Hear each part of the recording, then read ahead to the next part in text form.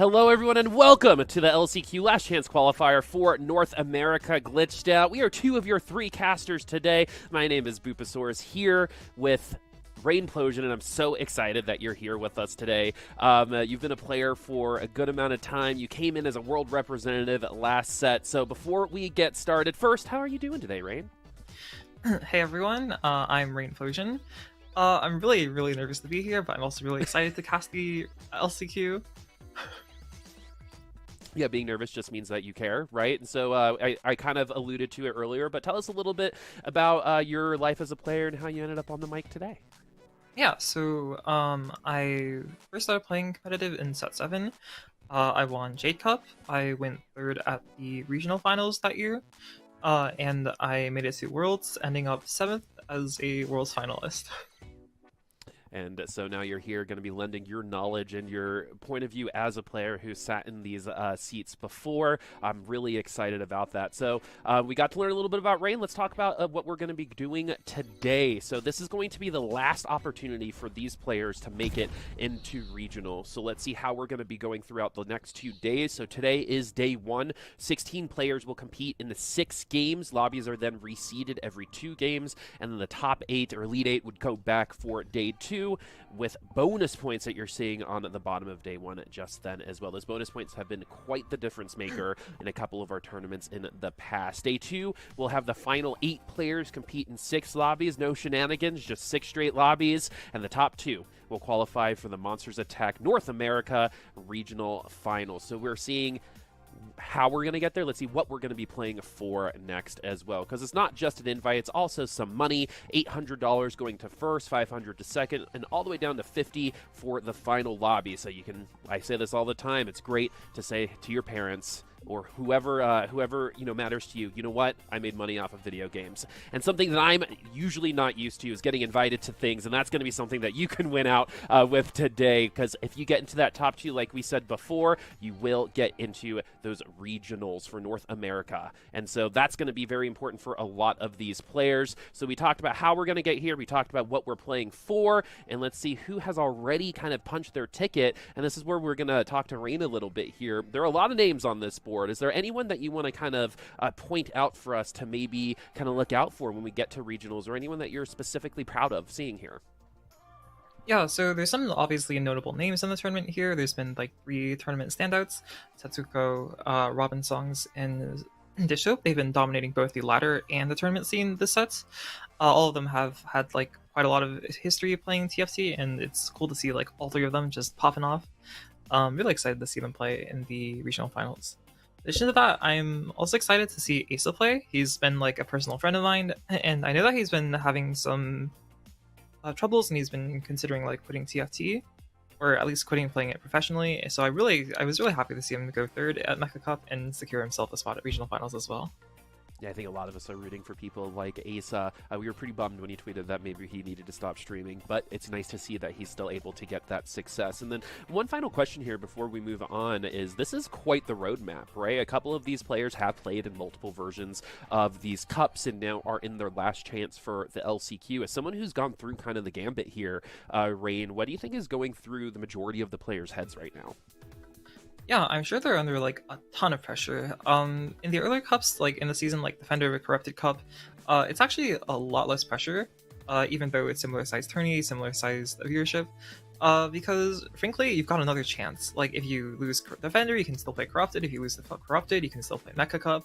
If you lose Mecha Cup, you can still play any last chance qualifier. But this really is the last stop on the block. If you haven't made it here, you're out, and everyone here is playing for elimination. It's either this or wait for set 9.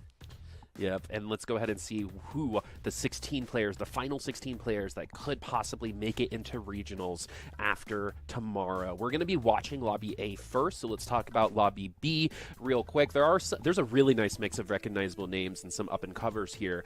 Someone that you've talked very highly about, people like Goobums and Ramblin'. Is there anyone you want to expand upon, including those 2 potentially? Yeah, so Ramblin' has been one of my favorite players throughout all the sets. He's been an AP master, though he's gotten quite good at playing AD. He's very flexible, very thoughtful, and he's also just fallen short so many times, and I'd love to see him get through. The Yeah, other one, Yeah. Yeah, The go other for one it. I'd like to talk about is Goobums. Goobums has traditionally been part of the prep group with Sox and Asa. The three of them in their study group have made like a tons of successes across the tournaments. This tournament, though, I've heard that Goobums has been mostly prepping solo, with Asa like sort of being sort of out of it, and Sox taking a short break until regional finals. Goobums has been just pure grinding solo queue, and he's put in a lot of effort. I think a lot of people expecting some good things from Goobums. I think definitely one of the favorites coming into the LCQ. So we talked about Lobby B. Let's go ahead and start talking about the lobby that we're going to see on a stream. There are a couple people that I do want to point out here personally. Pgod, some of the notes that Dan actually posted for us said that we're doing a lot of 3-cost reroll, which I think is really great right now, as along with some Gadgetine, which actually has the highest cap according to some of our stats. That Narcomp still winning out a lot of these lobbies. So definitely going to be looking at Pgod or Prestivant for me. Is there any specific individual here that you think you could kind of comment on their play and how that might go in this first lobby? Yeah, so one of the people I want to talk about is one of the people who have been slightly less notable. Showtime has always been a meme in the TFT community, popping up in streams, running it down LP. But so Showtime has really been actually been putting in the work. He's been part of a lot of study groups, including with like Rums and Clear, Amda. He's been VOD reviewing a lot. He found himself into the top 10. He's actually been looking like a very much a top player this set. And I'm excited to see how he plays. Though he has been playing a lot of Kaisa, so that might be part of it. Yeah, this has a lot of people. I'm actually really intrigued to see how people kind of react around it, because TFT is all about context, right? And coming into today, because there was no B patch, we knew Kaisa was going to be Kaisa Misfortune. And, you know, if you can get the Star Guardian emblem on Garen, we might see all three in one comp. So knowing that that's going to happen, right? What do you think some of these players maybe have prepared against it in terms of potential counters to that comp that we might have seen? Yeah, one thing I expect to see pop up a lot more, I know it was very popular last weekend, but I expect to see it more this weekend, is just frankly mech, because Kaisa really can't start getting through the rest of your team until she kills like you one really big single target damage. And if you itemize a mech with a lot of MR on it, like a Declaw, Gargle, Stone Plate, then it can be really hard for Kaisa to ever tear through the mech, and if you can't kill the mech, you can't do any damage at all. Well, yeah, and I guess that has something to do with the itemization, too. You're putting the Hextech Gunblade in the Shiv. That's not going to take you and do immense damage right away. That's all about the ramping up, for example. So the last thing that I kind of wanted to say is, now that we know, right, that the Kaisa is there and we maybe are thinking about some counters, do you think people are going to be less likely to play Kaisa coming in today because of the assumption that maybe a lot of people were? I expect to see 2 or 3 Kaisas per lobby. 2 to 4. Because there are top 4 spots, that means there's 4 people who can play Kaisa, and I'll do well. Kaisa, even if there are counters to Kaisa, like some of them like are getting the backline first, if with Hacker or just like by outvaluing them with like better boards, Kaisa is still immensely strong. And part of the reason is that like you really can't compete with Kaisa's tempo in the mid game. The other comps all have to sacrifice some bit like either the mid game or the early game in order to get to a stronger late game. But with Kaisa, you can have a strong early, mid, and late game, and at least like a reasonable mid game. So if the Kaisa players put enough pressure on the lobby, all of them can succeed together. That's interesting, because I think a lot of people assume that if they're playing together, then they're both going to be doing worse. I'll never forget 3 Yasuos playing and then getting 6th, 7th, and 8th in that lobby as we're about to get into our game. So we know we're probably going to see some Kaisa. We know we're probably going to see some Shivs, but augments can definitely change the look of all of these lobbies. And something about tournament play that a lot of people don't expect is how different it can be from the lobbies that you're used to on the ladder. The only meta that matters is the one that is living within your lobby. It might be traditional like with the Kaisa, and it might not, as we get our first lobby raid of the Last Chance Qualifier here in North America for Glitched Out. We got a lot of offensive components to start here. Oh, look, a nice little dragon. How are you? But looking at this first item component, we have the bow. Probably one of the best to start with.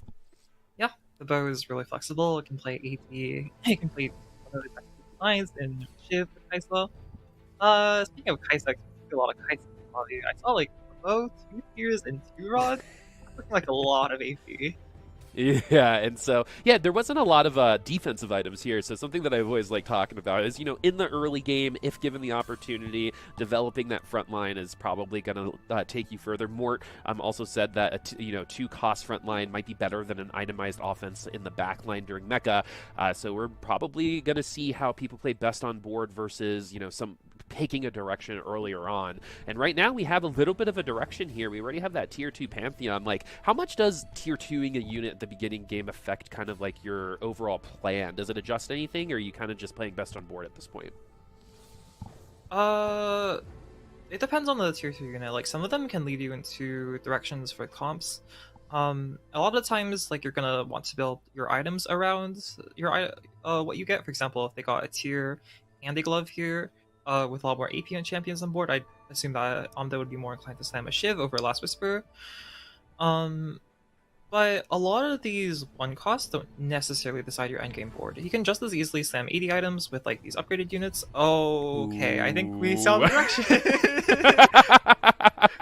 Don't you love it? This is something that you'll notice with casting. Sometimes the game just gives you the answer, right? Oh, and a prismatic! Okay, so, Rain, this is actually a very unique situation. Of all the games I've casted over the last 2 sets, I think I've only gotten 3 total prismatic lobbies. But let's talk about this, because Cruel Pact is on the board. Definitely risky, but when it comes to first or 8th playstyle, you're definitely hitting it with Cruel Pact, right? Oh, we did it. So one interesting thing to note is that Omda actually pre-leveled, which is really, really rare this set. That means that next turn he can go level 7 and he won't be at 1 HP. He's not going to be in danger because he actually pre-leveled, which means he got equivalent of 4 extra HP. Also, the thing about Cruel Pact is that I think it's actually not as much of a first or 8th augment as people think of it. Like, it can be an look at the HP totals. Oh, look at the HP totals. This is something interesting. I think 3 people just took Cruel Pact in the lobby.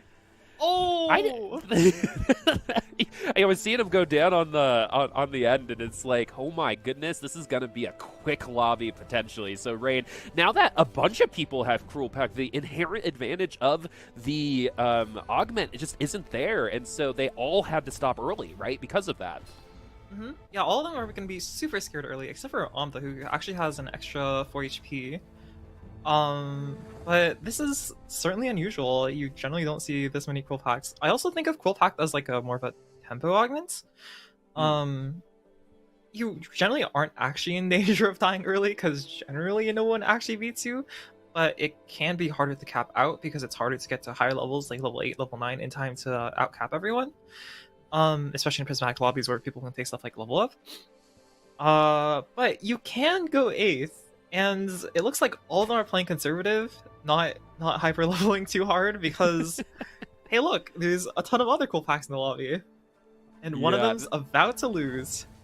That is insane, not incredible for us as viewers, I think, because this is something that we don't see. 2-2, 2 players at level 6, and one of them is going to lose on an augment that should help you enable get win streaks, right? So someone's going to reset their streak until maybe they find someone else with Cruel Pact. This is absolutely wild. We will probably not get a lobby like this again for the rest of the day, so this is a really cool, unique experience. And you're also seeing kind of like what we referred to adjacently with the Kaisas, potentially self-nerfing each other by being in the same lobby. The Cruel Pacts all doing the same thing here. So we're going to have a Cruel Pact player with good amount of HP potentially a little later on, and kind of like what you're saying, Rain, we might actually get to see the level 8 here from all 3 of our Cruel Pact players, but we have never really seen the interaction between so many people picking Cruel Pact. Why do you think that hasn't happened before? Is it more so people snap picked and didn't scout? Would you have picked against it if you saw someone else pick Cruel Pact, Rain? All I'm saying is if I took Cruel Pact and I didn't have like a 2-star Rel and a Kaisa on my board, or like something equally crazy, if someone else took Cruel Pact, I would never go for Cruel Pact, because being contested in Cruel Pact is so scary. Because oftentimes it means that like you're just gonna be taking losses, and even if you're healing a little bit per round, generally Cruel Pact assumes you to be winning out stage 2, stage 3. It assumes that like you get yourself an HP buffer. It assumes that you have a win streak and that you're getting a lot of extra gold from that as well. It also assumes that you get first carousel priority. But interestingly enough, despite Vidas having lost half of his HP, he's not first pick. Another interesting tech you could do is that in the Vitas' spot, knowing that you're going to level to 7 next turn, or knowing that you're going to level to 7 at some point, you could also pump a few levels. Just drop yourself by like 8 or so HP, guarantee you your first pick. And something else to note here is AMD actually only has one item component. I think they packed the gold in their second round that we watched on stream, so they're definitely behind on that side of things. So that's actually great that we picked Cruel Pact, because we probably would have been last in HP anyway, based on our itemization. We have our first underground player here with Groxy. We kind of assume that players would be taking more risks in the LCQ, because it's just the last time that you're going to be able to potentially make it through. We get some good So many level ups upgrades here in terms of tier, but looking at the underground, how are you feeling about this so far? I think they're looking to play tempo. I'd assume that they're actually not going to be playing underground for too long, just by the fact that they sold their Kale. They seem to like be wanting to save HP in the lobby, which makes a ton of sense. Like, you definitely don't want to get too low before all the Cruel Pact players hate you. And with their upgrades, with the Annie 2, the Lux 2, they actually might be able to tempo hard enough that eventually, late game, with an extra prismatic, they can just outcap the other Cruel Pact players. All right, and we also are going to get a little extra on our heist here. We have some good items on the Lux on the other side. Lux pretty good at carrying items at the beginning of the game. Those will most definitely go somewhere else. Now we've got a couple Kaisas on the board, and getting that tier 2 Kaisa is one of the best tempo increases that you can get. And we have someone else here on the board, Belvith, who kind of hung around the top 4 territory in Mecha Cup. Did sneak in there. Robin played it a couple times for the top 4, but Belvith needs time, right? Which they have at this point in the game. So we're probably getting the best version of Belvith that we will get from here, probably through stage 3. Yeah, Belveth has always been very strong in stage 2, stage 3, because frankly fights just last longer, and Belveth has a lot of time to scale. Also, nothing really tends to burst down Belveth too much, so if you have a healing item like this Gunblade, the Belveth's almost certainly not going to be the one to die first. Whereas late game, unless you're running a mech, your Belveth can get randomly targeted, and that's not great for you. You know, one of the big things with TFT is just like getting stuck on a tank, right? Your auto attack carry getting stuck on a tank for too long while everyone around you dies, right? That's definitely going to be the opposite of what we're trying here. We have a couple auto attack based units. Is going to be the Ezreal versus the Jinx, and the Ezreal is going to take it down solely. One of our players that are, it seems like, losing a lot of HP, but really we have a Cruel Pact lobby. And this is another really interesting thing that we might have here, just a really fast first lobby with kind of top to bottom. The highest HP through maybe at stage 4 might even be in the 60s at this point in time, which is pretty wild. It's certainly an interesting lobby. Another interesting thing to note is that Davidas is the only Cruel Pact player who manages to win streak the entire round. I believe both Amda and Precedent hit Davidas, and both of them lost because neither of them were willing to go 7, which totally makes sense. In Amda's case, I think he only had one item component, so it was kind of hard for him to contest the Cruel Pact win streak in the first case, and I think Prestivan unfortunately hits Davidas after they hit their Belveth and before Prestivan managed to go level 7. Yep, Davidas also just got the Kaisa too, so everyone probably already clocked that. So we're probably going to see Davidas not only win a lot of rounds in a row continuing from here, but also cause a lot of damage through it. We got the Laser Core Prismatic choice for Showtime, the player that you said that you were really looking forward to. Showtime, I just kind of want to reiterate, very well known off of the Convergence, and trying their best to also be one of the players on the Convergence that everyone talks about and has to compete for as well. Showtime also working with Ramblin', like you said, the greatest of odd couples in my opinion. But yeah, we've got, you know, our Shiv, Hextech, Gunblade, Kaisa just tier 1. We do also have the Misfortune on the other side, so we're definitely going to be seeing how this traditional comp is going to be working up against Showtime's comp, and it looks like the tier 1 Kaisa and the tier 2 Morgana is going to be enough here to take Showtime down. Certainly will be. One interesting thing I'd like to note is that all the Cruel Pact players except for the Vitas are playing super conservatively. They're taking really long to level, like here Amda just goes to level 7. Precedent seems to have not even gone to level 7 yet. And they seem to really be wanting to play for that top 4 because it's going to be hard for them to win out with 3 Cruel Pact players in the lobby. Man, I never thought I'd say this sentence, holding hands potentially in 7th and 8th place because of Cruel Pact. That's absolutely wild. Looking at these augments, this is actually where taking some time. This is one of those kind of high-level plays that some people don't think about, is picking your augment last means that you can scout out and see what everyone else is using, but it gives you less time to adjust your board. As we move into the 4 laser core now, Warwick, one of kind of like the easiest units to think of when it comes to, hey, how am I going to beat a Kai'Sa? If he's able to get to the back line before the Kai'Sa gets to the Warwick, you can get the Warwick going along with the secondary carry with the Belvith. So we'll check in on that admin in just a second, but as of right now, we're looking at Groxy on the other side, who was our underground player. Yeah, they seem to have been moved to TF, though their items are on Sona for now. Nothing else really holds with as well. They are reasonably strong, but obviously in a Cruel Pact lobby, reasonably strong means that you take half your HP. Showtime is also, like, I think about to spike. It's just that Showtime is missing 1 Ashe for 5 laser core. Once they hit the 5 laser core, Showtime should also be in a decent spot. It's really funny that that's another sentence that is very, very weird. All they need is the Ashe to finish 5 laser core, right? Especially since the Ashe is usually the first one. Also want to point out that Davidas lost that last round, so it was on fire and now is at 18 HP, and this is the Cruel Pact that we're seeing. You know, you take the risk to try to get the reward, but you are very much walking on a tightrope. You cannot make any of those mistakes, as Anuya now has already a Samira 2 with amazing items in the back line. I have a sneaking suspicion that Anuyan might have been the one to beat him. Yeah, these wards are starting to look quite strong for stage 3. MF2, Kai'Sa 2 for Amda, Samira 2, I assume, like, mostly prepped for Anuyan.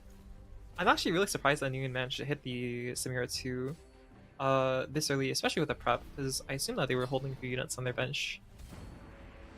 Yeah, I mean, Samira 2 at 3-3 and it lost.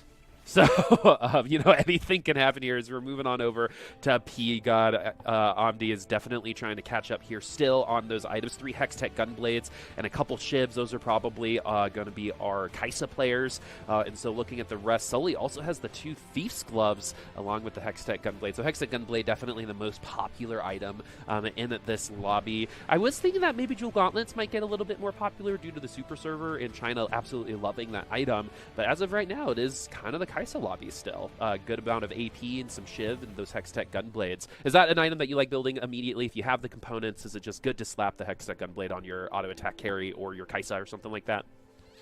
I think Gunblade is one of the better items for Kai'Sa. A lot of other carriers don't necessarily need it. For example, if you're playing a mech front lane, a lot of the times your backline doesn't actually get hit that much, and you can forego a Gunblade to go for extra items. I think it generally isn't my priority unless I'm playing Kai'Sa, but like I'm never unhappy playing it. That's a really great way to put it. If you got the components left over, you can't build anything else, you won't feel bad about putting it through. So we got a lot of shielding here for Davidas, for our opponent. Davidas did lose a round 2, but that probably was before we got a guarantee on the board. So yeah, we got a guarantee. We got the Belvith too. Talk about tempo, right? Showtime though is actually doing a very good job staying on top in this very non-traditional lobby. Like we had expected, Rain. The HP totals are very, very low across the board minus Showtime. So the statistics say that if we can just hold on, and if we only lose by 1 or 2 units, we'll probably sneak into the top 4. But we gotta kind of finish off our comp, get to our peak, and get there. Sully, who was a North America last chance qualifier last set, is back here. Average placement of 4.3, and we have Spread Shot, traditionally very popular Vayne augment, but we also only have a Vayne 1. So we're not really, we got a lot of items, but not a lot of power behind them so far. Yeah, in all honesty, like a Vayne 1 at this stage isn't necessarily even that bad. The problem is that the lobby is kind of crazy. Generally, if you had like Vayne 1 with these TGs, 5 anima on with an MF on stage 3, yeah, you probably aren't winning too many rounds, but you're probably also not losing that much HP. But when you're playing against stuff like Samira 2, Velvet 2, MF 2, Garen 2, oh, it gets a little bit tough. Yeah, speaking of tough, Preston on Elimination Station, and it is one of our Cruel Pact players. One of our Cruel Pact players, though, has left the bottom three, so that is definitely feeling good for them, but Davidas and Preston still trying to claw back up that initial HP total loss. Sully, like you said, it's so funny because it's all about context, right? In this particular lobby, like we referenced, the tempo is really, really high, and if you do take it out like in a vacuum, that Vayne comp was exactly kind of where it needed to be. Right at that point in time. Yeah, we could have had a Jinx 2 or a Vayne 2, but it shouldn't have felt that far behind. But it just is, as we do enter stage 4 with our top HP total just being 61. And so we're not going to be here for that many more rounds. So it's going to force the rest of the lobby to keep going quick, keep rolling down, spending that money. 14 gold at level 7. That's, you know, we're usually spending some money at this point in time, but I assume a lot of the rest of the lobby is going to be spending a lot more than usual. Yeah, there's definitely going to be some really heavy rolldowns here. People are going to be a little too low HP to feel comfortable. Most of these people here seem to be either like 3 or 4 losses away from death, which generally not the entire lobby is this close to dying on stage 4. But with how strong a lot of these components are, it makes sense to spend your money. Like, you might not be able to play for 1st, but you definitely don't want to be playing for 8th. This is where like playing for 6th becomes a little bit of a reality for some people, right? And it's actually, I don't remember the last time I saw 8 people alive where 5 of them actually had less than 30 HP at 4-1. We're potentially going to have a couple eliminations before we even get to the creep round. So we have our second or last augment here. Snap pick there for the Ox Force. You see the TF. You're probably going to pick the Ox Force. Preston looks like they're in a very precarious spot. They managed to hit the 5 gadgeting with the Nunu on 7, so that's a little bit of an upside, but their board isn't really upgraded that much. Like, they've got the Annie 2 and the Gnar 2, but their Morgana's still upgraded. They're still running a Poppy 1, and they can't seem to hit their Gnar 3. Gnar 3 is the win condition here, and we also can, like, we have 2 Gnars on the board. That's how desperate we kind of are at this moment in time. We could maybe itemize both, get a take Gnar and a damage Gnar just for funsies, but this is looking precarious for Prest Event at this point. If you're a betting person, you probably are betting against a win here, and this is one of our Cruel Pact players, so we definitely saw like the effect of all 3 being Cruel Pact here on this board because it's just not as far ahead. We do face Showtime, who is still trying to lock in their most powerful comp. So we do have a Fiddlesticks, and this Gadgeteen comp actually matches up well against this particular team comp. So let's see if Presteven is going to be able to survive this round. Yeah, it's really interesting because I think this fight might be the difference of Showtime still not having found a single Ashe on 4-2. He's been looking for the Ashe since 2-1. He's upgraded all his other laser core units, but without the Ashe, you're really down a lot of power. Every time that laser, like for example, doesn't shoot because you're missing the Ashe, that's a good amount of damage that you're going to be missing out on. We finally get our upgrade on our Morgana. We don't get the Gnar. We won by a couple units last time, so maybe a good matchup might come through. And our players who are on fire right now are 2 of our other Cruel Pact players, Davidas and Omdi, who has Kaisa 3 and was already on fire. I think that's what the rest of the lobby was trying to do, but our Fred actually did it. And, you know, Dan called it, actually. Before we came on here, they were like, yeah, Omde's going to play a lot of Kaisa. And here we are. We got the Kaisa 3. He did.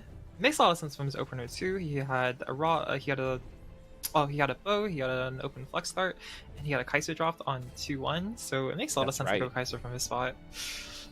Preston, on the other hand, didn't seem to have as clear of a path to top 4, and he's out on 4-3. And it looks like 2 other people might be soon to follow.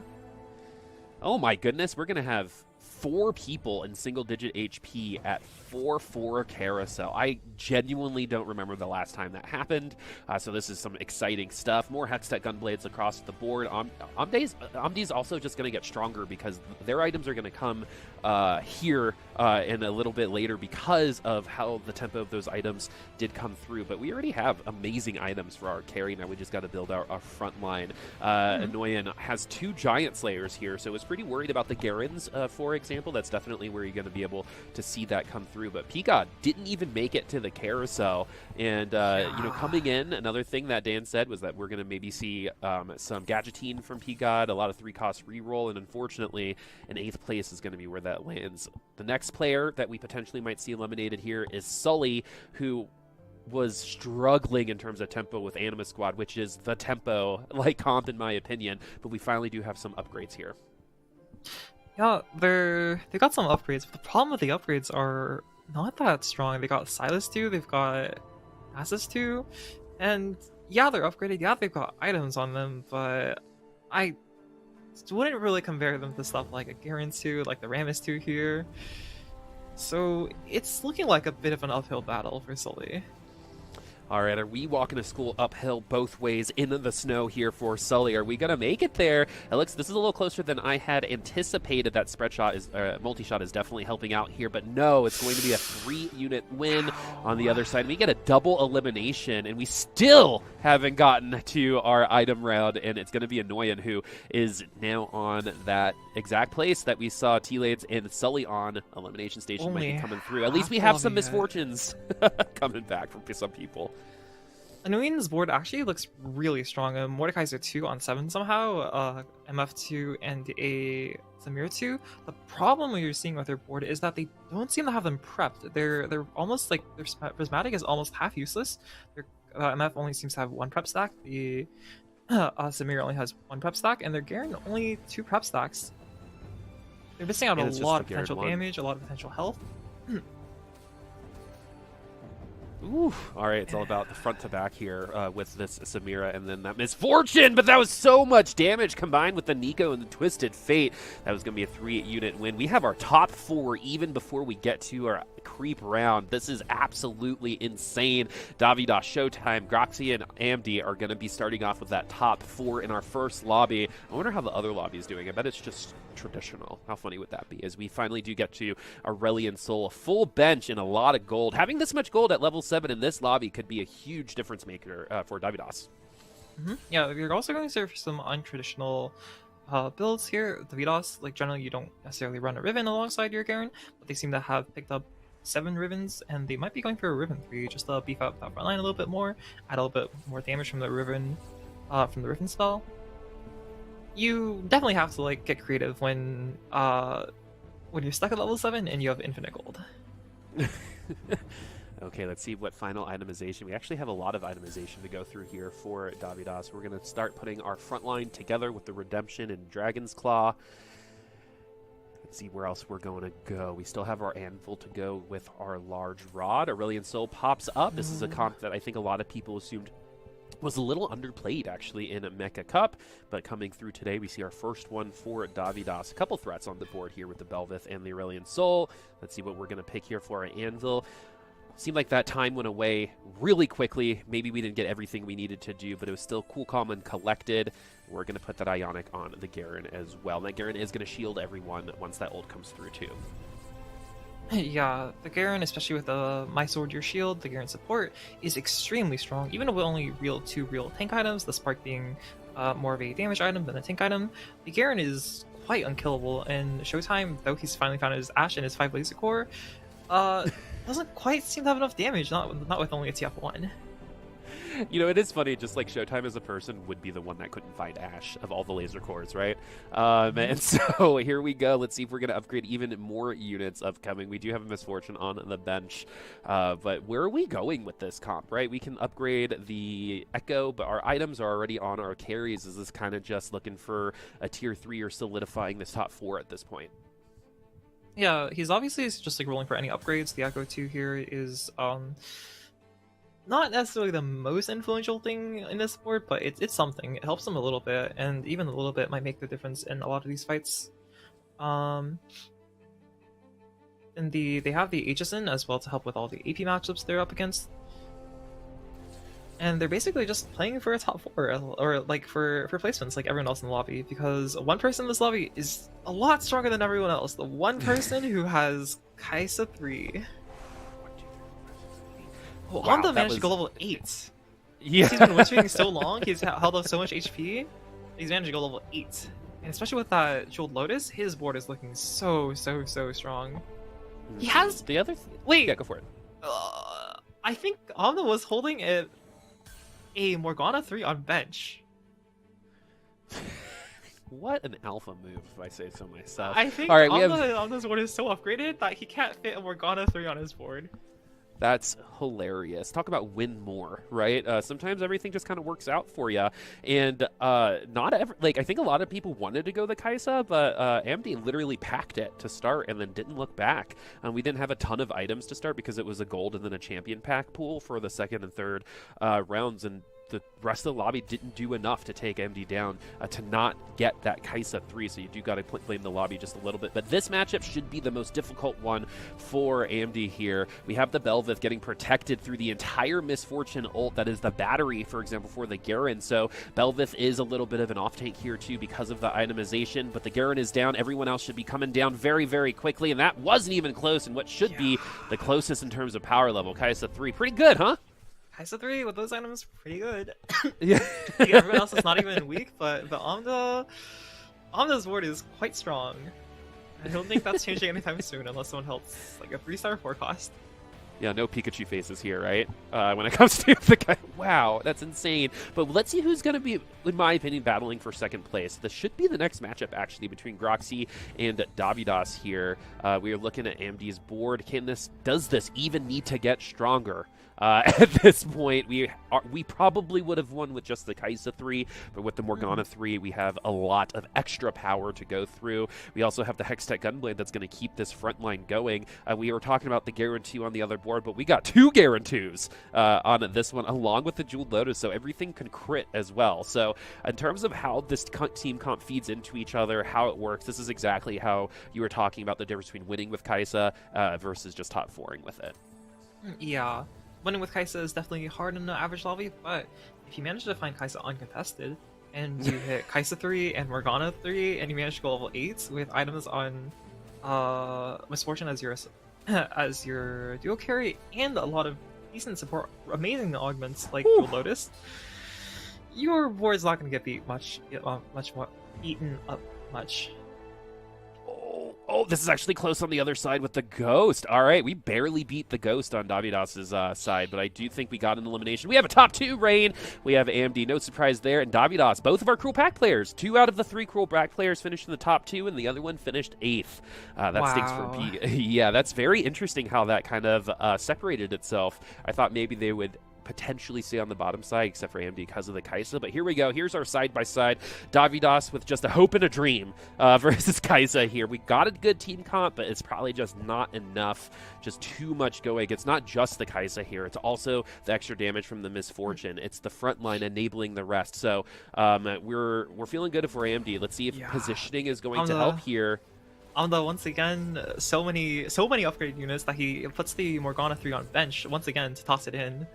It's really hard to compete with a comp that strong, and it's looking like an 8-0 against Davidas. My with the second strongest board in the lobby. Okay, so that one went pretty much according to plan, I would say, and it's another player that actually said, you know what, I'm just going through this, I haven't prepared as much, and then wins the lobby. It's actually crazy how common that is. As we move over to lobby B, look how quick our lobby was versus this one. We still have 5 players remaining. We're going to be riding along with Roby Van Knobe, who was a bit of a breakout success in the last set, a little bit quieter during set 8, but here we are, and we've got another Aurelion Sol here. Aurelion Sol, quite a decent carry. It's not played as much, but I think Aurelion Sol, with or without the carry augment, is really a terror. The only problem is that you need a strong front line. Generally, your front line is like a mech Garen 2, but I guess in a pinch, a Blitzcrank 2 does as well. Fever Dream, that's funny. All right, and so this one's actually going to be a little bit closer too. Looks like Unwolf here is potentially stabilizing on the top end here. It seems like if you can't get the Kaisa, the Aurelion Sol is the direction that a lot of these players seem to be going, because the itemization can be similar minus the Shiv, right? So the Shiv is going to be where we're going to be trying some extra damage somewhere else. That's definitely the odd man out, but we have the Syndra 2 on the board now. We still can put another person on the board. We're definitely looking for some tier 2 units at this point, and Syndra's got some okay units to go through. Got some tier 1-5 costs. Definitely don't want to throw in the Blitzcrank there, the tier 1 Blitzcrank. Yeah, it's Rubian's board is actually really interesting. They're playing a 4 heart board to juice up the Acel, get it to like 400 AP, and have it just completely melt the backline.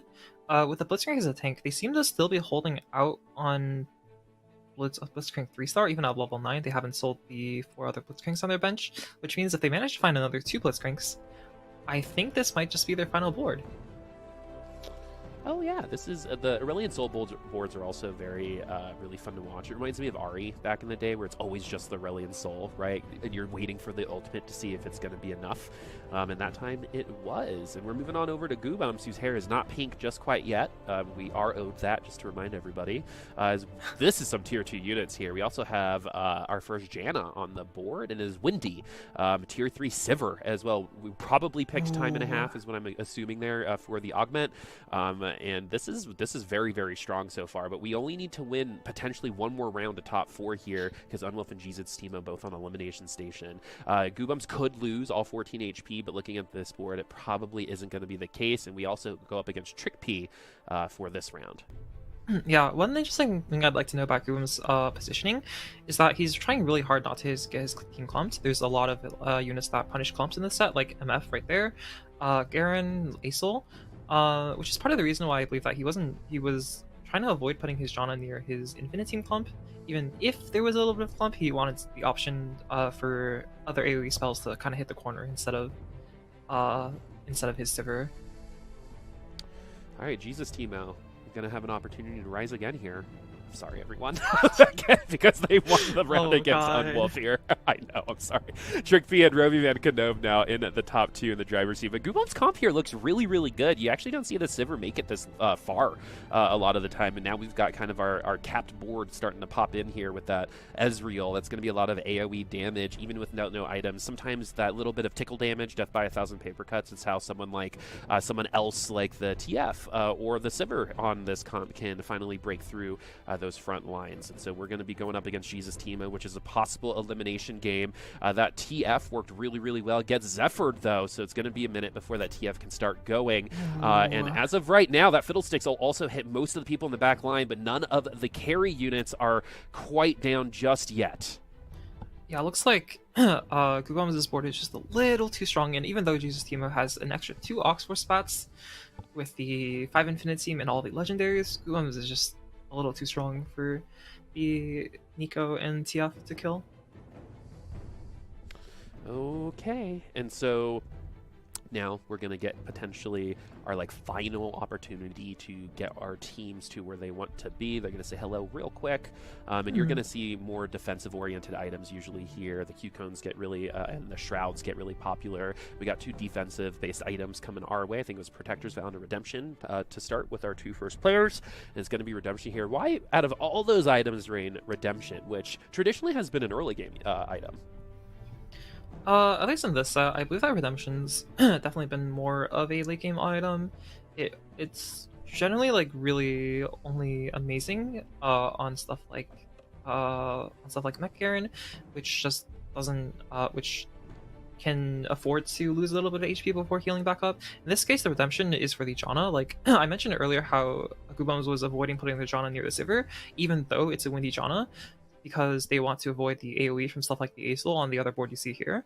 But with the Redemption, it sort of mitigates that, and I guess Goobums has decided that even getting his team AoE'd by the Acel is worth it, as long as he can keep the Redemption on the backline, getting that little bit of anti-AoE and a little bit of healing. And it looks like this fight is actually a Redemption diff. Look at the Sivir HP. Without that Redemption, Goobums' Sivir almost certainly would have fallen.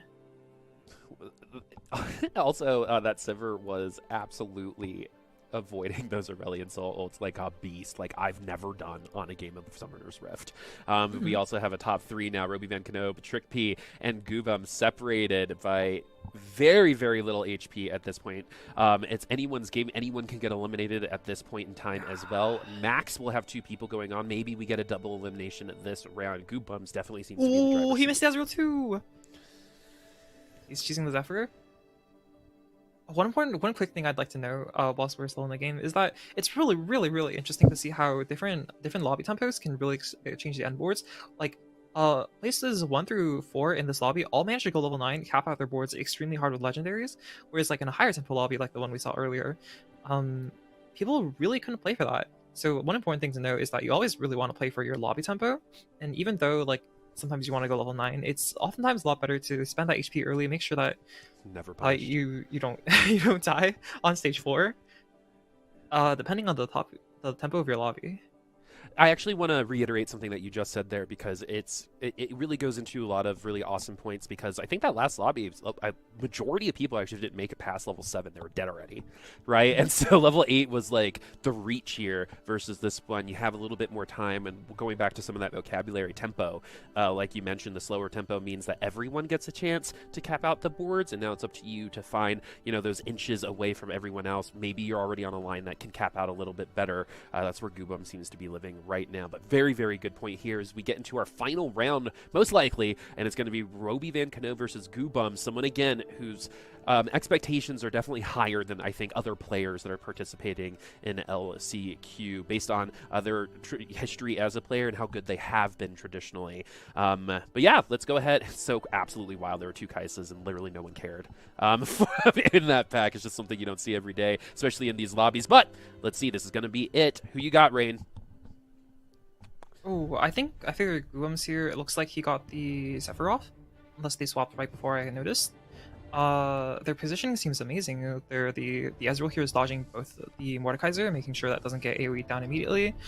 And also, Goobum's is actually just up a lot of items. He's up a lot of gold from the Sivir augment, and I think the Urgot's been like farming like an item per round. Even if most of the items aren't necessarily like super useful, like he's got an extra spark when Gertie has a Shiv. But the items add up, and he just manages to bowl through the other team. All right, and that's going to be a Goobum's win for Lobby B. So we got some extra TFT. We got a Kaisa 3 winning that first lobby. And then a little something different winning here for Goobums. It was Sivir time and a half. That's not an augment that we get a chance to talk a lot about. So before we go into the graphics and all that stuff, let's talk about time and a half. Is that something that was a little surprising, seeing how long that kind of stuck around and the items even stayed on the Sivir for that long? Oh, not at all. Time and a half is one of my favorite augments, especially if you can hit a Sivir too early and hit a quick Sivir 3 with the extra gold you get from the Sivir. The extra gold you manage to get from keeping items on Sivir is never bad, and once you get the late game, like the only other champion that would be stronger is a 2-star Ezreal.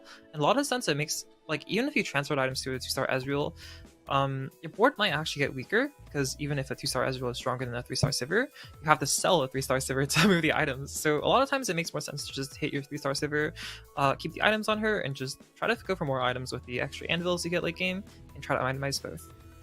Oh, that's actually really fascinating. So another fascinating thing that happened was we got 2 completely different lobbies in terms of style, in terms of feel. As a player, would you have rather be in a lobby that's a little bit more like lobby A or like lobby B? I like to play for the late game cap out, so I'd rather play in lobby B. Also, lobby A just seemed like a terror. Imagine on 2-1 you play against level 6, and then on 2-2 you play against level 6, and then on 2-3 you play against level 6 again. That's not my favorite idea of a lobby, so I'd rather play on the second lobby because it seems like I'm getting punished less early game for just trying to play the game. All right, let's take a quick look at how those lobbies shook out. We did get to see the top end of the lobby, but let's see how the rest of the players came through. Pigod probably with the worst. That just feels bad. I think we can all be empathetic about Pigod's position in lobby A. Looking at lobby B, because we didn't quite see it, it was Ramblin actually who got 8th place there. That's a very interesting start for Ramblin. And as you know, Rain, starting off in a lobby where you only get 6 and there's no like special kind of stuff going on when it comes to the lobbies today. Getting this 8th place means you've got to play 1st or 8th the rest of the day, right? Yeah, having gone 8th in many tournaments myself, it's not a great feeling, especially because like once you go 8th, there's like a 20 or so minute gap between the next game. You just sit there and stew. You're just watching everyone else get more points than you. It's not a great feeling, and I really feel for them. They're gonna need to perform really well the next few games in order to claw their way back. Yeah, you almost can spend more energy after an 8th, like kind of just being with yourself and during the game with the win. As we actually have a little bit of a special guest. We have a great special guest here. Frodan's back to talk a little bit about some of the stuff that they saw. Frodan, what's up? What's up? It's good to be here. It's cool because I haven't casted all of 8.5 for Glitched Out, so I'm glad to be back on broadcast. Hell yeah. Glad to have you here. Yeah. So, what did you see in some of the lobbies that maybe before we transitioned over, anything that kind of popped up or surprised you? I mean, it's a lot of what Rain covered during the main broadcast commentary. First of all, Rain, great job. Nice to have you here on the casting side as opposed to playing. I know you want to be playing in regionals, but it's really cool seeing you casting. The tempo of the lobby is really something that is primary skill you have to evaluate. A lot of people who have success with a specific composition in one lobby probably is not going to be successful in a triple cool pack prismatic lobby. And that was very much the same thing in lobby B when you saw Rambling go 8th. Rambling's board was not bad by any means. He had featherweight's laser focus with Ash reroll, but just because he stabilized way too late and everyone else is re-rolling and having those comps come online, and you have players like Robovan who hit Acel 2 in stage 3 playing 4 hearts. Kind of an unusual composition that you guys talked about, and I was really happy to see that. But also just shows you the incredible power level spike that you see in a lot of these tournament lobbies. And as a result, you see a lot of people, they have to play that first race play style. It wasn't even just like now Ramblin has to play for first. He always was playing for first in the very beginning because we only advanced, you know, some of the field. There's only 2 spots on the line for regionals from LCQ. I'm really excited to see what's going to happen for the rest of the tournament. It's unlike what you see in any other TFT tournament. Everybody has to go out guns blazing. Yeah, and one of the best things about LCQ for us as a viewer, but maybe not as a player, is they know exactly where they stand too. There are no more chances, and so you'll see how that kind of affects choices as we get closer to the end of the days today and tomorrow. That's one of the most exciting things for LCQ. I also want to reiterate, Rain, you did awesome going in through that lobby. This was an amazing experience. I'm excited to see you and Dan cast this and next one because lobby 2 is coming up right after the break. We'll see you then.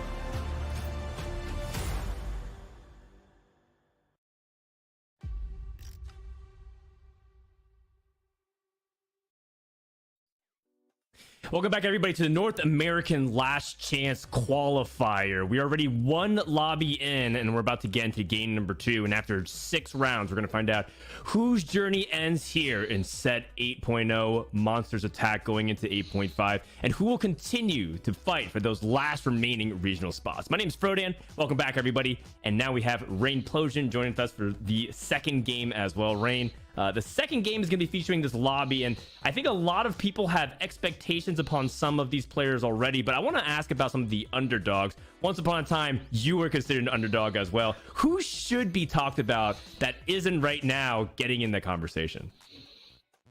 I think in this tourney, some interesting underdogs to talk about.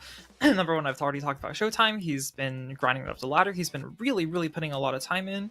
The other one I think I want to talk about is Kevchen. He's been around in the competitive community for a long time. He's just been like a mainstay the entire time. He's got a lot of tournament experience, and I'm looking forward to see him compete as well. Yep. I think Kevchen is someone that they've seen a lot in the lobbies of streamers, or you may have seen him compete in previous events. Kind of a mystery, but only a certain amount of time until Kevchen has that really good performance, and all of a sudden people come out of the woodwork and being like, here are all the stories I have over the past like 2 to 3 sets where, you know, Kevchen was helping me prepare, or being like a really good practice partner, or even doing really well on ladder. So I think players like this, you don't make it to LCQ by accident. All these players have qualified. It's not just like some spot that was given because, you know, they were able to do well that one event. They had climbed ladder. It's one of the most competitive environments, and so I'm looking forward to see who is able to get that game 1 momentum and roll into game number 2, and more specifically, who is able to defy the odds. Right, we know Kais is going to do really well, but who can succeed with those off meta compositions as well when they're not being served up. So here we go, game number 2, lobby B. We are underway as we take a look at the opening carousel. Seems to be standard across the board. No love for glove. Why is that, Rain? No one seems to be going for that sparring glove to start things off. Yeah, the glove itself isn't like unplayable. There's a lot of items that are really good. For example, Guardbreaker. But the problem with like some of these items is that Guardbreaker isn't always the best early game because your units generally don't do that too much AoE. A lot of the other items from the glove are quite lackluster. You don't want to slam a shroud early. It's not amazing for tempo. And Eye's okay, but one of the main problems is JG. It's a bit of a weaker item in the meta right now. You don't really want to build it unless you already have an item that gives you raw AP, so you can multiply that raw AP with the spell crit from the JG. But also, it's just like a little bit of a slightly weaker item. JG only gives, I believe, 35 or 25 AP, and it's 10 less AP than IE gives AD. And a lot of times, even if you want some damage amplification, it's better for you to just go Giant Slayer or Guardbreaker instead of going JG. Yeah, Jewel Gauntlet has... There seems to be a cult following happening with Jewel Gauntlet. Some regions, particularly over in the east, like China and SCA, love to slam Jewel Gauntlet almost to a fault. Something that we can talk about perhaps in a different time, but the idea is the glove seems to be very situational and not actually something that you can have generically open, which a lot of these players do want. Yes, people recognize things like Gadgetines and Kaisa is very powerful, but at the same time, you want to be able to have as many options as you can. Goobums, by the way, has few options with 2 swords. He did end up playing that Sivir reroll last game. What's going to happen this game? I look at combat training with all these swords and it intrigues me, but combat training is also very specific. Do you see any line opening up to you, Rain, or are you also a fan of rerolling in this spot? Yeah, I would also reroll there. Like, perhaps if we had something like a Sivir or a Vayne, maybe you could have taken combat training, but the problem with combat training is that you need both a carry that can make it to late game and still do well late game, and you also need a pretty strong board because combat training doesn't actually make you stronger unless you kill units. And with just the Kale 2, he might have a few issues killing anything. I mean, combat training does give you a little bit of base AD, but it's really nothing. Yeah. You're talking about 8%, which is it's just tickling your opponents for the most part, especially if they have 2 stars early on. So I definitely can get behind it. Ubum slamming Deathblade. This is a very powerful item that I feel like almost people just underestimate. Maybe because they don't feel excited by Deathblade. They're like, okay, wow, more attack damage, woohoo. See, probably same thing as like, death cap also, but at the same time it's a very powerful item and very underrated. I think Goolums also is one of the few players that really likes playing Riftwalkers and Jhin, and so I think that's something to keep an eye out. We'll see if he ends up going along those paths as well. Yeah, though we switched away from Goobums, I just like to note that Goobums seems to have like a clear idea of where he wants to go in his mind. He's playing prep, so even though he's playing just the strongest board on his board right now, he was holding a lot of those laser core units, and it seems like if he can hit those, he'll have an easy transition to the late game. Yeah, it's a really good call out because preparation is a transformative augment. The way I describe it is that it kind of changes your play pattern of how you're supposed to expect the game flow to be. Preparation usually invites you to lose the first couple of rounds to prepare your units on the bench to be really strong. If you're able to win and then transition and continue winning and maybe get even that very fabled 5 win streak on stage 2 while playing prep, you're in an excellent spot. So keep an eye out for whether or not Goobums can execute that here in stage number 2. Looking at Kevchen's spot, sure shot Poppy, not exactly the item holder that I expect, but hey, he's able to get it onto a 2-star unit that Poppy stays alive for a while. And Capchen, with this sure shot setup, oh my goodness, hit a rel too. Wow. He looks like he is also one of the primary candidates that I'm picking to streak on stage 2 here, Rain. Yep, with a lot of upgrades, the Poppies here, the rels too. Even his backline isn't amazing right now. His backline's still really, really scary with 3 sure shot, and a frontline that stalls for like 20 seconds or so at least. He's definitely gonna have like his backline with like plus 100 AZ by the time anything gets to the backline. Well, hold the phone. We got 4 underground here for Robovan Knope, a player who has made a couple of waves in tournaments. You heard Boop talk about in the previous game, and we'll talk about it again. One of those very strong tournament performers historically, has had very middling results on ladders, so not exactly like a snapshot threat. Good enough though to qualify for LCQ and has a very powerful 4 underground opener. Now the question will be, how far does he take it? Does he end up going for a 4 heist? Most people recommend it, especially after the nerfs to 1 and 2 heist. But does he go further? Does he stretch it out deep? Does he go for the mythical 7 heist? Probably not. So I think that's where Robovan is a player to keep an eye out, and that makes it really scary for the rest of the lobby, because as much as this guy is losing, he's going to have that big spike later on in the game. Where do you like to go for a cash rain? You're a first race player, so you're one of the biggest sources that I would trust in terms of gauging an underground cash out. Okay, I mean, I think the first rule is bigger is better, but it's people punish the lobby so hard mid game that I think the most you can really expect to go for is only a 4 heist, unless you can get something like a metabolic or tiny titans. But 4 heist is more than enough to win the game. And also, I'm pretty sure Trick P is really sad not being able to hit the Gnar 2 off carousel. There's a Gnar with a sword on that carousel. But even without a Gnar 2, I'm sure they're quite happy for spot their 100 streak with a decently upgraded board. A Gnar pair, so if they can hit like either another Gnar or Gnar augments, I think they're in quite a good spot. Yeah, Trick P is a player that's a little bit on the wider side. When I was looking at some of his profile, willing to play a lot of 4-cost AP, Kai'Sa, Infinity, Mech, and that looks like Gadgeting. So seems like Trick P has the proper meta read on paper. Interesting, the same in that Gunblade, right? Going for that tempo on Gnar. Most of the time for Gnar, you want to have bruiser-based items like Titans, Bloodthirster. And then the Last Whisper is always on the fence. Some people feel like it's not necessary if you play Morgana and you're not hackering, because the units that you attack, you can just sunder anyways with Morgana's passive. But in this case, it looks like Trick P is just trying to prioritize, what can I do to get this win streak? I want to challenge Goobums for that 5 streak. And if Gadgeting can get off to the races here, it's the inverse of what you saw Precedent, who just kept losing more and more and eventually was not able to make that comeback. So now you get to see the opposite end of why Gadgeting is getting a lot of hype coming into this tournament. Yeah, Gadgeting's strengths weren't really allowed to shine that last game. A lot of its strengths is the fact that Gnar is a really, really strong unit in the mid game, especially with either 3 or 5 Gadgeting. Just buffing the tankiness and the damage of the Gnar. And if you can use the Gnar to tempo mid game before frontlines become so tanky that just the Gnar can't punch through everything, you're gonna have a lot of success late game. Yep. And I'm assuming that's what Trick P is hoping for, either just to play the Gnar as a tempo for the mid game, or to just hit like a +1 gadgeting or an art augment and play it all the way to the late game. Oh, goodness gracious. Ramblin', the worst case scenario, leaves 4 units within basically 1 or 2 auto attack range. Unfortunately, takes that massive loss, and that is not a good spot to be in for Ramblin'. He should feel like he's at 73 HP. I guess it could be worse. Some people are usually in the 60s if they go for that massive loss.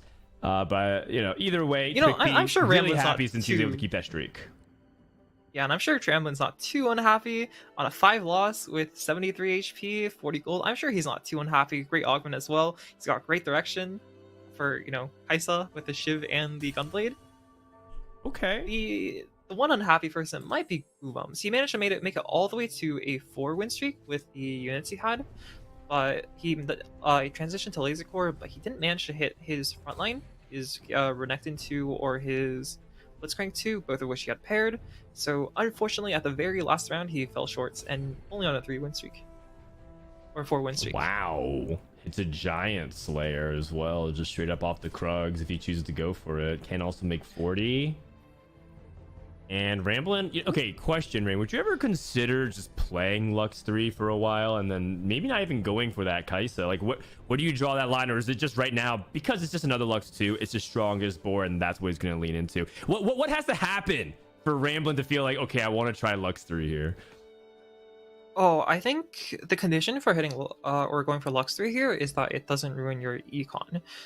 With only 6 Luxes, you would have to roll like 30, 40 gold, maybe even more to hit a Lux 3. And if you have to roll that much gold, then your econ is always going to be a step behind. And I think it's better to just play Kaisa. If you already had like, say, 7 Luxes, 8 Luxes here, then I think it makes a lot of sense to roll a few more times, just like dip into your econ a tiny bit.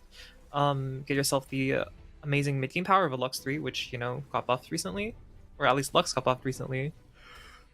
But with only 6 Luxes, I agree with Ramblin's choices here. He's just going to be tempoing with them. Woo! And saving, and winning, in fact. Hoping for a Kaisa augments. Yeah, so winning there is a double-edged sword. On the one hand, great, you're preserving a little bit more HP, but on the other hand, Ramblin' probably wanted a little bit more gold, and taking another really good loss in that spot would have been also okay.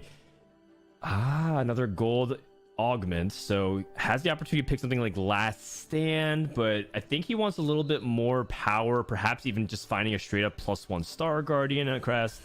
Does end up hitting a Rammus too. Sunfire board, so he's having a lot of upfront power. And all of a sudden, Ramblin' does look like he's in a position to potentially put together a nice stage 3 streak. But other people are getting strong. You're looking at players like Devlos, who's rolling. Robovan and Kevchen both go to level 6. Let's see how strong the rest of the lobby gets at this point. Stage 3 feels very pivotal right now, currently in the metagame, because a lot of compositions have the option of rolling. You're talking about the Gadgetines, the Kaisas, the Infinitines. A lot of people just have that power spikes available to them at 2 and 3 cost. So I want to see just how strong this lobby is going to get with double gold. Yeah, and sometimes, even though you have what looks like a reasonable stage 3 board, it just depends on the lobby. You can, like, your own spot can be as strong as you want it to be, but as long as someone else has a stronger spot than you on stage 3, well, you're definitely not guaranteed to win streak at all. And looks like Raymond gets a very good matchup. Didn't really roll at all. And Robovan is taking that loss. I am curious how far along Robovan's heist level is. We can check in that later on as we take a look and see Goobums carrying that Ash. You mentioned Deathblade and those laser cord things that he did prep, and it's paid off. Goobums is still #1 HP, taking advantage and getting a big win over Devlos, which is kind of a big deal, right? Devlos rolled to 10 gold. He does have a good amount of gold on the bench, but when you roll that much and you're still losing, that's when panic starts to seep in a little bit for players. Yeah, and it's definitely not a fun spot to be in at all. He has 1, 2, 3, 4 pairs on bench, so it definitely makes sense to roll here. But having all those pairs doesn't mean anything if you can't hit them. Yeah, exactly. And then it's kind of one of those things where it feels like damned if you don't. If you don't roll, you're not that strong, and you're going to lose HP when you're behind. But if you do roll, then you have no economy. And then if you miss, you're just completely dead in the game. It feels like you're guaranteed 8th place. And so Devlos is just stuck in a really tough spot where I think, you know, if he's able to get this win while still holding all his pairs, that's definitely trending upwards. And Trick P seems to be falling off. Trick P didn't really roll, still stuck on that Gnar pair. And all of a sudden, Devlis gets a nice moment of reprieve. So if he's able to perhaps pick up, say, a 2-star off the carousel, maybe a duplicator shows up. Oh, there's no champions. I don't know if that favors the loose. That definitely has to hurt some of the loose streak players, because I know that Devlis is looking for those pairs, and maybe Robovan could even find really powerful frontline units, or that Samir that he potentially been looking for.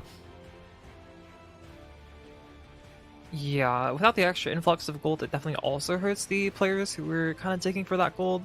Devlis certainly isn't going to be like too happy with no possibility of any champions here or any duplicators.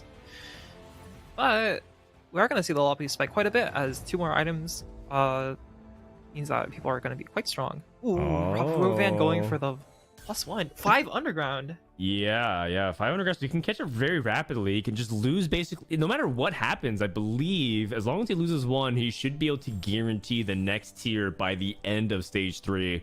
A very important way to play underground is thinking about when you can actually react to your cash out. It's not just about getting the cash out, but being able to convert off of it. And a lot of times, when people cash out at random intervals throughout the stages, they just have no time. But if you get the heist cash out at the end of stage 3 during the wolves, then you have all that time to transition. But that's also just an option. Maybe Robovan is the most giga of all Chads. It's going to go for yet another heist continuation. I'm not so sure, though. Looks like we are taking a pretty hefty loss currently, unless this Edgewood can get a big cast. Okay, so we actually have eliminated a lot of these champions. Now the question goes the other way. Are we going to somehow win this fight? No, it looks like the Gnar's able to get that Robo Rage. And now that was a pretty good loss. So if I'm Robovan, I'm thinking once more, how much greed do I want to actually go for here? Yeah, I'm certain he's not at all unhappy about that loss. Of being 34 HP when he's going to, I believe, a 4 heist at the end of the stage. So he can just like take out a few undergrounds at this point, try to get a win with his, or try to get a win with his 5 underground. He's gonna have a lot of time to make a board, and also it looks like he was planning on making a duo carry setup. He had Last Whisper and he had Archangel slammed, and especially with the extra items from underground, or hopefully the extra items from underground, maybe you only get gold. It's quite possible for him to make a board that's like twice as strong as everyone else. Whereas everyone else is just running 1 carry, he can run a tank, an AD carry, and an AP carry. That's right. Speaking of the like AP carries, and I put that in quotation marks, look at what's going on with Jesus Timo, who has rapid fire cannon, a quicksilver, and a static shiv on Jax. Now, a lot of people talk about Jax and how Jax has its moments throughout the meta. It feels like this meta is quite hostile towards Jax in particular, because there's a lot of those single target DPS champions that lock on. And so it's going to be really difficult for Jesus to come back, especially when Rovan gets the big heist, gets a covalent spark, a ton of damage items. Do you think this is enough for Robovan to be able to convert into a solid finish here? I think it really depends now on his front line. His back line's almost certainly going to be amazing. He has literally enough items for 2 full backline carries right now, even before he gets to the end of the game. The only problem is that his front line is really weak. He already has a backline carry in the form of Aesol. He just needs to find an AD carry. Now he needs to go through the Garen lottery. If you can find a Garen, I think things are amazing. If you can mech in with a D-Claw and some other like tank items, he's in an amazing spot. If he can't, that's where it starts to get a little bit sketchy. Ooh. Well, there's one Garen. No mech quite yet, but we'll see. Yeah, no mech. So has to pop the anvil, so has to get the items on. And now we're going to get to the point where we see a little bit of that APM diff. Robovan's bench is also full, and he loses the ability to pick up the orb because he's going to an away board. That is not good. And with 22 hit points only, and these items still uncommitted for the most part, Robovan is just trying to survive as long as he can, going up against a strong variation from, looks like Kev Chen, who still is playing that Sure Shot Infinite team. And that is what potentially is a 4-unit loss. Robovan down to just 12 HP. Not the best loss. Especially with like, it could have been so much of a better loss. Ooh. They should definitely help though. They should definitely help with his front line, with his back line. So many pairs. Okay. Somehow found Ezreal pair on 7.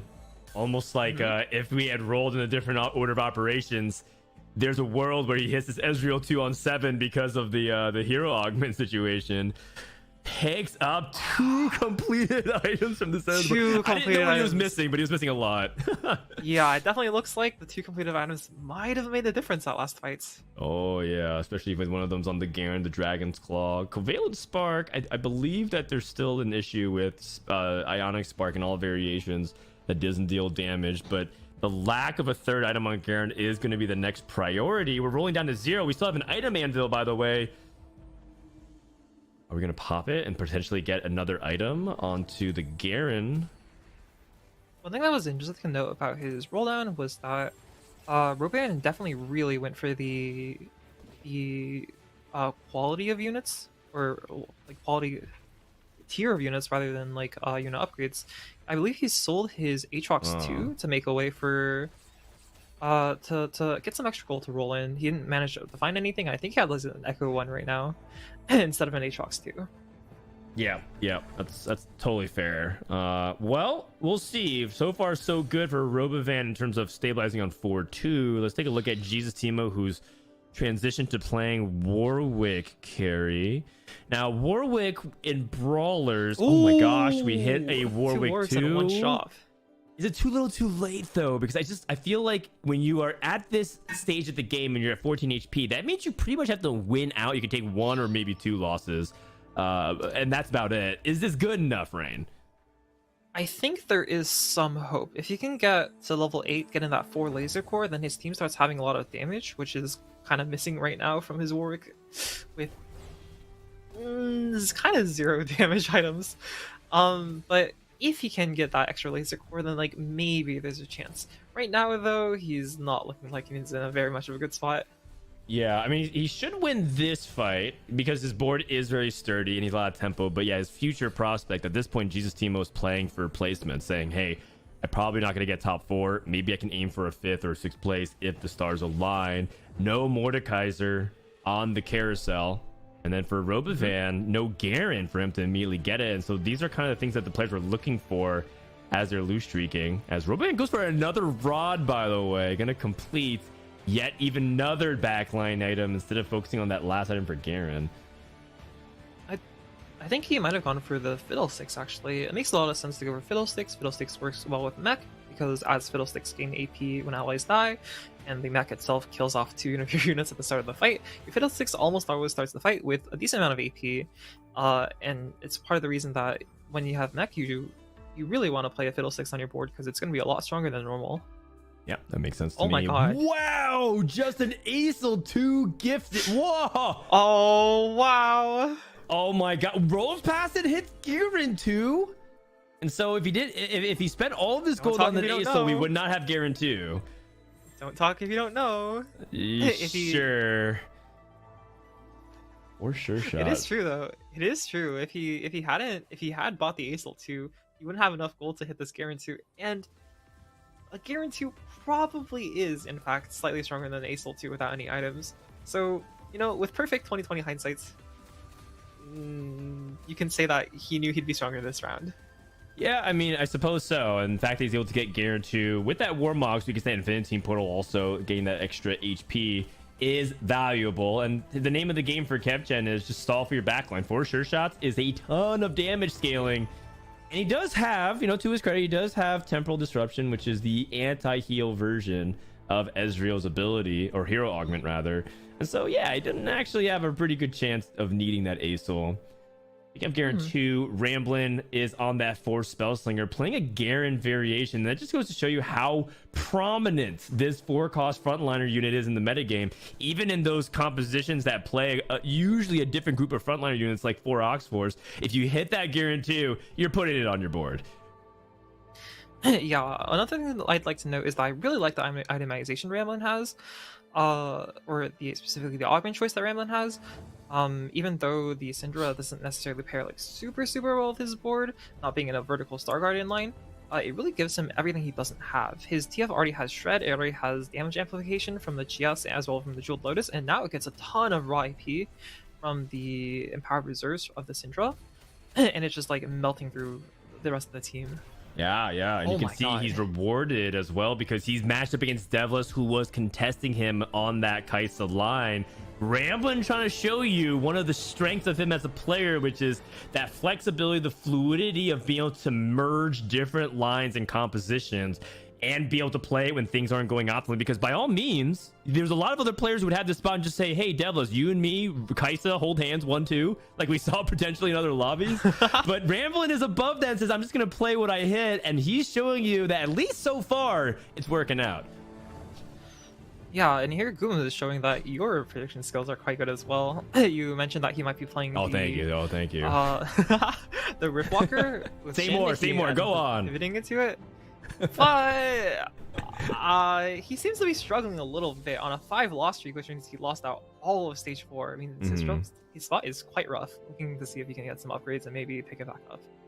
Yeah, it seemed like he got into stage 4 with the HP and decided to full greed, because I think he recognizes that this composition Riftwalkers can hit a very high cap, but it's very expensive because you want to hit things like Viego too. Ideally, you want to hit Leona so you can get that 5 Renegade in. And then you want to hit Jin too, right? So it starts to get really pricey. I compare it a lot to, for people who played the Reckoning set, to the Aphelios Rangers composition, where you want to be really far ahead as your primary way to play from that advantage, because you need so much gold, you need all that HP. But that's exactly what Googums did. He preserved a bunch of that HP.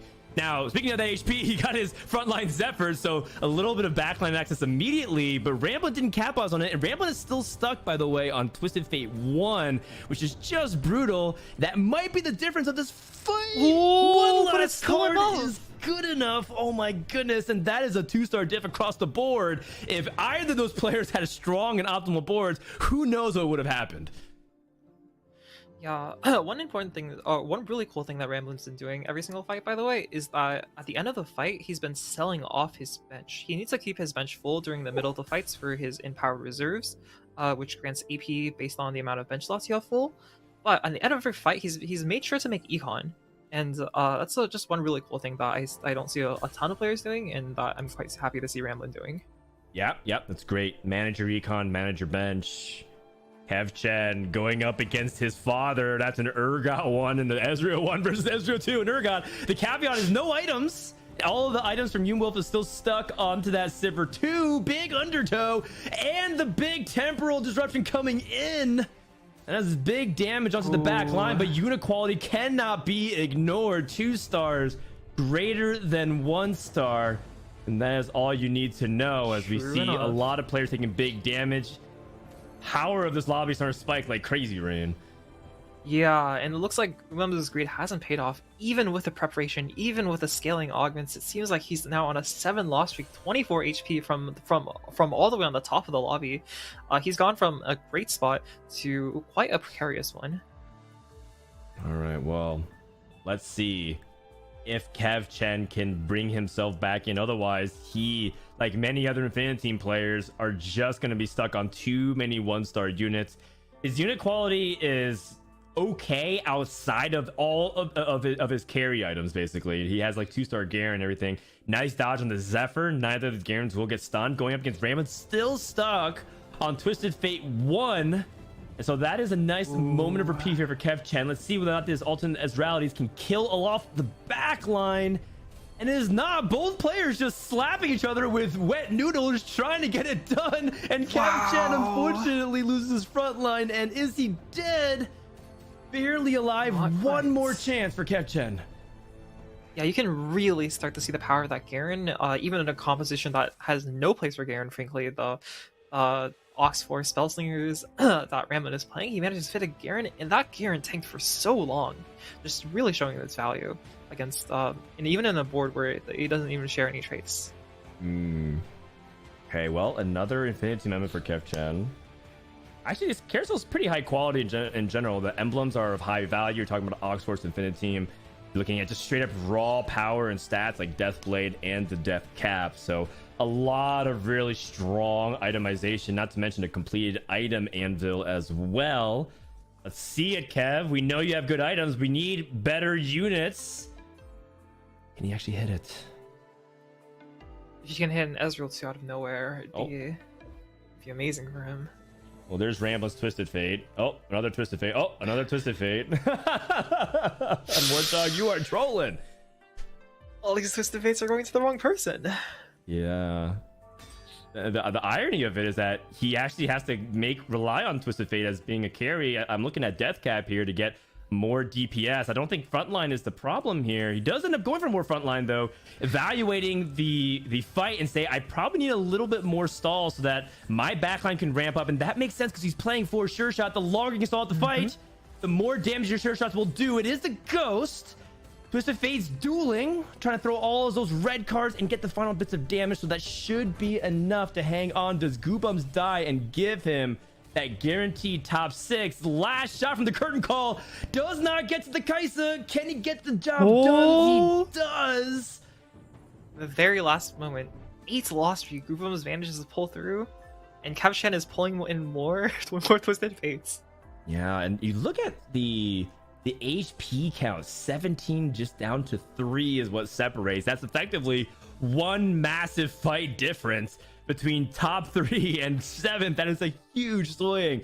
This fight is pivotal, and even up to Trickpy, who's not that far ahead of Ramblin at 22 HP, matched up against Kevchan, who's proven to be quite strong. Let's see if whether or not Kevchan can weather the storm and fight for that top 4. Yeah, Kevchan getting in that 7 and 10 team definitely makes his board a lot stronger, a lot more frontline for his backline to keep scaling. God, everything's clumped up though for Robovan. He clumped to one side of the board, favoring just one sector. And as a result, the biggest rallies comes in, wipes a lot of the units, but where did Kevchan's board go? Oh no, Kevchan is dead in 7th place. Not able to preserve enough HP. Goobum's out in 5th. Devil is out in 6th place. And Robovan is now on a streak. And against the odds, Ramblin has secured a top 4 placement. Although I wonder how much more he can go for. Because remember, Ramblin's not just happy with the 4th place. He needs to kind of make up for that 8th place in game number 1. So can he fight for that top 2 spot or better? Maybe. I do look at his bench and it's pretty empty. He's at 19 gold. He wants to fill it up for impounded reserves. Hopefully he can get to a spot where his bench quality won't be just a bunch of 1 and 2 costs, but he might not have the option because of how poor he is at the moment. Yeah, it's definitely looking a little bit rough, but his board is quite strong. His augments are amazing. He's filling his bench up with some quality units with some utility. Oh! He doesn't have enough gold, so he has to sell something to make sure his bench is full for the empowered reserves. Yeah, and then the key is also, can we land the Zephyr to potentially manipulate things? And even if you don't win the fight, maybe Robovan takes a loss as well, and it could be the difference between how many units you kill. And here we go, the face-off. It's not Robovan. That's good news because he looks like the strongest player in the lobby. Shroud does end up landing on only 1 unit. Second row Twisted Fate here from Ramblin, seeing if you can avoid the angles. Misfortunes, bullet time, missing the Twisted Fate. And is that going to swing the fight potentially here? Trickpy's gang, or this Garen, is just not dying, not taking damage. I think Ramblin just doesn't have enough DPS to take things out. Does end up surviving by the hair of his chinny chin chin. Yeah, unfortunately, though on Mech Garen is still quite strong, Mech Garen with support augment is a little bit better, and My Sword Your Shield manages to carry Trickpy through through the fight, and Ramblin's augment, though providing a lot of damage, didn't quite provide him with enough frontline to secure the top 4 right there. Yeah, and so I'm looking at it. If he can't beat Trickpy, I don't think he beats Robovan for the very same reasons. Who does he beat? Is it Yunwolf, who has double Deathblade, 1 for each hand? That is really intimidating. Not to mention, the 2 pack liners just immediately go onto that Twisted Fate. No effect comes from it. You see if Yunwolf can get these big Ezrealities to cast right now, and here comes the big damage. Doesn't wipe everything, and Twisted Fate stays alive. It's time to duel again. And Ramblin survives and deals critical damage to Yunwolf, who's now down to 1 HP. But no one has fallen. We still have all 4 players, meaning that Robovan now will be facing off Ramblin, and that big underground cash out has led out to the potential win out, as Robovan has A great setup with his mech, and not just a couple of R items. He's got 3 Zeeks onto this Windy Janna to make these threats even more threatening. Yeah, no Shojin, no mana item on the Acel, no problem. All you need is an extra 60% attack speed from your items, and I mean, I'd be quite happy with that as well. All right, Ramblin versus Roby. And Yunmo versus Trickbee, who will fight for the top 2? No matter what, 2 players will die. Big Garen cast on both sides. Let's focus in on the left-hand side. The Fiddlesticks teleports to the back line. Stunning things. Is the Misfortune Bullet Time going to be able to do everything? No! Immediately wiped. Trickbee is dead. What's happening on their side? Can Ramblin preserve enough HP to potentially squeeze out of 3rd place? The Garen does fall. That's a big deal. And the HP count favors Ramblin by 2 units. A critical point secured for Ramblin. Devastating 4th place for Trickbee, who looked like he might have been guaranteed top 3. From 1st to 4th, that's gotta sting. It does, and damn, this lobby is so close. All these fights are just like 1 fight apart. Even the 5th through 7th placements, I believe, were just 1 fight apart. But despite all that, we've seemed to have like a clear winner here. Rovan's been standing strong the entire time. 12 win streak with all these with the underground cash out, all these items. He's in the league of his own right now. Rovan's not scouting, by the way. He's kind of staring at his own board now. Finally started to peek. I wonder where he's going to position his Garen. That Mecha Justice, where it casts, that 2-second stun is incredibly valuable because his opponent's also full greeting. Things like the Janna, no movement, no reaction from Robovan. Very confident that this is going to be enough. Big Shroud that covers both the Janna. Will Janna be able to get her cast off in time? He does. And now everything's moving up into the form of the AoE clump. Big Twister. Is this going to be enough to crush and get the win? It will. Underground will not be denied. Robovan is able to clutch it for a round 2 victory off of that 4 underground start at the beginning of stage 2. Man, crazy game, Rain. A lot to take in. What do you think, in your opinion, was your favorite play that stuck out to you from any player? They could be the player that went 8th as well. Yeah, I mean, I've already mentioned it twice, but I'll mention it a 3rd time just for good luck. I really like how Ramblin's been managing his bench. It's like, it's not something that like makes the biggest of differences. It might not lead you to winning the game, but I think it's just like in these little moments you can really see the thoughtfulness that happens in Ramblin's play. Just a little bit about him like selling all the useful units, making econ every single turn, even with his empowered reserves, making sure that making him need to fill his bench. He's made sure to preserve econ and eventually manages to hit the TF2, and I really like his positioning as well. A lot of times putting the TF 2nd row in order to either hit the backline faster or to dodge a Zephyr. The unconventional position he's done, and I'm really proud of how he managed to secure a top 3 from a spot where he was just missing his TFs really hard. Absolutely. There's been times where people say the best players, or rather the players that may have played the best in their spots, aren't the ones who are necessarily winning the lobby. So a great shout out there. And also, we saw a lobby with no Kai'Sa really dominating. Devlas did not able to get that big Kai'Sa swing and momentum to the top 4. But it goes to show you just how powerful some of these boards can cap if you are given that spot. So let's go ahead and take a look at what has been happening around the rest of the tournament. Lobby A had Davidas taking number 1 with AMD 2nd. Prestivan, a massive comeback into game number 2 with 3rd place. And Annoyan rounding out that top 4. But for Talai, Showtime, Groxy, and Sully, not the result that they were looking for in Lobby A. Yeah, certainly not. It's cool to hear that like the mental hasn't gotten to a lot of these players like Prestivan and Ramblin. Even though they had not a strong showing in game 1, they managed to pull up back game 2. It means that the lobby's still pretty volatile. Things can just keep going. Things can go whichever way from here, and I'm excited to see what the last 4 games brings us. Oh yeah, and look real quick, don't switch off just yet. Look at what Davidas was playing. That is a cleansing safeguard Lee Sin pick. And the reason why that's so statistically significant, because if you sort by the worst performing augments, when I say worst performing, it's hero, silver, gold, prismatic.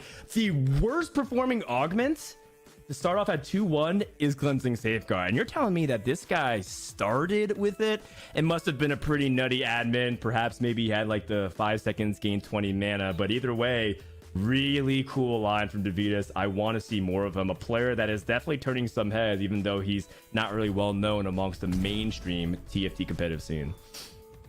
Yeah, he's certainly proving Warthog's point that stats aren't everything. You have the right spot for something, almost all the augments can be the right choice in certain cases. And it certainly seems that he found himself a great spot to play Cleansing Safeguard, and managing to go first with it in what must have been a pretty contested lobby. Oh yeah, I mean the arc of Cleansing Safeguard is quite humorous if you think about it. It was incredibly impressive when it got buffed to that huge amount of heal, and the Cleansing Safeguard Lee Sins just shielding each other repeatedly over and over. And then it got nerfed so much that people felt like it was completely unplayable. Now, we're going to have back-to-back buffs. If you look at PvE right now, they're buffing Cleansing Safeguard for the second patch in a row. And now we're seeing the opportunity for Lee Sin to even win in tournament.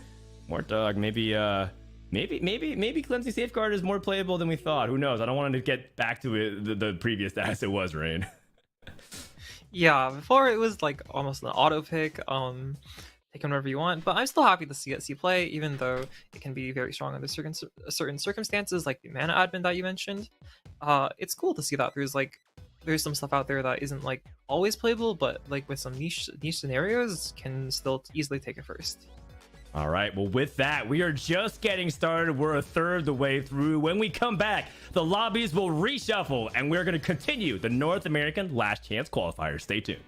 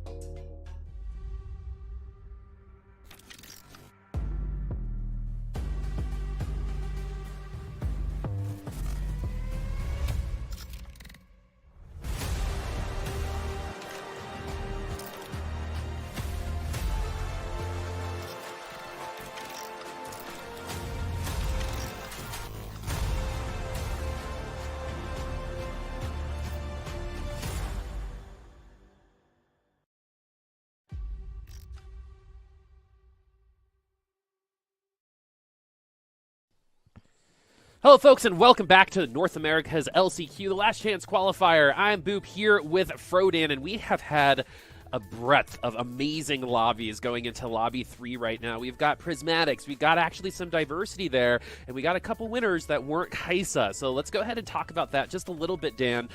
In the last couple lobbies, I think at the final 4, it was separated by just 10 HP, and ultimately our underground player did take it with Roby. Is that something that we're probably going to see more of that? Like, right, just good underground cash outs, like in a vacuum. That's kind of what people are probably going to be gunning for as we go through the day. Yeah, I think that when you see lobby HP close, I mean, one, it's just really exciting. That's what you want to see in a tournament environment. But two, it usually is a sign that a lot of players are kind of playing around the same level. It's very exciting because no one's really giving free wins. Everyone's like winning just by 1 or 2 units, and that just shows you the quality of the boards of people playing. That's not always going to happen in every lobby. Some players, you know, as we saw Jesus Timo got obliterated back to the Shadow Realm because he was playing Jax into Warwick with RFC. Not exactly a bad line, but a line that a lot of things have to go right tempo-wise that just was not falling his way. So we'll see if he's able to bring it back. Jesus Timo needs a big result right here. But we have shuffled the lobbies, and so you can see a lot of the same names, but you know, now we have, for example, Goobums and Showtime, 2 players from Canada who just love giving each other a bunch of grief all the time. So how does that rivalry translate into this lobby? And then what about some of the underdogs, right? In the previous Last Chance Qualifier, Sully TFT and Sag were the stars that came out. Can Sully once again be the LCQ king and come through clutch when it matters the most and earn that berth into regionals? Right, if there's one place that he knows how to win, it is right here and right now in this LCQ. But something I also want to talk about, Goobums and the Canadians here. It's just really interesting that those 2 names are the ones that we keep kind of talking about as we do go into Lobby 3. Let's see how this is going to start. But Goobums is funny because he's definitely one of those trust me bro type people. And you know, honestly, you earned it. Like, you've been playing really well so far today. Let's see if we can trust that play going forward. We're going to be riding along from our, oh, look at this, our last lobby winner, it looks like. What a cool arena as we move over to Roby, and we've got the Large Rod here. Usually we're seeing people start tier in bow, but Large Rod definitely has its place, Dan. Man, just as a small aside, I know I'm on the official Teamfight Tactics channel, and I am being paid to be here, but also, how cool is this board? Like, I know, right? Whatever this creature's on the left, just breathing fire, and then there's all these like really cool buildings. I think the TFT team has been doing an excellent job. Shout out to the cosmetics team. I know the team's been expanding a lot. Y'all are crushing it. Yes, I am saying this. You can get me some RP so I too can also roll for this board. It looks really dope. I literally just wanted to like stop talking and watch it there. You know what I mean? At the beginning, it was just like, wow, this is art. Speaking of art, Roby's win last game. Let's see if we're going to be more of a Picasso here in this one. Oh, this is a little bit of a duelist start here with the locket, but we've got. Calm down. You had your time in the sun. It's about the players, not about the board at this point. Exactly. Yeah. But what are you seeing here? Looks like an Anima squad already locked in. This is probably one of the best tempo comps in the game. It can be a lot. You have to make sure that you win. It's a snowball based composition, very similar to just a bunch of the other snowball comps that we've had in the past, where you're able to get stacks in, and those stacks will lead to more stacks. I mean, that's why it's almost just too perfect that Nasus's carry augment is called stacks on stacks. It's exactly what you want both for the cast. Speaking of, we have 2-1-2, an opportunity for some potential explosive rerolls. Okay, so that is, you know, if you're playing Kaisa, that is not the rel augment that you want. We're already playing, all right, we're already playing Anima. And we're going to be playing Anima here, Dan, as it's going to be Jinx. Get excited. I saw, so every kill is going to mean even more damage. And we're going to slap that Jeweled Gauntlet right onto Jinx right now. Okay, so you heard Rain and I talk about Jewel Gauntlet, and Jewel Gauntlet in general is not that great of a slam, particularly on stage 2. Anima Squad is one of the few traits that you can theoretically feel just by doing so, because Anima Squad gives you base attack damage and ability power to start working off from. Not to mention the more Jinx casts and you're able to get that Spear of Shojin Jewel Gauntlet combination. However, I do feel like the most important thing is that Robovan just slams items. I think a lot of times people get obsessed over what is BIS. Is it terrible to slam Jewel Gauntlet? This was his best offensive item by a pretty significant margin. He's not going to make Locket, not going to make that Shroud of Stillness. And so he just goes for these stacks, and look at that, rewarded immediately with a very easy win over Talai. All right, and the other thing, just to add some context, Pigot, who got third in that last one, was also playing Anima Squad, and we get some upgrades here, Dan, and we're feeling pretty good if we're Roby. He is filthy. I mean, the Wukong too is sometimes a curse and a blessing. The blessing is you have a Wukong 2, your board stronger. The curse is you don't want that Wukong stealing kills. That Jinx 2 is going to make sure that Wukong ain't stealing anything. So really good spot there for Robovan. Another very dominant position. Robovan looks like one of the prime players to advance with bonus points today so far. With that Hearts comp to lead things off into that underground win. And now that very powerful Get Excited to start.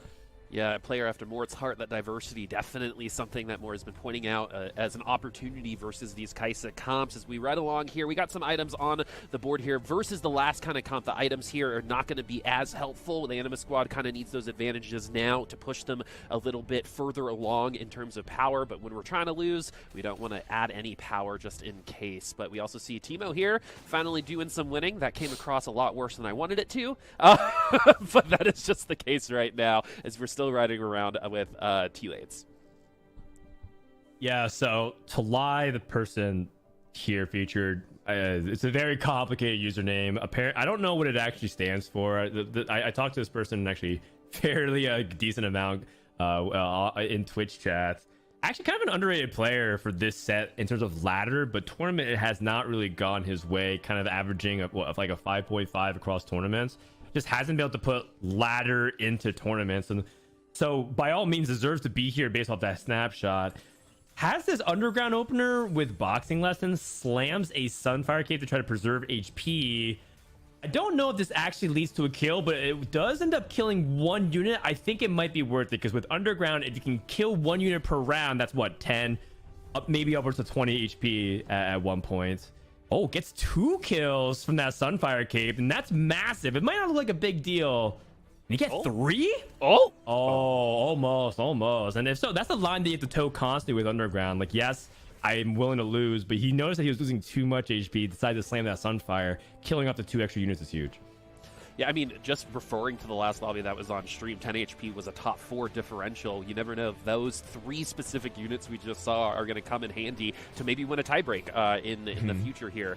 So even though it doesn't seem consequential, those early game takes are very, very important potentially in the future where you're going to be the difference between 4th and 5th can be 1 unit. As we look at these items, a couple of people choosing not to slam any items, but the tempo is definitely there for Roby. We got some Shivs, meaning that we definitely have some Kaisas going. We get some upgrades here going over to Showtime, one of the best tweeters in the business, in my opinion. But we're going to have probably a time and a half here.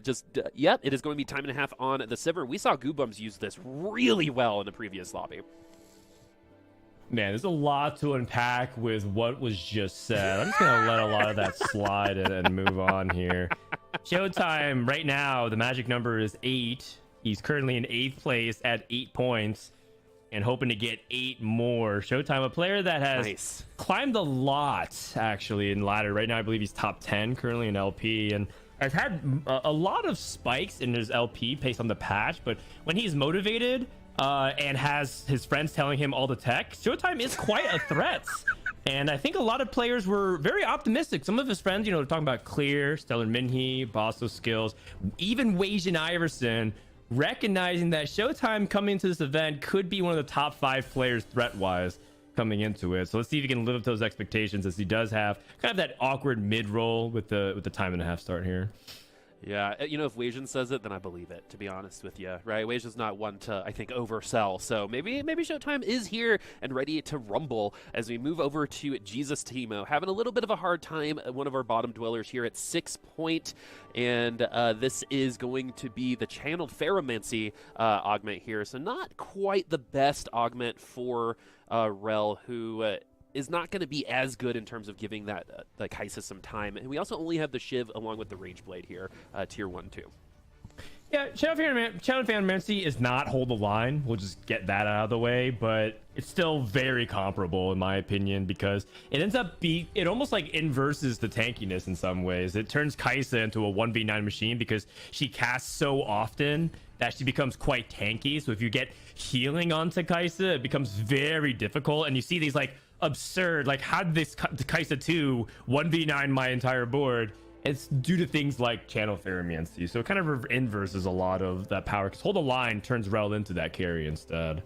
So I'm curious to see how, you know, these Kaisa players are going to do, but I want to see how everyone's fighting over these Infinity. Infinity Team seems to be the composition that a lot of people are going into. Groxy has Mana Tempering, which is kind of an underrated 2-cost support augment. They just give you a lot of that AD scaling. Not to mention, he also has a Garen to start things off in stage 3. So Groxy's spot is very good, and he needs that because he had kind of that, you know, awkward placement in the second game, hoping to rebound immediately into game number 3.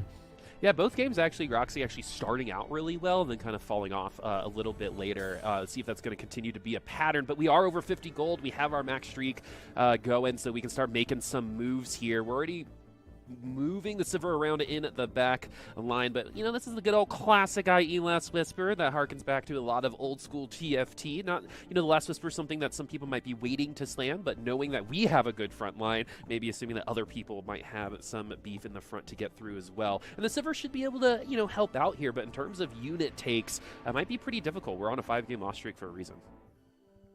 Yeah, very likely to win unless he queues up into someone that's really strong. Jesus Timo only has 1 stars except for this Poppy 2.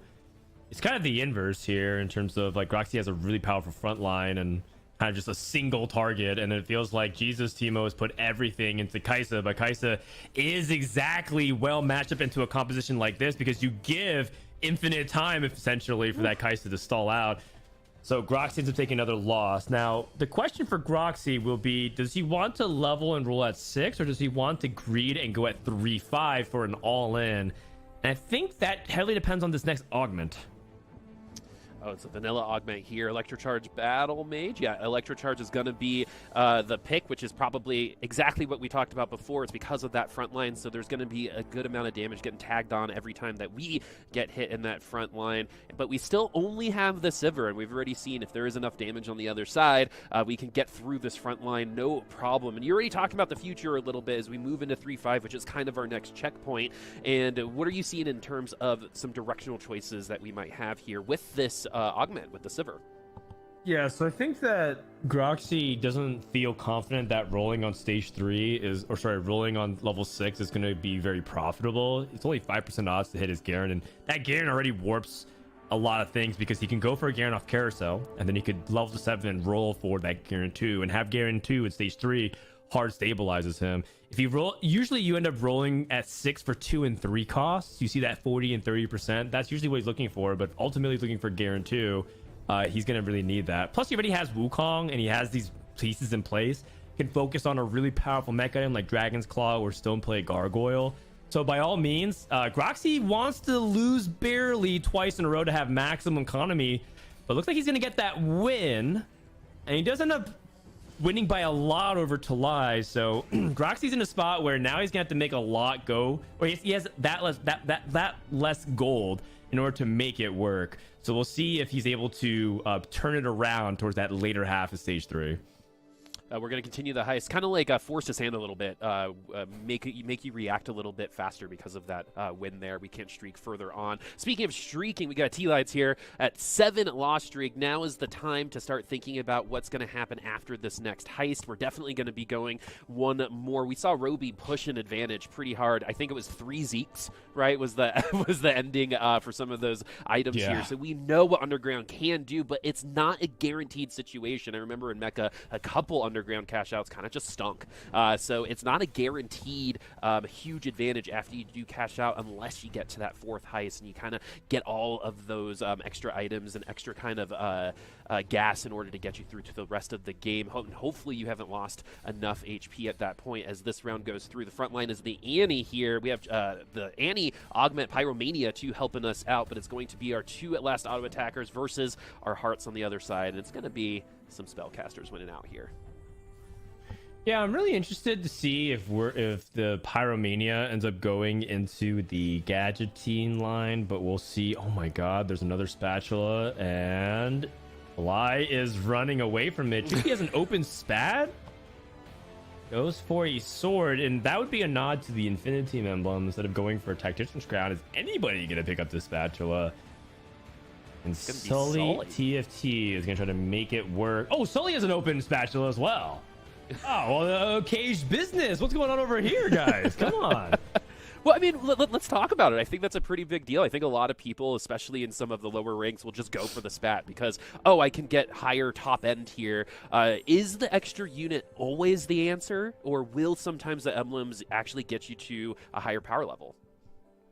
I mean, it's a yes and, right? Like the idea is that Tactician's Crown is essentially, it just scales in power because right now it's worth, let's just say 32 gold, right? He has that unit. Not to mention that if he was playing Gadgetine, it would have also counted as another item onto his champion. So there's a lot of different options at his disposal, but the fact that he transitioned to an Ox Force Spellslinger carry looks like that's what he's going to try to orient around. I'm a little bit curious how he's going to utilize his Bloodthirster. Bloodthirster is more of an item for, say, a Viego, but Viego is not really the carry of this set. He's transformed because he took on another trait in the form of Heart, and as a result has now shifted more towards being an off-tank, off-carry. And you can see that Sully still has some fundamental problems. He doesn't have enough DPS to cut through frontline. And that's exactly where Kai'Sa excels. If your composition is stall based, Kai'Sa will outramp and outscale you. It's one of the guarantees at this point in time. Those auto attack based units love time, and Kai'Sa absolutely loves as much time as possible. Speaking of time and a half here, still working out. Still just the Sivir 1. We're prepping our units onto the board. It seems like only the Ashe right now. It's funny to see Showtime finally get this Ashe because he didn't get an Ashe in the first game until like stage 4. So you know, at least we got that time this time around. We also have the Samira popping up on the bench, so we're gonna get our prep stacks on, and this comp is we kind of see where it's going, where the engine's going to finally get turned, and hopefully continue moving forward, because everyone looking up at the top right now, looking at the HP spread, we got 2 people running away with it, and the rest still kind of biding their time. This is a really unfortunate spot here for Showtime. He's still stuck on, you know, the Sivir pair and not having Sivir 2, so his gold engine is not really there. He took prep also at 3-2, which is a very awkward augment to take. Usually the way it works is you take preparation on stage 1 to prep 1 and 2 costs, and then you take prep on stage 3 to prep 2 and 3 costs. And it doesn't seem like Showtime has a really consistent amount of prep going on to his board. If you actually look at it, most of his board's at 1 or 2 rings. At least if you go to his stream, you'll see that. And so it makes me wonder, were his silvers that bad, or did he re-roll and he gets stuck in a situation where he had to take prep? I feel like Showtime might be in a really awkward spot, but at the same time, it's just a silver augment. Maybe that 1 or 2 rings is good enough for prep because you still get a little bit of base power. So we'll see. Yeah, it's giving like I forgot to bring food to the potluck vibes. Like you're there, you're at the potluck, but you didn't really bring everything you needed. We have a champion duplicator here too, which might give T-Lades here an opportunity to get ahead of some of his counterparts. But we are putting in our Samira. We got Renegades and Riftwalkers popping up right now. So this was probably something that I wouldn't recommend, but Talai did have an option to go for 4 A's because he has Mordekaiser, and he found a Misfortune in the shop, has the Samira.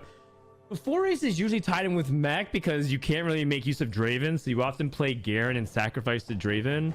And so I think it was good to hold off and not get baited by it. But it was tempting for half a second. The moment I saw Misfortune pop in, I was like, whoa, we have 3 of the 4 aces, and Draven's is a lot easier to find than Mordekaiser. But it looks like he's going to back off. He is trying to go for that underground cash out. And looks like he is going to be strong. If this Urgot can get 1 undertow to potentially farm gold, that'd be nice.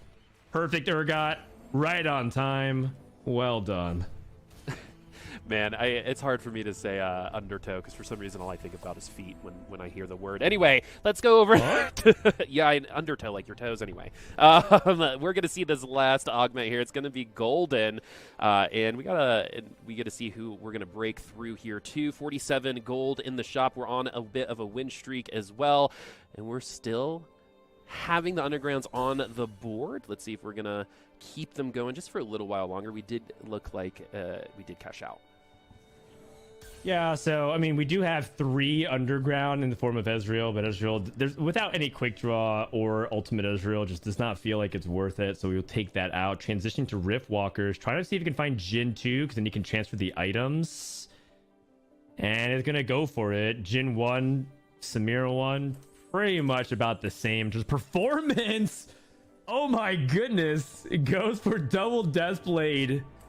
And that final whisper, which is, you know, kind of a build that you might see as a throwback. You haven't really seen people stack double Deathblade like this, but that is Jin's best item on paper. Big cast to just stun the backline for Groxy, who does have that 2-star Aurelion Soul, but seems to have ignored the most important units. With no mana items, it's going to be difficult for Groxy to get the kill. And Talai does get a very crucial victory. If we can find Jin 2, if we can even find Rammus 3, watch out for Talai being able to make that run for top 4. We're running out of time, though. At 20 HP, we're going to have to make it happen and make it happen quick, as we do see our Anima squad take a victory as well. Jesus Teemo still on fire on the top side of the leaderboard as we check in with a Trick P, who has a Sivir 3 right now. Now I think we see why the Sivir 2 wasn't available a little earlier on. We also have a short shot TF. Rammus 3. That's going to be a lot of sand slams coming your way. You gotta start declumping your backline. You can see how a lot of people, it seems like they're positioning as if they have exiles, but that is just a nod to the fact that they understand AoE is going to be a thing. I like the separation, corner to corner, dodging the future fight. Zephyr, Robovan, not able to get the ideal setup. Does end up shrouding both the Garens, though. That is really nice. Still stuck on Jinx 2, 8 Jinxes. You can see the collection on the bench. But Robovan did level to 7, so doesn't exactly have the maximum odds. And this is definitely the dynamic that you wrestle with 2-cost reroll, because sometimes you want to hit that level 7 for the better odds to hit things like Misfortune. But Robovan, as a result, does not have Jinx 3. He's going to hope that he naturals it over time with that HP lead. And both Garens actually didn't cast, and they still won that round, so the damage was enough coming from the Sivir. As we get into our carousel, we still have our 5-cost units on board too, and we get double items as well. We see some of the Viegos already. We pick the Viego up. There's a Zephyr on that unit, but in terms of the itemization here, got a lot of defense, not a ton of offense here. Yeah, I think that a lot of times people look at these carousels and think, like, what should I be picking? And the most important thing is trying to just complete your items, or even just take a completed item, period. I think people who just take these and then just leave them on the bench ends up putting themselves at a massive disadvantage. So Showtime, a player who is in that disadvantage spot, I kind of talked about how awkward prep is. You still see it. The only units he's fully prepped is his Sivir and his Samira. Everything else, one ring around it.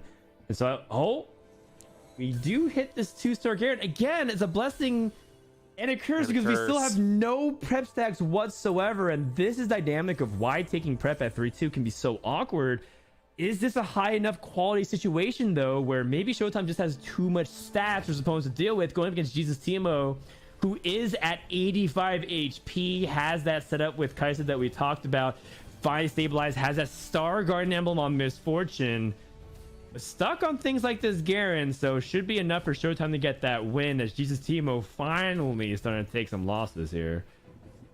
I think that's 2 in a row after being on fire throughout the entirety of the lobby, pretty much. And, you know, going back to what you were saying, Dan, it's like, when you get prep second, do you just kind of take a slower approach and just make sure that you're getting all your units going, or maybe that one ring might be enough if no one else has prep, right? At least you have the stats over everyone else. But of course you want to min-max, right? It's like you said, it's super, super interesting how players deal with the middle prep augment there. Yeah, I just think it's something that you just don't take that often on 3-2, and if you do, you have to have a good justification for it. Silver prep, again, we just want to emphasize that it's not nearly as big of a deal. If it was, you know, preparation, the gold tier, it'd be a much worse case scenario. But I think that it's fine. It's just that it's awkward as hell for someone like Showtime, who it seems like he's stabilizing. He's top 4 in HP. Looking at Sully's perspective, Sully is itemizing Viego. with no Heartstopper, which is Viego's carry augment, it does feel like that's one of the conditions you do want, but it could also just be the fact that he does have a lot of unit quality, right? He has 2-star Viego, he's got 2 stars across the board except for this Janna, and Jesus Timo is just taking turns being the punching bag for people who spike. If Sully's able to get everything 2-starred onto his board, he also is very comfortable in the top 4 just based off his HP. Take a look around and see Groxy not able to stabilize. We were hoping that he'd be able to go for that stage 3 massive spike, did not hit it, and looks like he's one of the prime candidates to go 8th here. Yeah, just the Sivir 1 as well. It's just an extra body for someone else to gain mana off of at this point in time. Not very strong units in the back line. Let's see if the Aurelion Soul and the Belveth, which has been performing, quite all right so far today, doesn't seem to be working out so far. We do have a little bit of a mixed bag in terms of wins and losses. Are these items enough to stop the bleeding, though? Because we are on Elimination Station, and if we do go up against Goobums in the next round, which we can't, that could have potentially been a for sure elimination, but it is going to be potentially going up against Jesus Timo, who has just finally upgraded their team for what seems like forever. But yeah, and our friend Talide's here at 20 HP. We said it was 20 going to be enough, and it looks like it was exactly enough as they're on fire too. Upgrades across the board. Jinx 3 also popping up, but looking at this board, not really a lot going for it at the moment. Let's see how good this Echo and this Rammus in the front line are going to be able to enable the rest of the team. I mean, there's almost nothing to roll for. The only thing you would consider rolling is for a better bench, and that's kind of what Groxy's doing by buying some of these units, hoping that it's stable. Going up against 2-star Misfortune with the Starguard emblem from Jesus Timo. Oh no, Belveth dashes into the range of the bullet time, and that is bye-bye Groxy. Wait, hold on. The Eternal Winter does freeze the Kaisa for half a second. Static Shiv good enough to clean it up alongside Nico's Frog. And that is dead Groxy. Will he at least get 7th place? Because Goobums does take the 8th. It is. That's kind of a big deal. Goobums started off real hot with that 1st place, and now he goes 8th. That is really big for the rest of the field, because players like Goobums have an opportunity to pull away from the field if he is able to secure a nice top 2, top 3 finish. All of a sudden, if players like him take that big loss, someone else can take that spot instead. Yeah, I mean, someone is going to gain 7 points on Goobums in this lobby specifically, right? It might not be enough to overtake, or it might not be enough to take 1st place overall, but 7 points up for grabs if you, against Goobums at this point. And it kind of evens out the win from the first lobby. So very interesting position. We went from being in control of our own destiny to potentially having to depend on some other players to get there. Look at this Jhin grow up and go to college. We got the tier 2 Jhin double Deathblade. I mean, it looks like a straight up unit at this point in time. No, really no issues against Trickpea here. Yeah, July's Jhin is really powerful with that Jeweled Lotus, has Infinity Edge on 2 Deathblades. And so when that Jhin crits, it crits big. Speaking of big, Robovan taking a bot 4 would also be big. We talk about opening up the field. He is the points leader currently, so a bot 4, which looks like to be the case here, would be the beginning of potentially chipping into that lead, which is huge for everybody else. And don't look now, players like Showtime and Talai are both streaking, showing you that if you're able to stabilize with those 2 stars like Garen, that Jhin, it is massive indeed. We know Robovan, by the way, is also playing against Sully. If Robovan dies here, that would also mean that there's a massive moral victory. Both Future Sight players will have bot forward. Moral victory indeed, Dan. Sometimes you got to find your victories somewhere, and the only ones you can find are those moral ones. But we also have Elimination Station potentially coming for Roby. We got the Ghost, it looks like, of Sully, who's rocking this Viego still. Lots of lifesteal as well, and it's going to be a potential elimination. The Viego is gone, but the damage still might be there. We have the Annie in the front line who does survive through this damage. We're also going to get an ult. Is this going to be it? Roby is going to fall to the Annie, and it was a Ghost, I believe, so that is unfortunate, and that is a 5th place for a points leader. Let that be a lesson to all the viewers at home. Ratting doesn't pay unless you run a 180-second commercial right afterwards. Top 4 has been decided, and we have some pretty high-quality carousels again. Just a lot of damage amplification and offensive-based carousel. And Showtime finds another Infinity Emblem, which is massive. When you're playing Infinity and you have 2 frontline hexes, the only time you really want to stick into 7 Infinity late games if you get 2 emblems, so you can transform that Mordekaiser and that Fiddlesticks or whatever you choose. In this case, he's going to stick with Garen for a long time. Does end up replacing one of his units. He doesn't have a high quality unit to duplicate alongside this Garen, so this is for the future. Showtime probably recognizing that top 4 is good enough, but he wants to play for first, and that is the mark. Oh no, he's gonna get a Samir, potentially Zephyr. Does end up dodging it as Jesus Timo took the 50-50. Does have a Kaisa 3, but it's focusing on things like that Shen. The Garen's on the left side, not able to get the stun because Misfortune is invulnerable during that bullet time.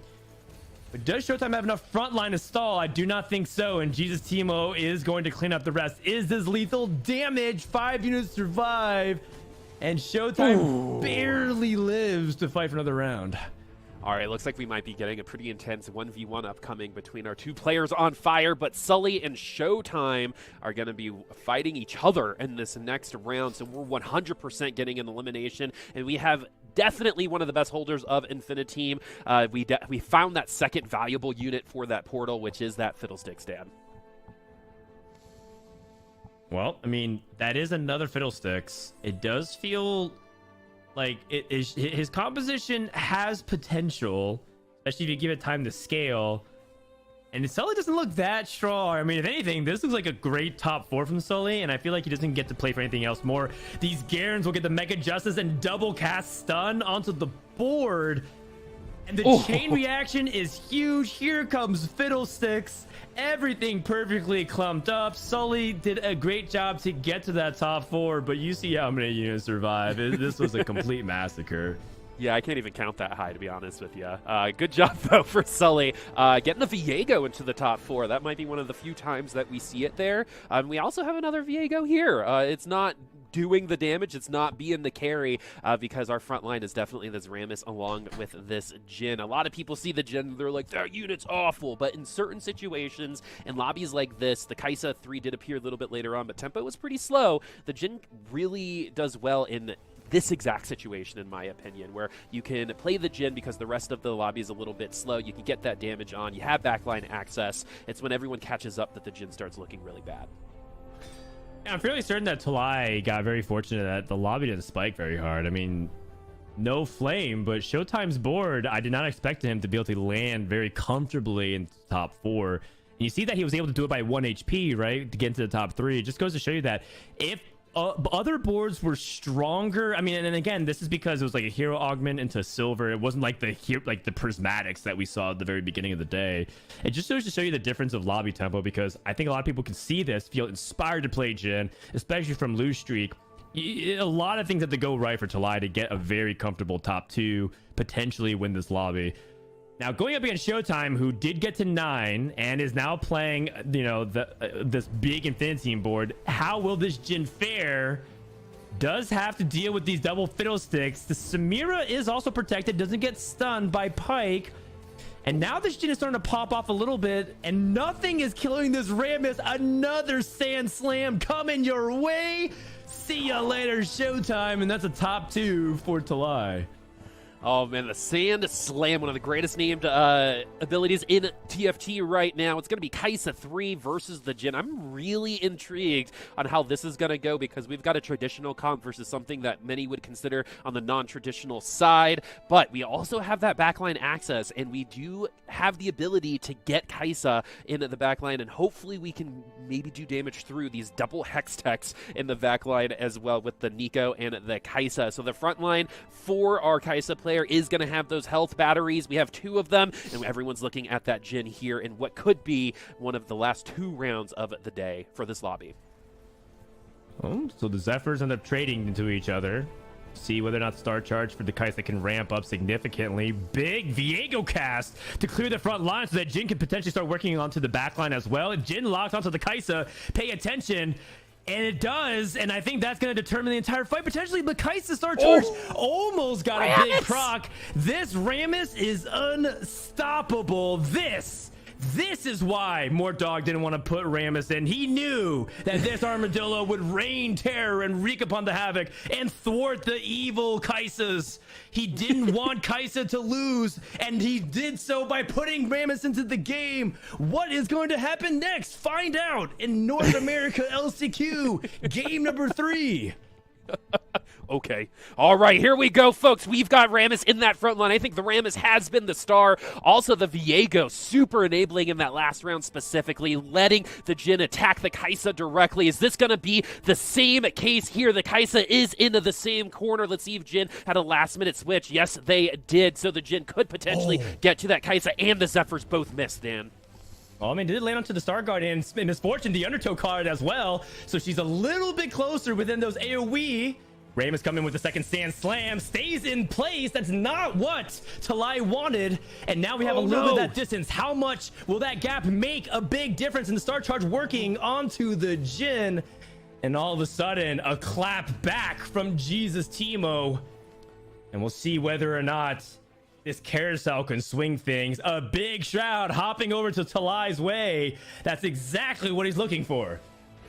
Any sort of additional advantage is worth it in a positioning battle that this seems to be, and now Jesus Teemo has to deal with the Shroud as well. So not only are you trying to outposition just in general, you're also trying to outposition the Shroud. Can we get the Garen?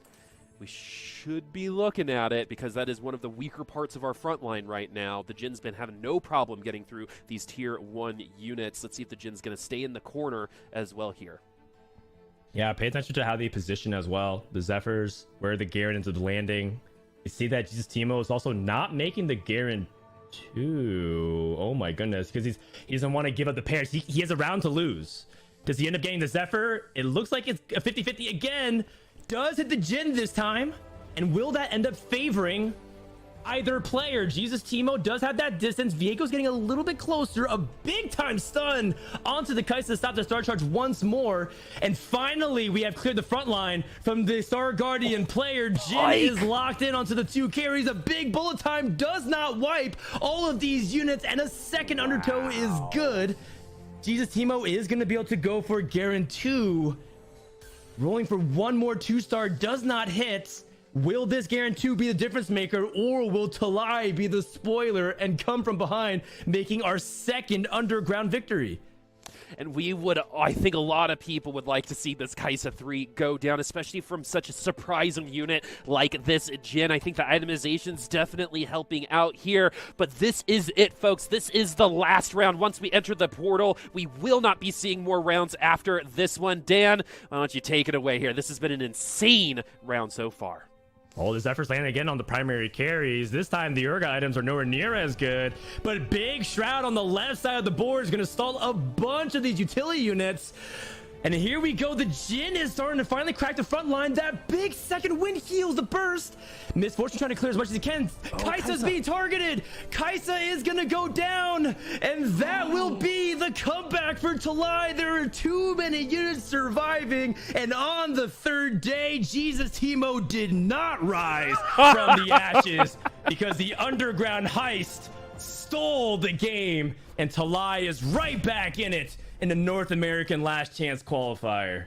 What an exhilarating final lobby. I think if you ask someone, hey, Jin's going to win against Kaisa 3 multiple times, they'd call us crazy, but we saw it with our own eyes. Jhin 2 taking out that Kaisa 3. I bet Moore is also celebrating quite a bit. But just in general, Dan, what a crazy lobby. Expectations definitely broken there. You got to give props to Lides there too, because he did not have a good comp at the beginning of that game and found the route, and it was Jhin of all things.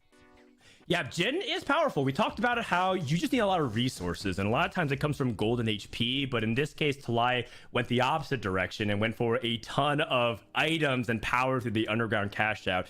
But, you know, kind of what we talked about, like I made this comparison a lot to the set 5 of Philios. if you can get things online, it caps really high. And the crazy thing is, Talai could have actually even gone even higher if he was given more time and resources and able to get to, like the Leona 2 online, and you start to play like 5 Renegade. It starts to get really difficult to manage. So very nice recognition, and that's something that I think separates a player like Talai from some of the others. There's going to be a handful of players in this lobby or in the field that wants to play a lot of Kaisa, wants to play a lot of Gnar, wants to play a lot of Winds of the Wanderer, Yasuo reroll. And then there's the players who recognize that there are a lot of that 4-cost flex that you can still play. You saw Goobums try it. He got 5th narrowly last round. Talai was able to execute off it and show you why Jin and Viego, that Riftwalker comp might be something to be feared. Maybe not this patch, but next patch it's getting a lot of buffs. There's a lot of speculation whether or not it's going to be one of the premier comps heading into things like the North American regionals. Whew, so we saw that Jin rise up.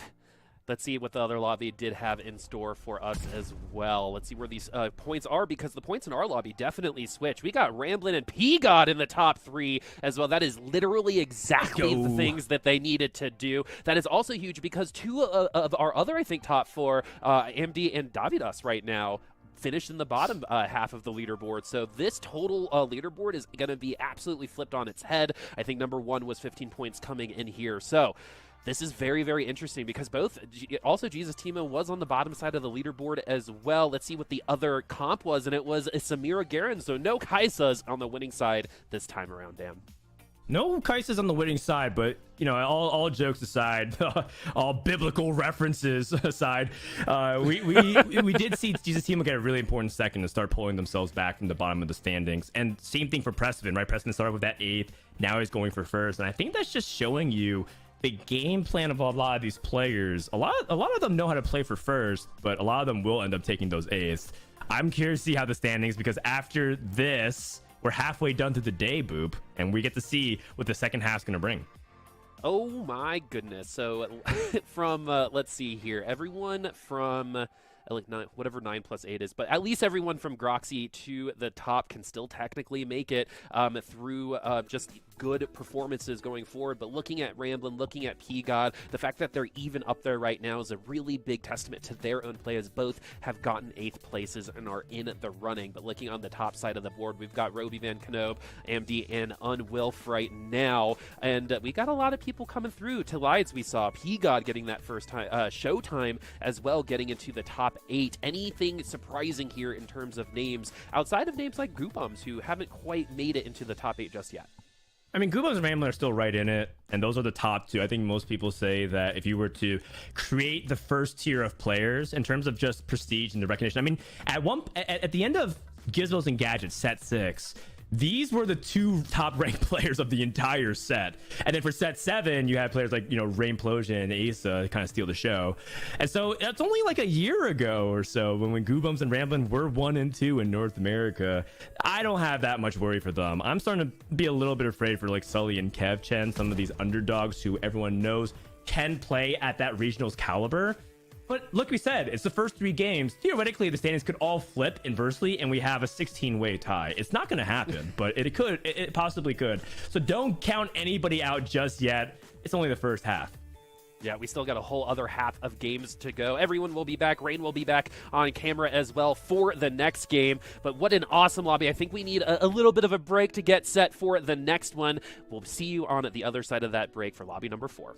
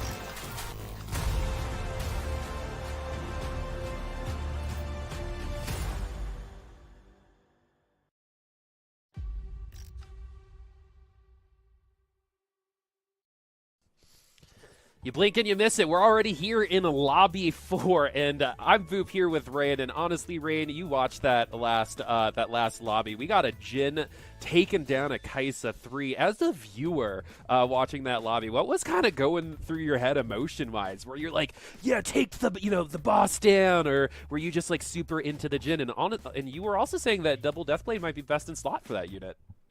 Yeah, so honestly, what I was really thinking was like, I'm really happy that every single underground player we've seen this tourney so far has been rewarded. I'm very happy that these underground players have gone for like the 4+ cash outs, gone for like the 2 HP wins, and so far all of them have made it.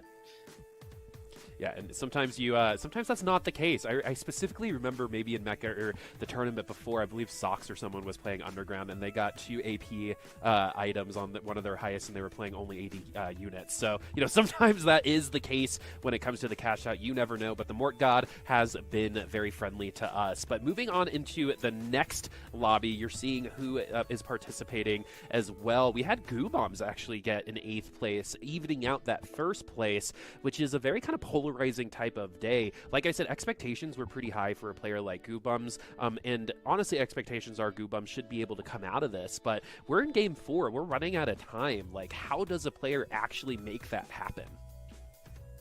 Yeah, I mean, for Goobums, at least, he still has a chance. He's not too far behind. In fact, if I recall correctly, he's actually on the breakpoint right now, which means that Goofums just needs to play for safe top 4s. He needs to not go 8th as much, maybe play a little more tempo, maybe not greed like stage 3, stage 4, and he should be doing fine. But it's definitely a lot harder for our players on the bottom of the leaderboard. There's still a chance for, I think, all of them, but we're already in the back half of the tourney, and it's going to be decided now. All right, like you said, we're in the back 9, right? And now let's see if we're going to see same old shenanigans because we're moving back to Lobby A. The reasoning is because this is so cool. Just going to keep that going real quick. But we're going back to Lobby A because the point differential here is actually really, really close. And a couple people are on Elimination Station when it comes to the entirety of the tournament. We need another great result from Jesus Timo, for example. We need a 1st place from Sully, or else things are looking pretty bad for them. Like you said, Goobum's sitting on the line right now. Sometimes, I look at these players kind of like snakes that are kind of rearing back and ready to attack at the right moment. Goobum definitely can play that role going through. We already have a couple underground units here for Roby Van Knob, who did win a lobby with underground in a previous lobby, so it's something that we might be able to see here in Rain. Maybe our underground players will continue to never be punished. Yeah, one little look at the lobby is that there's a lot of people on the front right now. The first leave is 4 points. Goobums of lobby are very simple, and are both 14 points, and Lights is only 15. So this lobby is really, really, really going to give us an idea of who can really make it at the end and who can be in the whole worrying 2 games.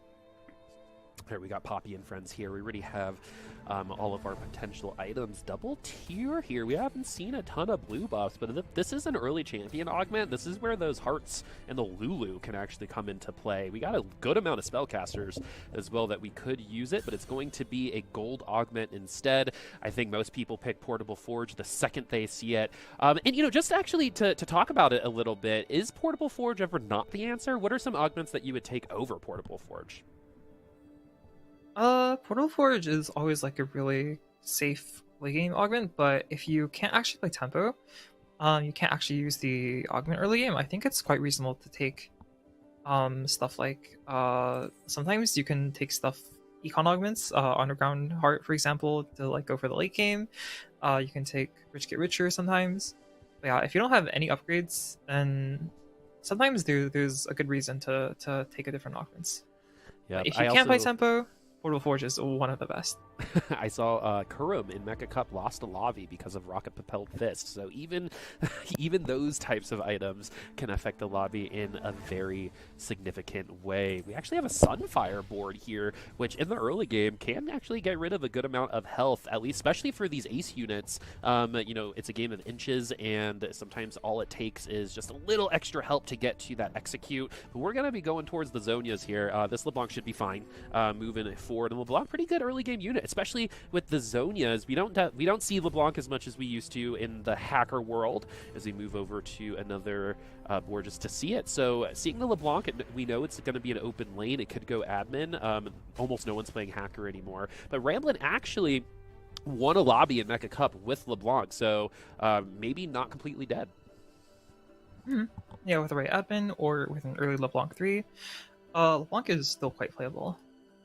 But Right. I think as a general like baseline, it's not something you should be like trying to 3-star unless you like certain conditions are met. Unless you just really like pain, right? All right, let's go ahead and look at Showtime's board. Much better start, actually, already than last time. I already see that Ash 2. Rain, you know how hard that was for Showtime in lobby number 1, so already past the first initial hump. Moving on to another board with 2 tier 2 units as well. Let's see which front line will reign supreme here. But right now, it's going to be the Ash with just a single sword on it to try to break through this Blitzcrank, and it looks like Yellow right now is going to be moving a little bit faster through this front line. Yep. And this time though, Showtime has the Ash 2 Neptune, and they don't have the Yasuo. It seems like every single time Showtime is always going to be missing something from the laser core setup. But I mean, his early game is still quite good with an Ash 2 or Nectin 2. Even if he doesn't have laser core, it's still like quite decent. I'm sure he's not too unhappy about his board.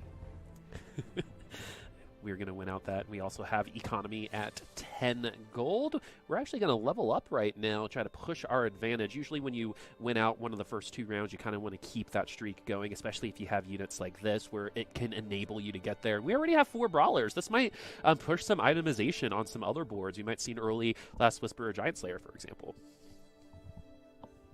Yeah. With the four brawler, Showtime's board is like quite tanky. It's got a decent amount of damage as well. The Renekton does a decent amount of damage. The Ash in the backline for some extra damage. As long as he can get some damage items onto his Ash, I think his board is set up to streak all of stage 2, or at least the rest of stage 2. But it's really going to depend on what he can get off Carousel, because it looks like he's not quite happy enough with any of his items to slam anything gets, despite the fact that he level 2 win streak. So we're just going best on board right now. Something that I remember Mort saying in Mecha was statistically tier 2 units, not necessarily ones with synergies, are going to be stronger in the early game. So sometimes I think we might force some synergies early on when best on board might be the best answer, as we have a pretty even distribution of HP right now. No one absolutely running away with it, but we do have some strong-ish boards right now. Looking at this itemization, we have a lot of diversity as well. We got some tank items, we got some offensive-based items, and if you want more tiers, there's that Vi there for you as well. It looks like, look at how many tiers people already have, actually. Yeah, it looks like a lot of people with tiers, so probably the Vi's not going to be wanted, because there's only a few blue buff carries in the game, and you really need to commit them early if you want to play them. Yeah, and we have one of those commitments. Oh, actually, I thought this would usually only take place when we have the official line, but it doesn't look like the Lulu is going to stick around forever, but for right now is going to be the case. Double Bloodthirster, Dan mentioned that we have the Gnar is so much better on the bruiser side of things, so things that kind of split damage but still also give us some staying power. But yeah, it's going to be Machine Gun Lulu potentially in the back line. Axiomark Lulu is also really, really fun if anyone wants to play that someday. But this is a pretty average line looking up against the other side of the board. We also have a pretty strong front line there too. Interested to see where this is going to go. That Lulu should be doing some work. Yeah, just talking about the line though, if you see the Gnar items as well as the blue buff, I think it's pretty safe to assume that it's going to be a Gnar Sona duo carry. The Gnar Sona duo carry is quite strong with the Gadgeting +1. In the past, like the Hacker Gnar has always been favored, but with the Hacker nerfs, we've seen a lot more of the Gnar Sona with like maybe Shen, Alistair, or Morgana the supports. Doesn't get quite as good though without a Gadgeting +1 or, you know, a Nunu on level 7. but it's quite strong if you can get it going. Though I think we did see a game one and it did go 8th. Yeah, it was P-God who was unable to get NAR 3, which was actually funny because the very next game, I believe he had a pack with 3 or 4 NARs in it, which is just being mean. The game's just being mean at that point. Right, does that ever happen to you where, like, the next game is where you see all the units you wanted from the first game that you didn't get to see? Oh, definitely. The second like classic is like right after you die and you see a carousel and you see the exact unit you want on it. With the exact item, too, a lot of the time. Exactly. It's like a personal attack on you at that point. But let's see if this Lulu is going to be able to hold on strong here. The shielding for the Pantheon got a couple more auto attacks off, but right now that Renekton doing a lot of work into the back line. The Gnar doing some really good work, taking some attention away from everyone else. The Lulu does survive, and the double ult there for the Lulu takes down 2 units along with the help from the Morgana. And wow, that was just a tier 1 Gnar there, holding on strong against 3 different units. Huge thrill lift. I've talked a lot about how Anar can be like a really strong unit early game. He's got a lot of base damage, and with the BT and the thrill, even though his team didn't like really have as great of a frontline as Showtime's with the 4 brawler plus the plus the 4 Mox Renekton, his board was still plenty tanky as long as the thrill procs are spaced out correctly, and he managed to both out tank and out damage Showtime's board. Moving over to Sully, who is in kind of a life and death situation right now.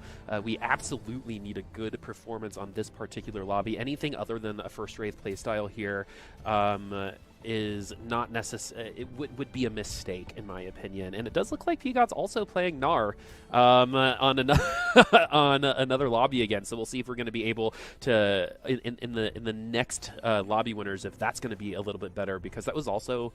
P-Gods was also part of the Triple Cruel Pact lobby from Lobby 1, which feels like an entire year ago at this point. But more about this one. We're at Stage 3-1.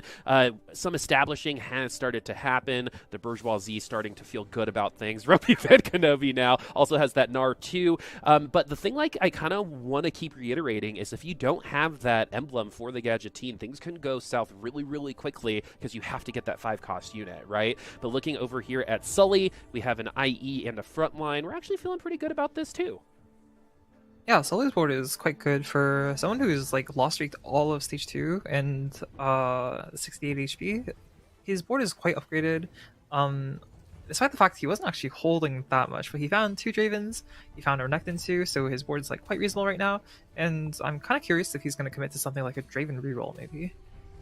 We haven't seen that one just yet. Was the ultimate enough? An ult? Oh man, a Draven ult there would have maybe taken down 1 or 2 extra units, but still not enough power from that Draven in the back line. We're still in last place in what looks like an okay board. Scoped weapons, Ascension, and Last Stand. 3 augments that can all potentially work here. Yeah, I think all of them are quite reasonable here. If he takes the scope weapons, assuming he's going to play towards something like Belveth or maybe Warwick. Doesn't quite make as much sense to play something like Draven if you're going to take an augment that gives you extra range. And Talides with a Star Guardian emblem, one of the strongest emblems in the game right now. Looks like they're going to be playing Ingwin Kaisa, probably with a MF or a Soul duo carry. What kind of like a way to tell the lobby how good you are? You know what? I'm gonna win on Jhin and then play, the meta comp that that everyone knows and also win on that. I'm gonna win in so many different ways. No one's gonna doubt that I deserve my chance at regionals, right? I mean, that's a pretty hefty thing to say, and I'd be interested to see if Talides is gonna be able to do it. But we have Sully now, scoped weapons, maybe pushing this Draven a little bit further into the successful territory. It's been pretty hard so far, as you notice, folks. Watching at home, this is not a comp that does damage quickly. Yeah, the Draven without the mech or without like hacker, those oftentimes have like a little bit of issues getting going. But Sully's board is quite upgraded with the Blitzcrank 2, the Renekton 2, and the Draven 2. So even like without the strongest board of all time, it's still quite a strong board. All right, and so we got double gold for the augments here. We got a second scoped weapons from Groxy, which is really interesting as well. And just so everyone knows, we saw some Sully play on the admin, and it is going to be every 5 seconds admins heal 250 health. So we know what Sully is going to be working with that admin as well. We're moving over to Goo Bums. Again, high expectations. So far, I would say meeting them, like you said, on the bubble coming into this lobby. A top 4 here would definitely help solidify their playstyle moving into the second half. And we also have a Triforce Kai'Sa. It'd be hard to find a unit that uses all of those stats as well as someone like Kai'Sa does. Yeah, the Triforce definitely makes a ton of sense, and they have Jewel Lotus for a bit of damage amp. He's got 3 items on bench, so it seems like he's going to be greeting for BIS Kai'Sa, maybe something like a Shiv, let's say Gunblade. But Goobums' spot isn't too bad right now, especially with a Kai'Sa too. And it's looking like he's definitely playing a little more tempo and hoping to secure a top 4 to get him off the bubble and maybe into the top 4.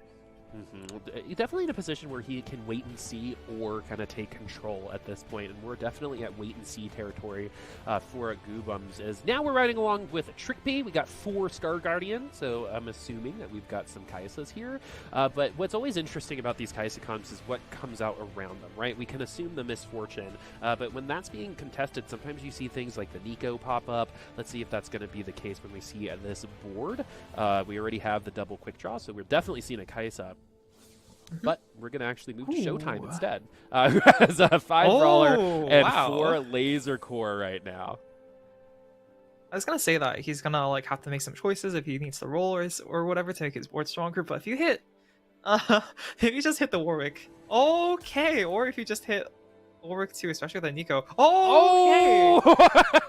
I think Showtime is having quite an easy time deciding what to do. Oh, and the Garen with the duplicator. All right, so that's called skipping a grade, right? We went from kindergarten to 3rd grade with Showtime just then when it comes to those upgrades. Wow, what a sometimes you just hit. Yeah, his wards all of a sudden got a lot stronger in no time at all. But he's fighting against a Kai'Sa too, and though Warwick 2 and the Garen 2 are quite strong, Kai'Sa 2 is also kind of a beast. Wow. Honestly, I feel like with kind of the storyline coming in, that might have been expected, but with those 2 tier 2 4-cost units, thought it would be a little harder, but apparently I was wrong, as Jesus Team now is going to be who we have on board. And this has been a little bit of kind of the vanilla comp. If they can't find Kai'Sa, it's definitely been Twisted Fate that other people seem to be eyeing in terms of an open line. Same kind of itemization too, so you can go with the intention of Kai'Sa and then move into Twisted Fate if it is absolutely necessary. And it seems like this is kind of what happened here.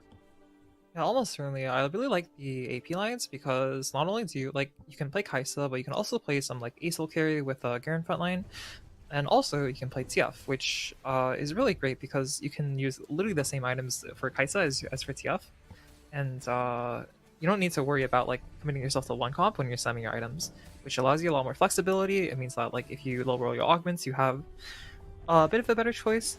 Speaking of low roll augments, though, we saw this earlier, but we didn't get a chance to go back to it. Robovan Kanab was the person who was trying to play the Gadgeteam Gnar plus Sona. Unfortunately, it looks like they missed their tome, and they have a Mexpat just sitting on their bench.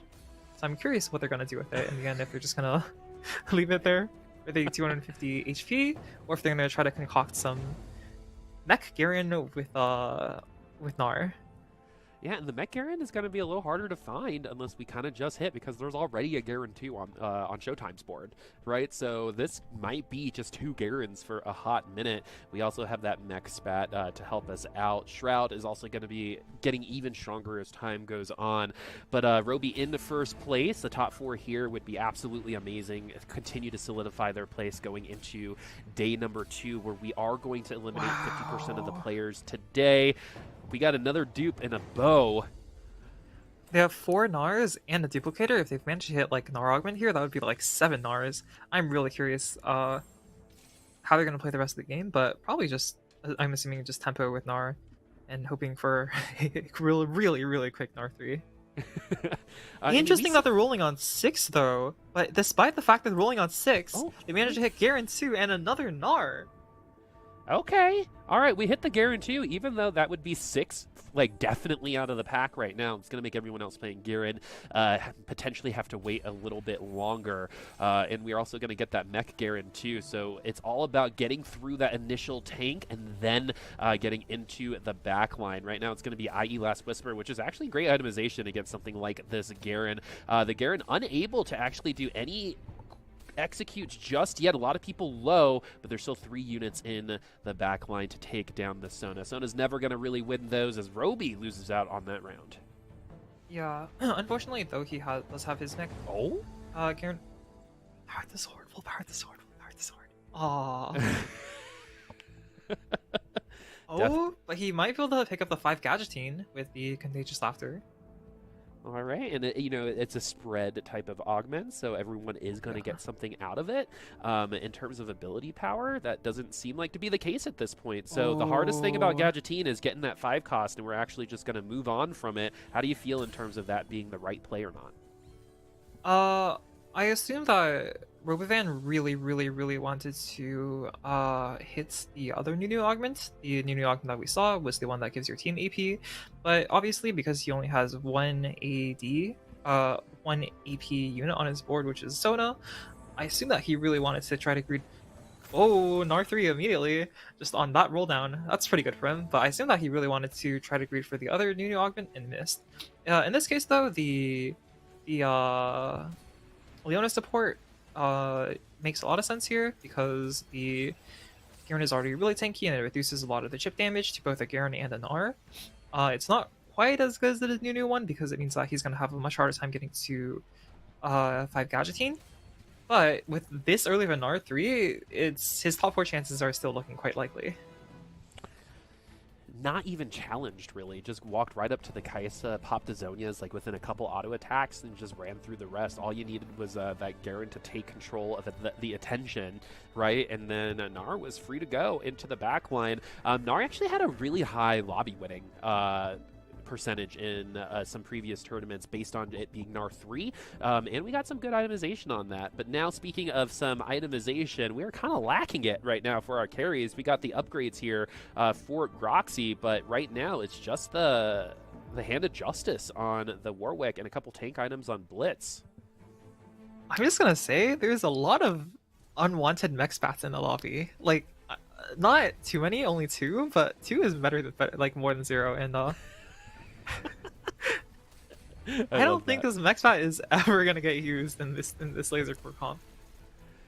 It's like being like, this sure is this is one of the comps of all time, right? When it comes to the mecha spat, but it looks like it's going to give a little bit of an advantage here. It actually might be, it might have been the difference between winning and losing that round, especially since the Warwick was safe the entire time there. Let's see what some of these final items might be, as Sully is going to be who we're riding along with. Again, someone who absolutely needs to get a first or a second here to maintain tempo with the rest of the 16 competitors that we've seen today. Looking at the rest of the items, we only have 1 static shiv on the board, which is 2, which is still pretty wild here, meaning that the Kaisas might have been difficult to find on this particular lobby. It definitely seems like we're pushing a little bit more frontline here with these Garens so far, and a couple of these admin players. Yeah, we've seen some like really strong front lines. Another player with a mech Garen. Wow, everyone we've seen so far seems to have hit like some form of everyone we've seen so far seems to have hit Garen 2.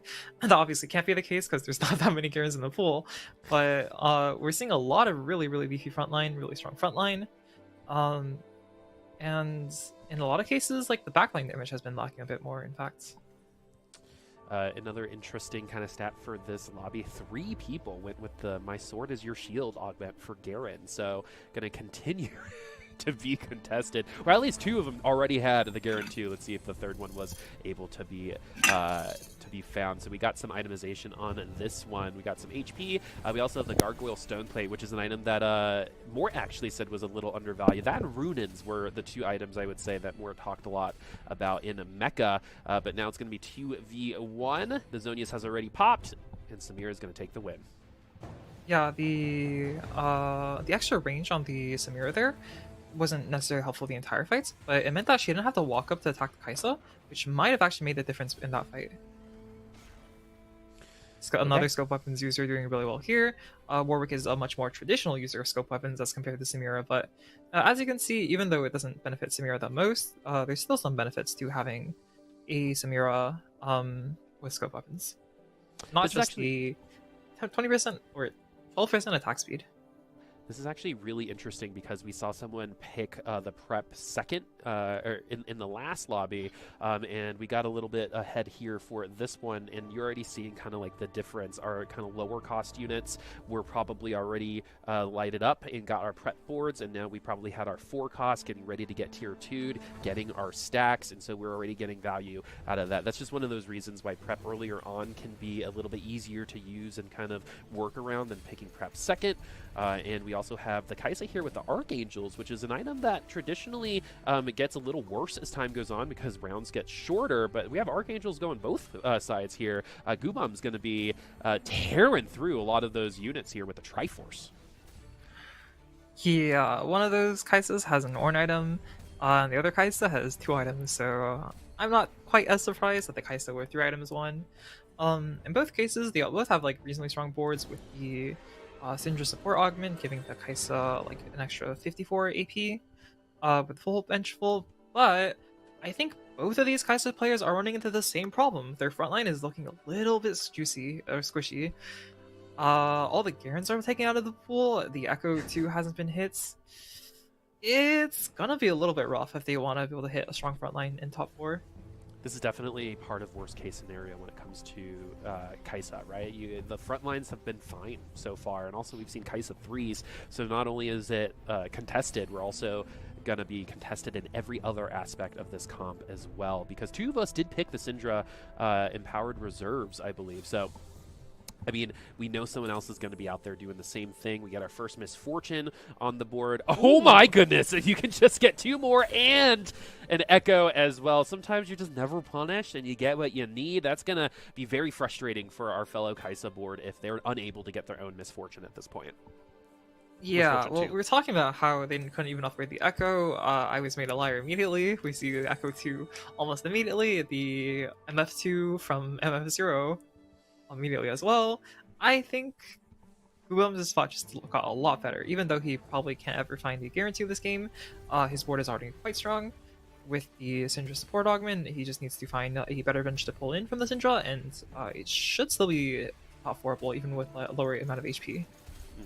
You always want to split those carries for reasons just like that, so not both of them aren't vulnerable at the same time. Echo getting some really good Bloodthirster value on that ultimate as well, helping distract the back line. Here's just 2 big old Garens working against each other right now. Yellow's going to be a little bit better, and we have got a little bit of an audience here. That's one of the best things that happened to TFT, in my opinion, seeing people come to your board. But yeah, we see Roby take that win. Double Archangels on Kaisa here. We have 3 total Archangels on the board for Talides right now. And this looks like the only Kaisa with an actual Garen on the board. They have My Sword Is Your Shield, which is one of the best augments you can find for Garen. But their units don't have quite as much damage because they took the frontline augment. They're lacking the Syndra augment, which means that they're really going to need to hope that their Garen can stall for long enough that they can win even without any shred on their team. Yeah, the worst thing to happen would be if Zhonya's procs while Garen is still stalling, right? You want to get maximum value out of that. So let's see how long the Kaisa is going to be able to survive. For the first Garen ult does hit everyone except for the Kaisa into the backline. The Misfortune ultimate is going to be a little bit better for Talides here. It's 4 versus 2, and the healing for Kaisa just wasn't quite there with that thrill. Wasn't enough. It's going to be our double Archangel Zhonya Kaisa going to take the win here, and this is going to be Garen versus the world. Let's see how many units like this Garen might be able to take down. Ooh, not that many. It looks like with the Gnar dying, the Garen doesn't manage to pump out as much damage as it could have, and not looking too... That fight wasn't looking too great for them, but I'm sure they're doing fine with the Gnar 3. Okay. We still are getting some prepped boards. At least both of our carries in the backline, the Kaisa and the Misfortune, already fully prepped. As Trick P is going to be our Another Kaisa with an Archangels here. We saw all those tiers at the beginning of the game. They had to go somewhere, and apparently that's where they're going to be living, because we have 3 tiers on this board as well. One holding on with Syndra, and we have the Shojins on the Misfortune. But this prepped board is definitely going to help this team come overachieve potentially. And we have some good units on the other side, but the Belveth is actually naked with no items right now. We have a Samira comp, i.e. Last Whisper, and a little bit of self-help there with the Hand of Justice as well. It's all up to the Kaisa. Scoped weapons, though, is making her vulnerable, and that's going to be it for them. And Belveth almost feeds herself into the Misfortune ult, but does survive. This comp, though, still can get a little bit better and can potentially overcome that the next time they see each other as we get into our 5-4 carousel here, Rain. Yeah, lots of defensive items in the carousel here. It should beef up some of the front lines that were lacking a little bit. As we saw earlier, there's a lot of the lobbies playing Kaisa, so getting some anti-heal, getting some defensive stats makes a lot of sense in order to get your team to survive longer. Especially because, like, I think I saw a few Garens running around with like only 1 or 2 items. Mm-hmm. And you know, honestly, looking at the rest of the board too, I actually think this was a very offensive, heavy lobby at the very beginning, and then the secondary items were coming in onto the tanks. We have a pretty good front line here from Goobums, and could get better with this Death's Defiance. Where's that going to end up landing? Could potentially get on a carry to have them live for a little bit longer. Really intrigued to see where this one's going to go. Yeah, it would make sense if he put it on his MF, just for like a little bit of lifesteal, making sure that doesn't die too quick. But we're also seeing a lot of the compromises that the Kaisa players need to take. Not only is it impossible for any of the Kaisa players to individually hit any 3-stars because the Kaisa is so contested, we're also seeing like a lot of frontline substitutions. Generally, the Shen 2 isn't worth as much in the Kaisa comp because there's not as much backline threats, especially since in this lobby the Gnar isn't a hacker. But with all the Garens out of the pool, we're definitely seeing what happens when the Kaisas need to scrape the bottom of the barrel. Goobum's getting a little lucky. That first ultimate was awful from the Misfortune, but we did get to the second one, and we, you know, like sometimes you try to sugarcoat it, and then you're like, no, that was just bad from the Misfortune. Looks like mine on the Rift. But let's take a look at this lobby in terms of 8 people now. Very, very close. 5 at the bottom, 49 at the top, but only 20 HP separating second and 8th. This is still very, very much anybody's lobby, especially with our last place representative getting that Aurelion Soul 2. Aurelion Soul can steal rounds from people. That is definitely something to look out for. Ace will definitely really strong, and Showtime just making a quick judgment, just sacrificing some of his current board strength, downgrading the Jax in order to make the Ace 2. Hopefully the Ace 2 manages to make him live past this one turn, justifying his purchase. Okay, if there is a unit that does benefit from that Archangels 2, it is going to be this Aurelion Soul. We're at least going to be at 60, maybe at 80 before we even get to another ultimate, but there is no mana battery here for the Aurelion Soul because the Belveth is actually doing a lot of work right now. Gnar 3 versus the world. Here we go. It's going to be Belveth getting stuck on the Annie. The Gnar's already on the Aurelion Soul, and the Gnar is going to be taken down by it, so it was worth, folks. The Aurelion Soul 2 was the game changer for Showtime. We're still around. And now we have 3 players on single-digit HP. First place lost as well, but from second to last, everyone can technically, I believe, lose in one round if they get wiped. Groxy at 16, Showtime at 5. Yeah, Groxy maybe at 16, but I don't think they're gonna have too much trouble winning rounds with a Warwick 3 on board, especially given the fact that their Warwick can be ranged. It doesn't need to be in the front line. It should be quite safe behind the Locket and all the other frontline items. I'm gonna say that Groxy has a decent chance, even from this low HP, of going first. We'll see if anyone can outcap a Warwick 3. I mean, we saw Kaisa 3 lose. Anything can happen. Just play Jhin, right? Just kidding. All right, you got in the admin, just to remind everybody, is that the combat start, your team will permanently gain 20 maximum health.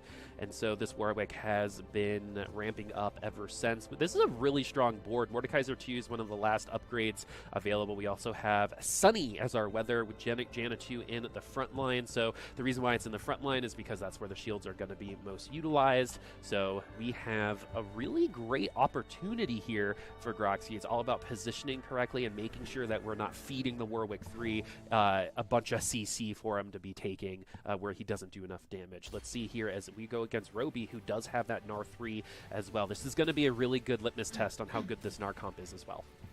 Yeah, Roby managed to finally get to level 9, but it seems like they're still lacking the Nunu, so they don't have their 5 gadgeting. But the Gnar 3 is still a beast all on its own, even if you don't manage to find the 5 gadgeting, and it's looking like the... Oh, never mind, I take it back. It was looking kind of like the Warwick might be losing, but it turns out with the Titans, the Hodge healing, all the laser core drones stuck on it, the Warwick 3 was never really that close to dying in the first place. Ooh, you got to feel for Goobums here in a lobby like this. The difference between first and, second and last was actually 16 HP, a single round, and unfortunately Goobums the only person to fall under 0 on that round. Roby, Showtime, Jesus Timo, Sully, Groxy, all, and now Talides, all within striking distance of each other. I mean, these are 1 rounds, and something that we talked about in the last lobby with Dan was like, those units that you might lose by in the first, in stage 2 are coming back and haunting some of these players right now, because Jesus Timo, Showtime, and Roby Van Kanob all just 1 unit difference at this point in the early game, which is pretty wild to think about, as this should be an elimination game. Yeah, Groxy versus Jesus Timo. It really would take another miracle for Jesus Timo to win this against the Warwick 3, but it is done right now by the Eternal Winter. Looking to see if TF can maybe burst through it, but no, it's just so tanky with the fully stacked Titans. The fact that it's been managed to stay ranged from the very start of the fights, it's managed to stack Titans, managed to stack up all the laser core drones, and it's just kind of unkillable. Ooh. Oh my goodness, look at this. Now Groxy winning out, which was expected, but let's see who's going to be competing for 2. And honestly, if you get that Warwick CC'd for long enough, you might be able to break through the HP, but it doesn't seem like that's been the case on any of these lobbies so far. 16 down to 7, 9 HP separating first through a third. Roby still hanging on as well. Groxy is definitely the one everyone is looking up to with this Warwick. We can't underestimate the Mordekaiser too, because Mordekaiser is really good at buttering him up, so Warwick can take him down. Let's see on this final 4 round. We got Roby on one side, Groxy on the other. I forget about buttering up. The Warwick itself is just, or the Mordekaiser itself is just a monster in its own right, with 3 full items in the backline to make sure that I can always get a good cast off. Though the Mordekaiser should be just punching through teams. Important to note that I think Robovan has managed to find themselves 5 gadget team, which gives the Gnar 30% damage reduction and damage amp, but 30% damage reduction and damage ARP isn't enough against the My Sword Is Your Shield Garen. It's just too tanky, can't punch through the Garen fast enough, and the Bel'Veth and the Samira seem to be cleaning up the fight, unless Robovan's Garen has something to say about it. I'm sorry, the Bel'Veth just getting stuck on that Garen was absolutely hilarious visually for me. It looked like a hummingbird at that point, right? Instead of Bel'Veth. But we have Sully and Groxy. Sully, you gotta give props for Sully and Groxy here. 2 players that definitely needed a top 2 placement, and there they are right now. Sully accomplishing exactly what Sully needed to do, which makes sense because Sully is our NALCQ from last set. Top 2 made it through regionals in the same fashion and keeping their dream alive right now. We're seeing both boards at the same time. It doesn't really look like it's possible for this Sully board to make it through unless for some reason the packs give us a Garen 3 or a Bel'Veth 3 at that point in time. It seems like we need a tier 3 forecast to compete with another tier 3 forecast on this Warwick. Yeah, I will say though, I think it's quite admirable that Sully managed to make it here, surviving against all the high tempo of the lobby. And making do with, like, not necessarily the most optimal carry. For example, scope weapons is maybe not the best use case for Samira, but they managed to make it work. They managed to get top 2 here, and if they happen to lose to a Warwick 3, well, I wouldn't consider that like the biggest shame ever. Exactly. That's like, there's a difference between losing to a good comp versus losing by getting cheesed, right? By like a Zephyr or something like that. And so losing like this is definitely one of the best ways to lose, as it is going to be Groxy taking the victory, which is very interesting. We've had a lot of diversity at the very top of these lobbies. For example, Warwick 3 seems like a line that no one is taking. It might be exactly the kind of thing Mort is talking about when it comes. Sometimes the stats aren't everything, and if the line is open, you should take it. Showtime found it. Yeah, we saw what happens when like units consented too much. We saw that the Garen being literally just all of them being dragged out of the pool, all the Garen 2s hitting, and all the like everyone else searching for a Garen and just replacing it with like stand-ins like Shen. But we also saw what happens when units aren't contested at all. The Warwick being uncontested this lobby meant that there is an opportunity, and the Warwick 3 winning the lobby is just makes it all that much better that like the Warwick 3 actually won against all the Garens. Yeah, Warwick is also, I think, a unit that a lot of people kind of just forgotten about in terms of carry. Had a very big like opening when it came to this set, and then kind of definitely been neutered a bit when it comes to that power. But you know, tier 3/4 cost unit, just like any other tier 3/4 cost unit, has lobby winning potential. We'll have the results of the other lobby here in just a second. But yeah, another really awesome game. I feel like in terms of players getting and just hitting, potentially even just being lucky, that lobby had a lot of it, which was unfortunate for some players because I hit, and I'm hoping other people don't have the same kind of luck, but they did in that lobby. We got to see Gadgettine work out as well. So if that Warwick was the Warwick 2, is that Gnar going to win that lobby, Rain, do you think? Oh, almost certainly. The Warwick itself was like it was quite a strong composition, because of the scope weapons. The Warwick got to charge up the Titans from the backline. It scaled up immensely from the admin HP. All the laser core drones went onto it, but with only 5 laser core, without the laser core +1 or something, or perhaps a Mordekaiser 2, their board was a little bit weaker than an R3, and it was really only the Warwick 3 that managed to pull them through. But I'm happy to see that, the 3-star forecast make a difference over a 2-star forecast. Yeah, totally. And so let's go ahead and take a look at the results of both lobbies here. Also got to remember that the Nunu was not chosen because the augment didn't quite fit that opportunity. So I wonder how much more damage we could have done on that 5 Gadgettine if we got it that much earlier. But let's look in at lobby B. Man, Unwelf and Davidas actually playing out of their minds today. Davidas should be able to make it back into the top 4, potentially top 2 here. Ramblin', another 8th, though. You know, 1/8 seems like you can recover from it. A second one, it seems like it might be a little bit of a challenge. AMD also struggling, had a very good start and has been slowly but surely getting worse and worse results. That does seem to happen to players who have taken a little bit of a break and are coming back in a tournament setting. The fatigue actually does matter. Your decisions get a little bit different as well. These are going to be the lobby winners. And just real quick, I'm not going to belabor the point at all, but due to a competitive ruling, there is also going to be a 2-point penalty placed on Roby here as well. So that's going to be added into those final scores. But we have our top 4. We see AMD here in that top 4, but slowly but surely potentially moving down. Might make it into tomorrow, but we got to stop that progression today. But looking at this leaderboard, it's still quite close. We have a couple people at 17. P-God holding on at 19. But what's actually really cool is we've got 3 people in the top 3 right now that I think a lot of people would not have expected. Yeah, some of the lesser known players coming up. I believe that for Unwolf, it's their competitive set 8 is their first competitive season, so it's really cool to see someone new pop up. Davidas and Robovan have been somewhat known throughout solo queue, but they've never had like an opportunity to truly pop off. So it's cool to see them around as well. The more established names, and in fact, in this tournament, seem to be more trending towards the bottom, with Ramblin', Goobums, Showtime, and Kevchen being in the bottom 8. But given that there's 2 games left, the point standings are still quite close, and I think there's still a chance for most of these players to make top 8 if they can pull it together for the last 2 games. Awesome. Also, a 3-point lead for Unwilf. I mean, that's like that's a pretty big deal once the lobby numbers do get lower. I mean, 3 points is 2 total positions, and so that could be insurmountable for some people. So first place might be going that direction, and we're probably going to be giving bonus points on the top side as well. But that is going to be it for lobby number 4. We're going to reshape the lobbies once again here once we get to 5 and 6. But things definitely kind of showing itself. The context is definitely there, and a little bit surprising, Rain, you mentioned that a lot of our old guard actually struggling up until this point. Is that gonna, flip on its head, or are we gonna continue the pattern of some of these new players absolutely owning these lobbies? We shall see after the break.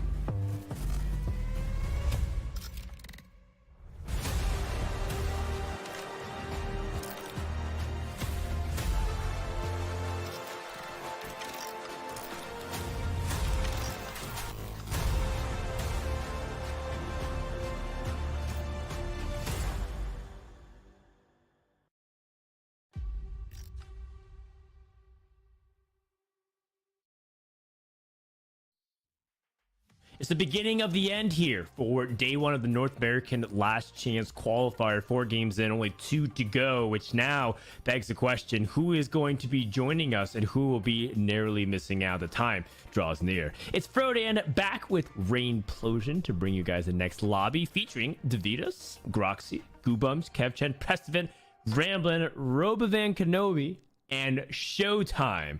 If you're talking about star power, this might be one of the hardest hitting lobbies we have available just off of name recognition, Rain.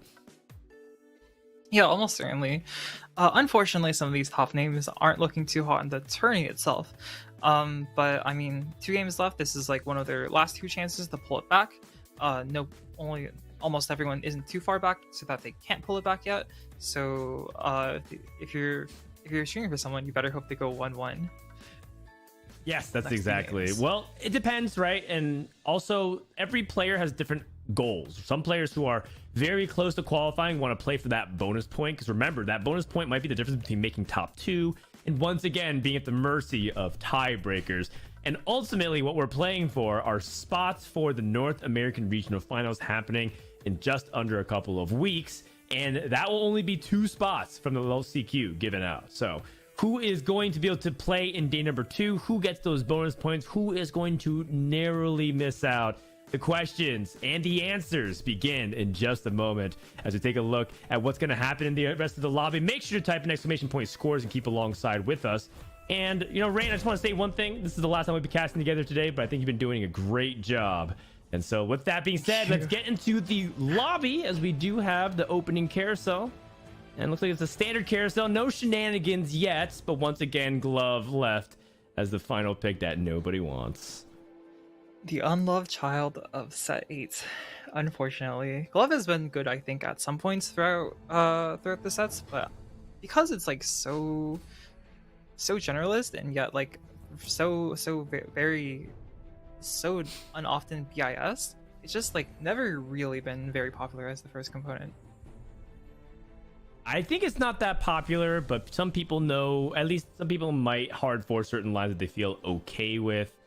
Precedent might be one of them. Precedent kind of back at the well once more. He tried to play a gadgetine line last game. It was happening off stream in the main broadcast and narrowly missed out. He hit Sona 3 and Nar 3, but his items were not 1, not 2, but his final itemization on Nar was 3 Bloodthirsters. And yes, while that might seem what Twitch chat wants Precedent to do, it is not a BT diff.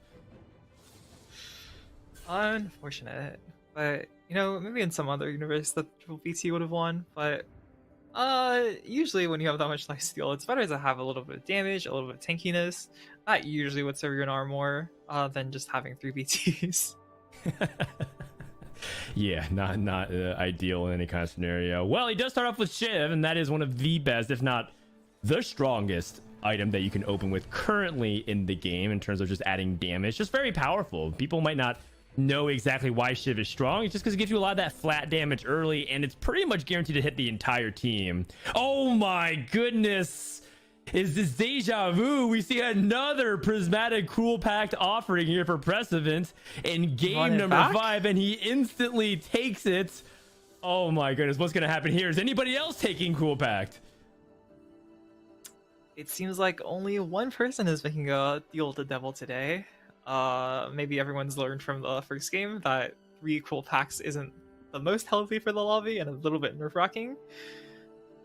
But I'm excited to see Precedent take Cruel Pact again. He's got some decent items, maybe like Kaisa, or perhaps some other thing he finds along the way. With a Shiv, he's definitely got quite a good start. And I think he's in a position to like keep his top 8s.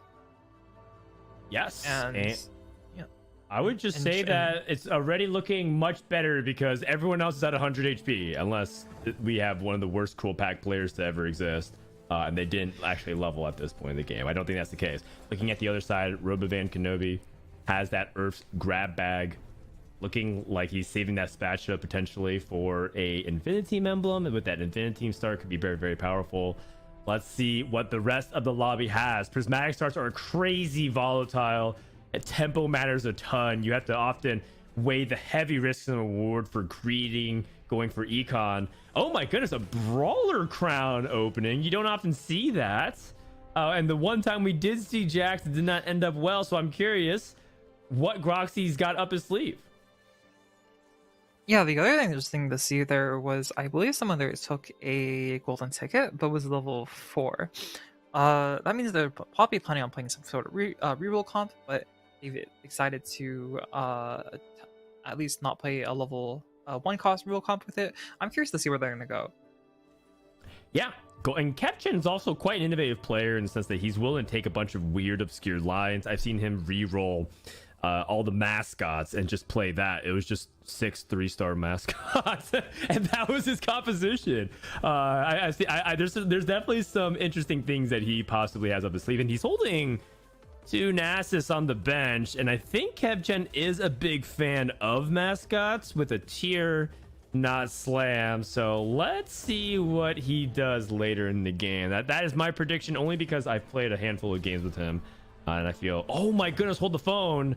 Precedent lost a 6v4 to Ramblin, who does have that Star Guardian emblem. Ramblin, rough game last round. We saw him take a scope weapons into a 5-5-4 hero augment on stage 4 into a very uncontested 8th place. He needs to rebound back. That Star Guardian crown to start things off, that's exactly what he's looking for.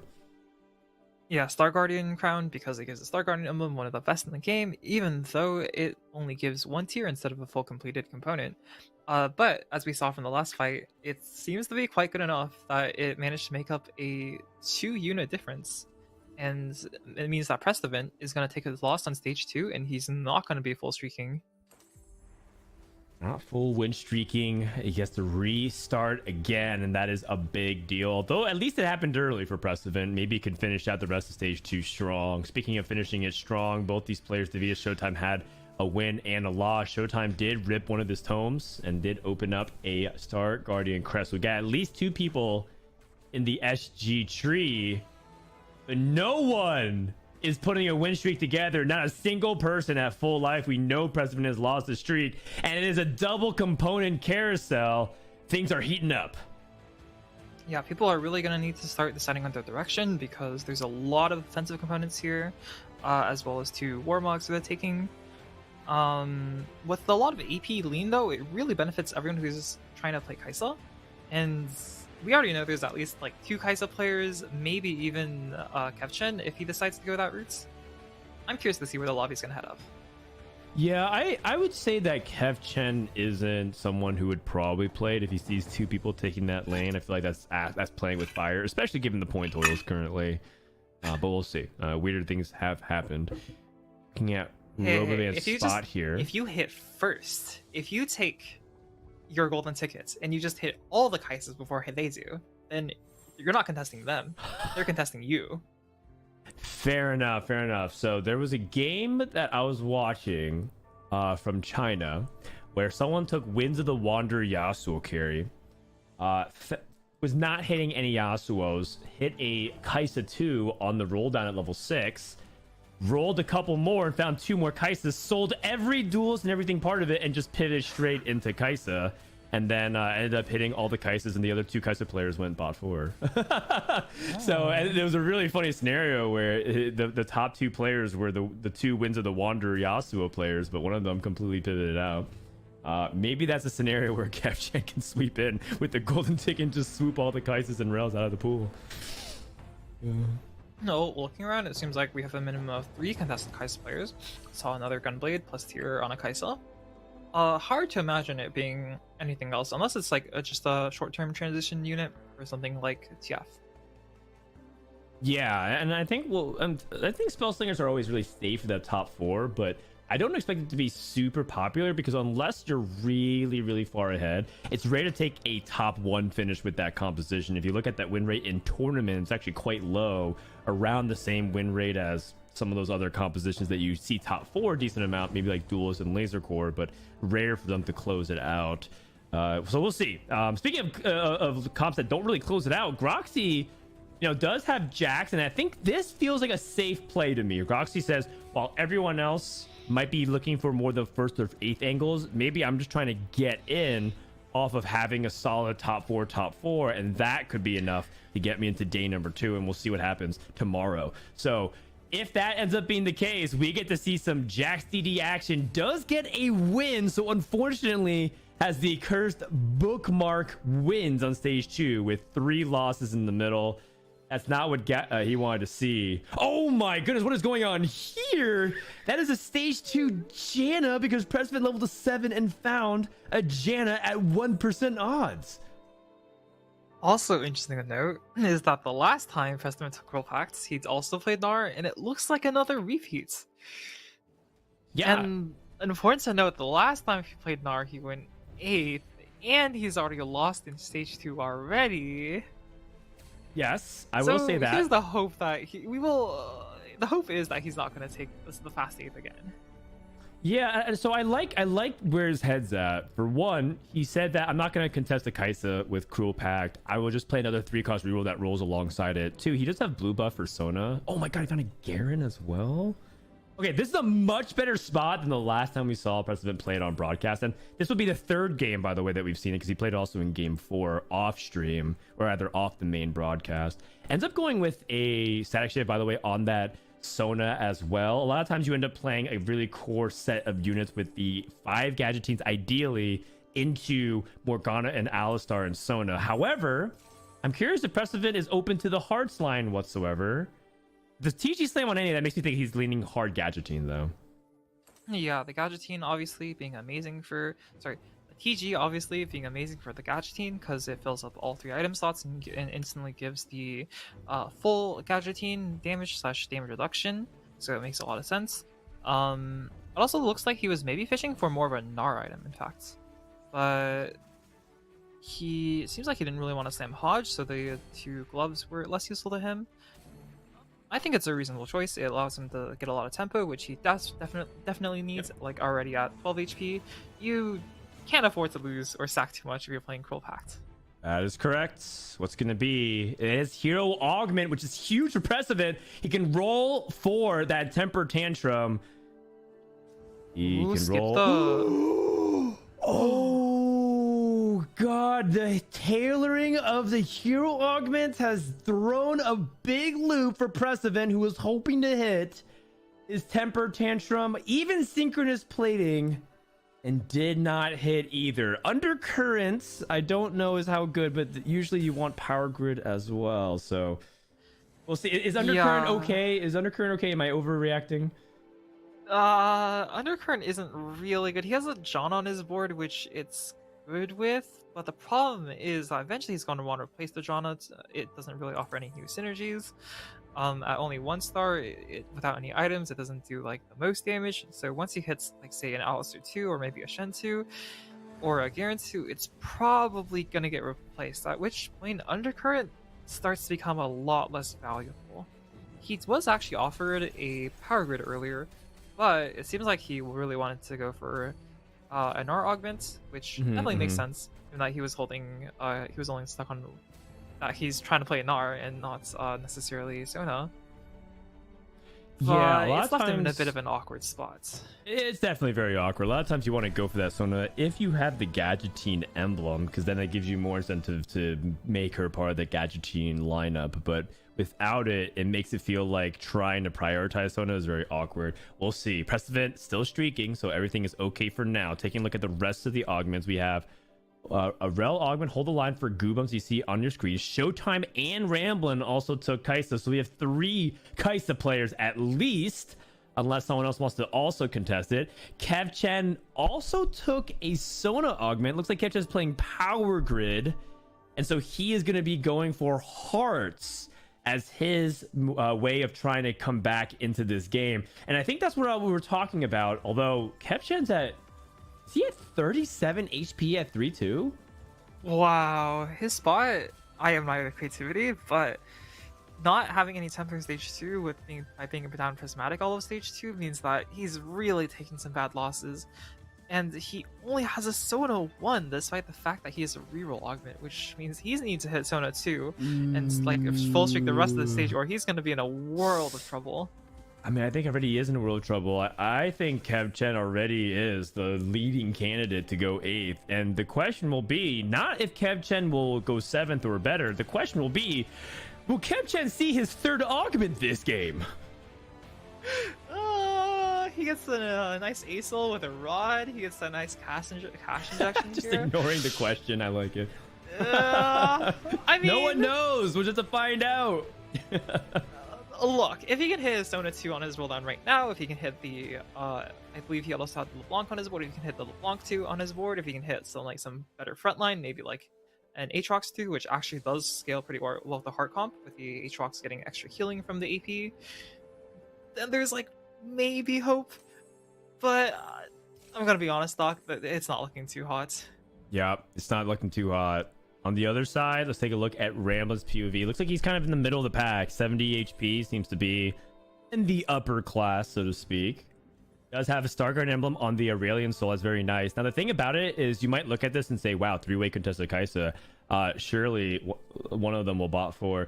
The reality is, Ramblin doesn't actually even have to go for Kaisa 3. He can just play 2-star Kaisa, then go for 8 Star Guardians, and just play around the Star Guardian emblem to have so much tempo and even go, you know, if he's able to build strong enough board. We've seen people go fast 9 off of a vertical Star Guardian setup. And that really kind of depends on whether or not he can hit Syndra. So keep an eye on that. And you see he's also very effective against the other non-Kaisa comps like Groxy, who's trying to fight front to back.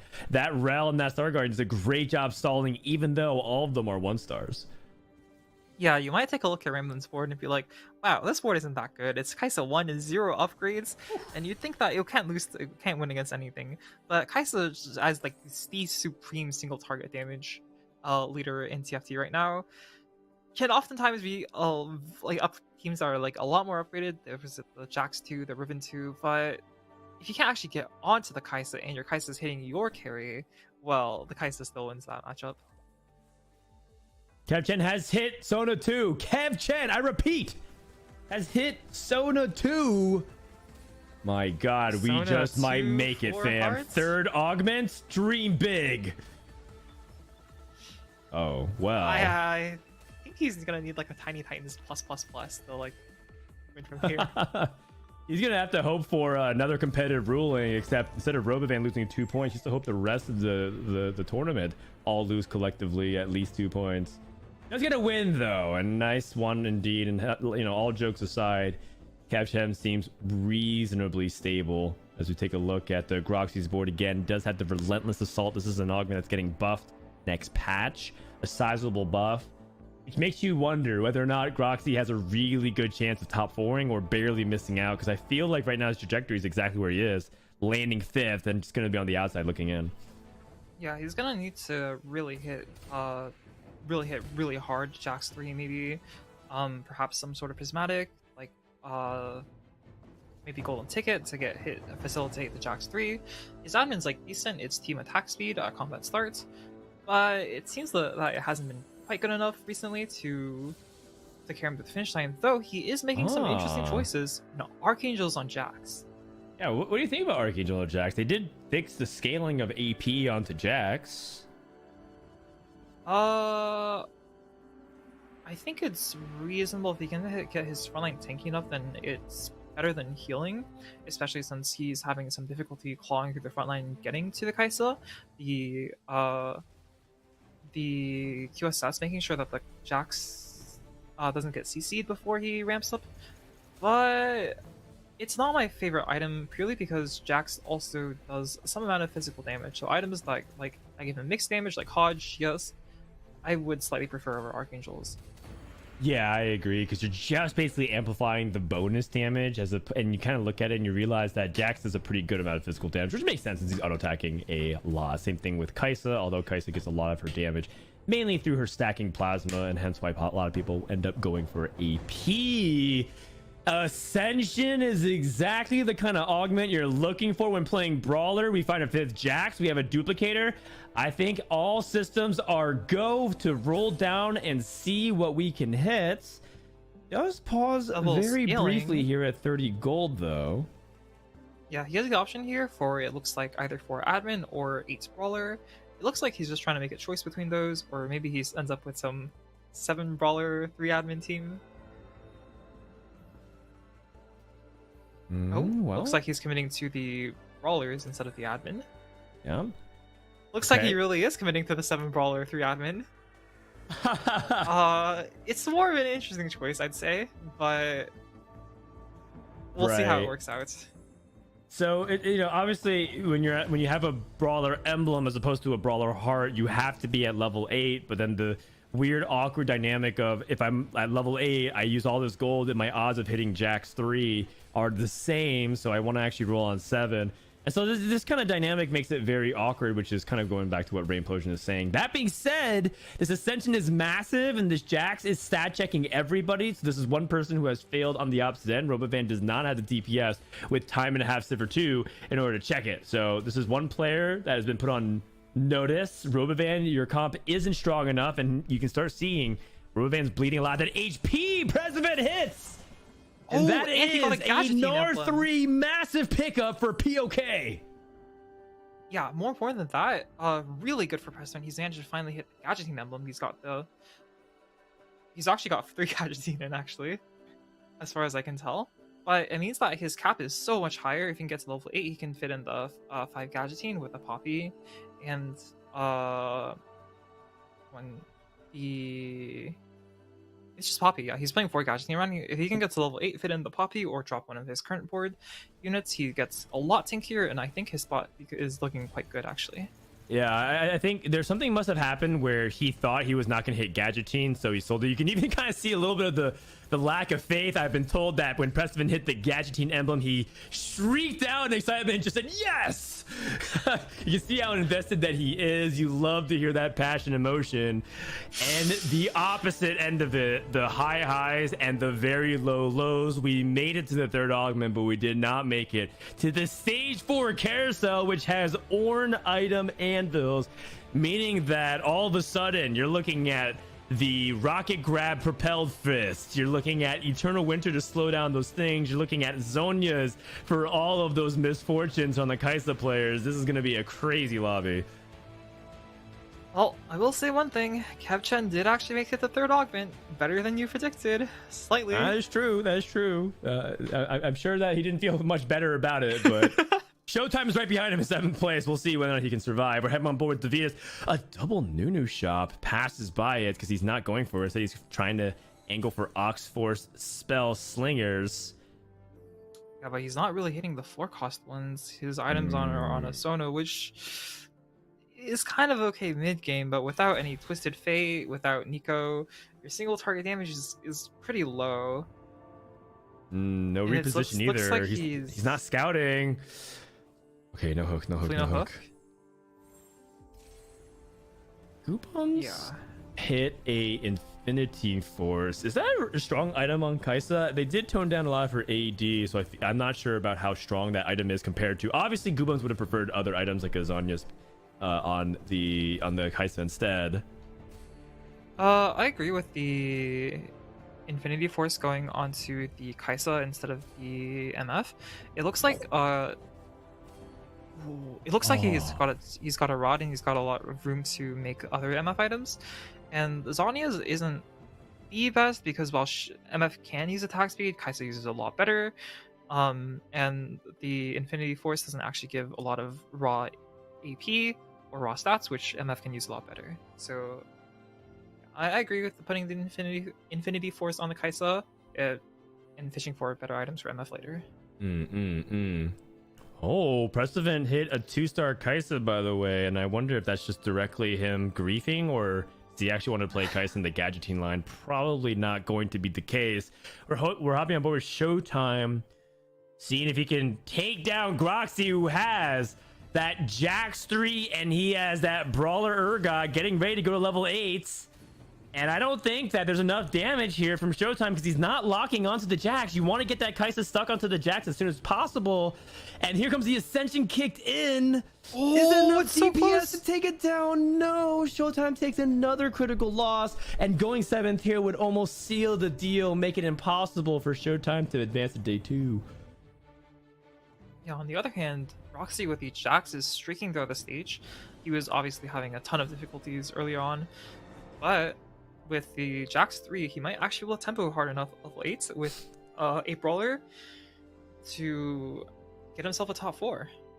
Yeah, and we talked about this too, which is Jax is just risky. A lot of players know what it's capable of if you align the stars, and Groxy was pretty close to getting exactly that setup. Has recognized that a lot of people are rerolling 3 cost, hitting Jax feels really consistent, and able to land those augments. So a great spot from Groxy to put himself in contention to even potentially win the lobby. But we'll see. We still have a lot more TFT left to be played. Showtime, in the meanwhile, needs to figure out a stabilization point, choosing for a potential gunblade. Now rolling Science down. level instead of going for Kaisa 3, even with those 2 extra Kaisas, which obviously makes sense given the fact that there seems to be 3 Kaisa players in the lobby and Precedent who's griefing the Kaisas. Yeah, Precedent's griefing the Kaisas, and also just like other units that are somewhat contested adjacently. You saw Rainbow, for example, hit that Nico too. Robovan hit this Twisted Fate too, and now has some backline DPS, but it just does look like he has to get through the front line the hard way, and this is a very difficult matchup if you can't kill that Rel very quickly, and quickly it is not. And the Twisted Fate ends up biting the dust. Robovan takes another loss. Yeah, they're just missing a little of damage, and that damage could easily come from the 8 Sivers that they're holding. It seems like he couldn't manage to hit, and he had to go 7. But well, at 8 Kaisa, there's definitely a chance for him to get back in the game if he can just hit like the Sivir 3. It should give him the damage he needs to start punching through these front lines. Yeah, well, it looks like Showtime is thinking about, well, he can't really do anything else, so he has an Echo Pair, and that's about it. He's got to scout his matchups. There's not really too much positioning nuance. Let's have to think about whether or not he wants his Rel to draw aggression from a specific side, and as a mirror matchup, going up against Goobums. Stuck on Kaisa 1, but Goobums is so healthy and does have a Syndra as well. Pulls in Garen. Garen just gets stunned by the double Dark Harvest. Biggest difference here is that even though Showtime has Star Guardian on his MF, Googums has an MF2, and it seems like they sold the Kaisa, moved the Infinity Force over. It seems like they didn't manage to hit a 3rd MF item, and they look like they're in a pretty good spot. Oh, that's a Sivir finally 3. hitting the Sivir 3. And that's big. Is it enough? Yeah, it seems like even with the Sivir 3, the extra gold coming from time and a half, they're probably going to be stuck 7 for a long time. The Sivir itself doesn't have too much base AD without a Deathblade, which means it's only getting 4 gold per turn, I believe, at this point. And they're so low, it's really going to come down to if the Sivir 3 is enough to last them through the few next rounds, allow them to level to level 8. They either Garen 2 or a 7 Infinity team. We'll just have to see. All right, well, try to see if you can protect it. Misfortune did aim away from the Sivir, but it doesn't look like we're getting past the front line quickly enough, and now we're clumped up again for another bullet time. And Robovan is free falling, rambling out in 6, which could also effectively eliminate him from contention. Davidas takes a critical loss thanks to Precedent, and just like that, the top 4 has been decided. Yeah, only have 2 of these looking like they're really playing for first, even though Groxy also having a 3-star 3 cost. Precedent with the Gnar 3 and Kubums with the MF2 seem like their boards are the strongest of this lobby. So far, so good. Robovan getting a 4th place. And remember, he's playing for extra bonus points.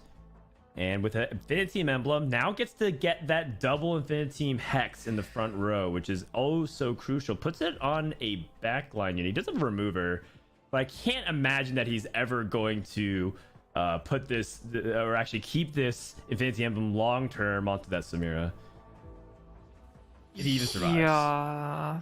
Problem now seems to be that even though he has the opportunity over 7 Infinity Team, he doesn't quite have the gold, so it would either be rolling for a guarantee on 7, or just praying he can live one more round, go to level 8, hopefully get that 7 Infinity Team, make sure his backline can scale in time to for his Sivir to just murder the other team. But this Jax with the Ascension, Jax carry augment, and the Archangel's just scaling too hard. With the 8 Brawler, it's too hard to kill their frontline fast enough. Also, if you look at Pressman's bench, you'd assume they're going for Kaisa reroll. He's very dedicated to his role briefing. I mean, yeah, he has 4 Kaisas dedicated just to make other people's lives difficult. Pressman, by the way, has enough HP, I believe, to even go up to level 8, but wants to keep rolling at 7 because effectively just wants to keep his odds the same, has nothing really to play. That's 7 Sonas, by the way, 8 Sonas. Yeah, it doesn't really change too much if he goes level 8. The only thing he'd be rolling for is extra Nunu, since it looks like most of his board is decided already. You can't really drop the Morgana, obviously, without any shred. One really interesting positioning nuance here is that we see the Gnar being placed right in front of the Jax, which I really like here. Roxy has 3 forms of scaling on his team, both from the Jax carry, the Ascension, and the Archangels, which means that at the very start of the fight, Precedent's Gnar is going to be a lot stronger than Jax. Yep, that is correct. And now Precedent has beat Goobums and Groxy, meaning that he is the most likely candidate to win this lobby. And the question would be whether or not Goobums and Groxy can do anything about it, or they're going to have to play for second. I do love the commitment to grief the Kaisa 3. I do feel like I'm not sure how much it matters to Goobums. Yeah, might be a little overkill. I think Goobums is like Kaisa 1 or something right now, and his items are on MF. But it's got him here. It took out all the other Kaisa players, so, you know, if it works, don't hate it. All right. Well, so far, so good. And, you know, I think we're pretty much going to see a battle for the top 2. Kaisa can beat Gnar, at least back in the hacker meta when Gnar was part of the suite of hacker carries like LeBlanc and Draven and other units.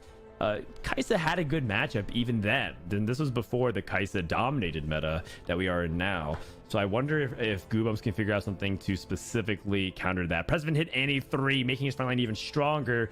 This is looking lights out. I think Groxy 3rd is great to get to this point, but I'm pretty sure 3rd is as far as we go. Yeah, he does get some shred in, which he was desperately missing, especially with the Archangels making his Jax almost pure magic damage. But not sure he can beat Prestman, but maybe he can just beat Goobums often enough and fight his Ghost that he can secure a second from the spots. Yep. And there also could be a miracle situation. Preston did level, so let's say somehow Goobums gets like the craziest victory ever and puts Preston in low HP. Maybe there's a possibility, but looks like we don't even beat the Ghost. Oh. His Urgot is trolling Groxy. All good. 3rd place is more than enough. Let's take a look at Goobums and see what's going on in his camp. Going level 9, it's quite amazing that he's managed to tank this spell up till now, but with the Radiant item on it, or with the 3 items, the Gargoyles making it super tanky, and the 4 Defender from the extra Defender crest, his rel has been just holding it up just like since the very beginning. Yeah, and kind of goes back to what we were talking about, which is that you can just play for like a fast 9. This wasn't fast 9. This is just kind of a standard 9 timing, assuming you're from a dominant position.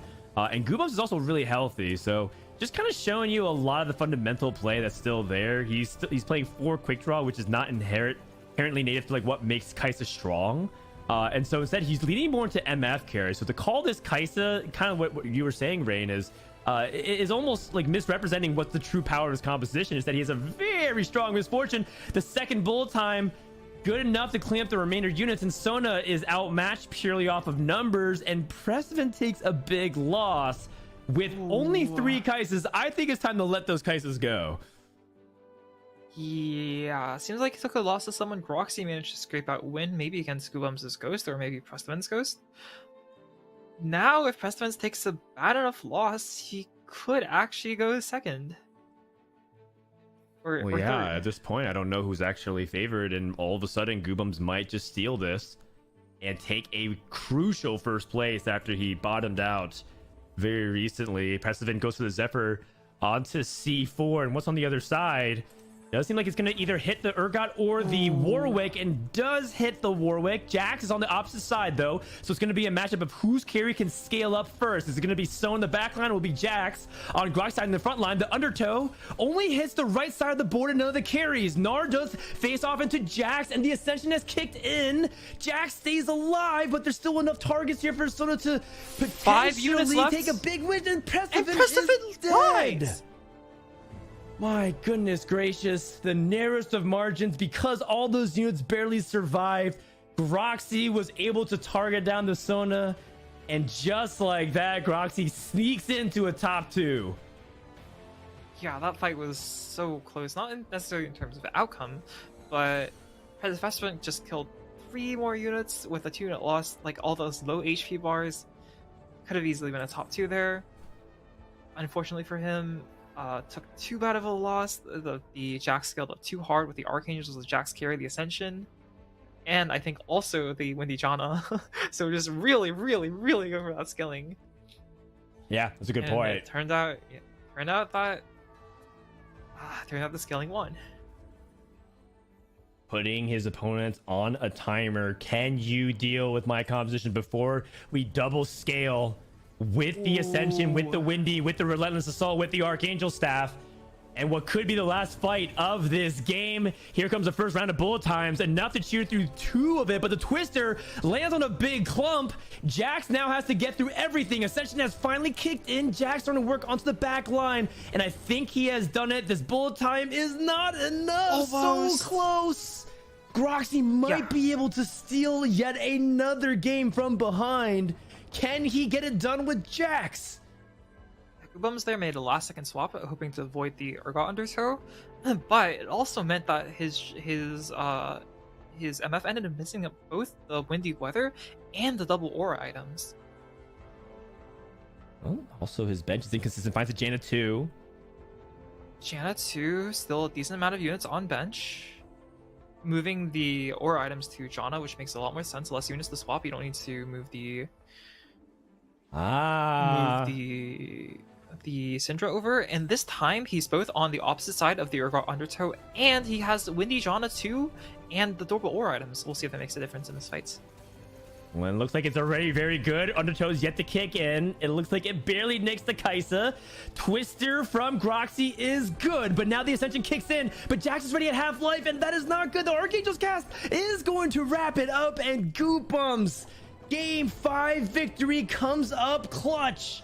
Able to get a crucial first place and put him in a fantastic spot to qualify for day number 2. Let's hop immediately over to the other lobby and see what's going on over here. Oh, hey, look, another Warwick 3 aspirants. With 7 Warwicks on the board, level 9, 50 gold. It's gonna be hard to stop them from going first place, especially given the fact that they seem to have +2 laser core. Yep, +2 laser core, and yet we're still at only 5. Seems like we're taking out all of those weaker laser core units to put higher quality units in. I like this rolling on 6-7, recognizing that it's going to be kind of tricky to make high quality decisions in such a short amount of time. So only rolling part of his gold. Let's see if he can get this Warwick 3. Yeah. Oh. Or Mordekaiser 3. Oh my goodness, hold on. Hold on. Oh. We sell our units in order to get there. We also are on Urgot watch. We have 6 Urgots, 8 Mordekaisers, 7 Warwicks. Sells? Okay. Sells the Urgots as well? One more Mord. We're at 40 HP. We have time. Pops. Oh. Jesus Timo has 3 Warwicks. That would explain why they sold it. We were never going to be hitting Warwick 3 based off of that. Jesus Timo playing Jax as well. It might be a double Jax coronation in the top 2. Although it looks like the game is over here unless is Jax able to pop off and wrap up the game. That'll do it. And Devlus tried to show us the goods with Mordekaiser 3. It looks like Mordekaiser 2 is good enough anyways. Yeah, Mordekaiser 2 plus the full world of legendaries. Even if they didn't hit the 6 laser core with their units, their board was so good with the Janna 2, the Fiddle 2, the Urgot 2, the Mordekaiser 2. Even though they were against a Jax 2, he just had too much gold on his side, too much legendary power, too much damage. Yep, for the most part. And I think a lot of people look at those situations and think about, like, you know, what should I be doing? Should I be rolling a lot? I think in that spot, there's almost no wrong answers. Because the lead was so insurmountable by having level 9, what looked like to be like 100 gold of value on the bench. It was just completely outrageous power level discrepancy in terms of Jax 3 versus a board full of legendary. So that happens, and also a very crucial win for DevLust, which brings us to the important question of where is everyone in the standings? Who is eliminated? DevLust coming into this was, I believe, one of the lowest points or holders right now. So does that first place put DevLust back in contention, or is it going to narrowly miss out anyways? And right now he's just playing spoiler.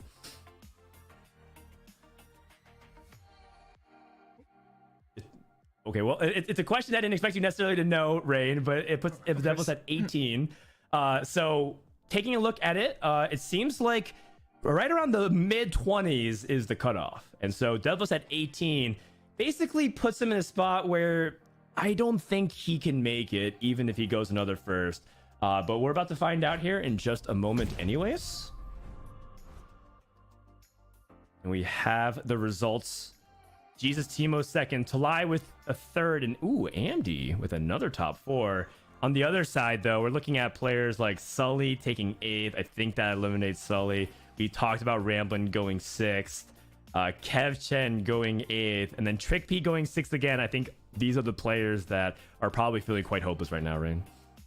Yeah, it's going to be hard for them to make it back. Some of them might already be mathematically eliminated with only 1 game left. In fact, some of them almost certainly are.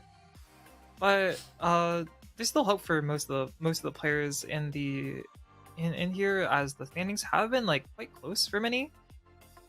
And it's gonna take it to the last game to see which of these are gonna make it to the top 8 and play tomorrow, and which of these aren't gonna make it.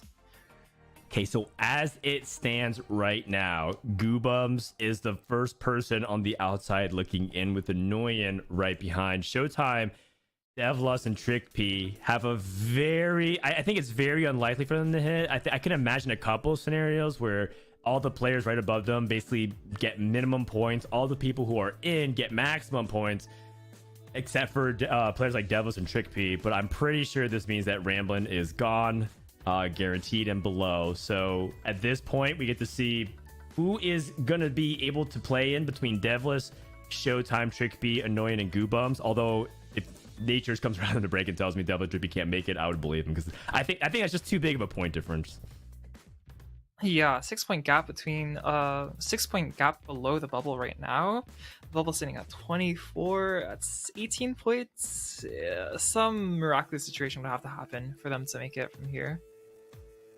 Yeah, but on the flip side, bonus points are up for anybody. If you look, there's a 4-way tie at 27 points between Robovan, Tilai, Amdi, and Davidas.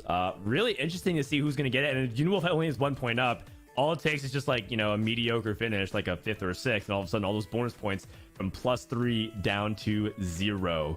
So that's going to be something to look forward to, as 3 bonus points are on the line and puts you in prime position to qualify for day number 2. Speaking of day number 2, I believe that is all from you today, Rain. Any final words before we head to break and get ready for game number 6? Yeah, I'm super happy I got to be here. It was an amazing experience. Super thankful to both you, Frodan, and my fellow co-caster Boop for setting me up, making sure that, you know, I'm just not lost here and just rambling to the crowd. And I'm super excited to watch all these players play.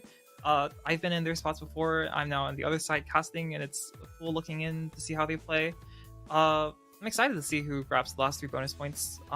Speaking from experience, the last 3 bonus points are super important, especially in a tournament where you're only fighting for the top 25% of all players, and only fighting for 2 spots.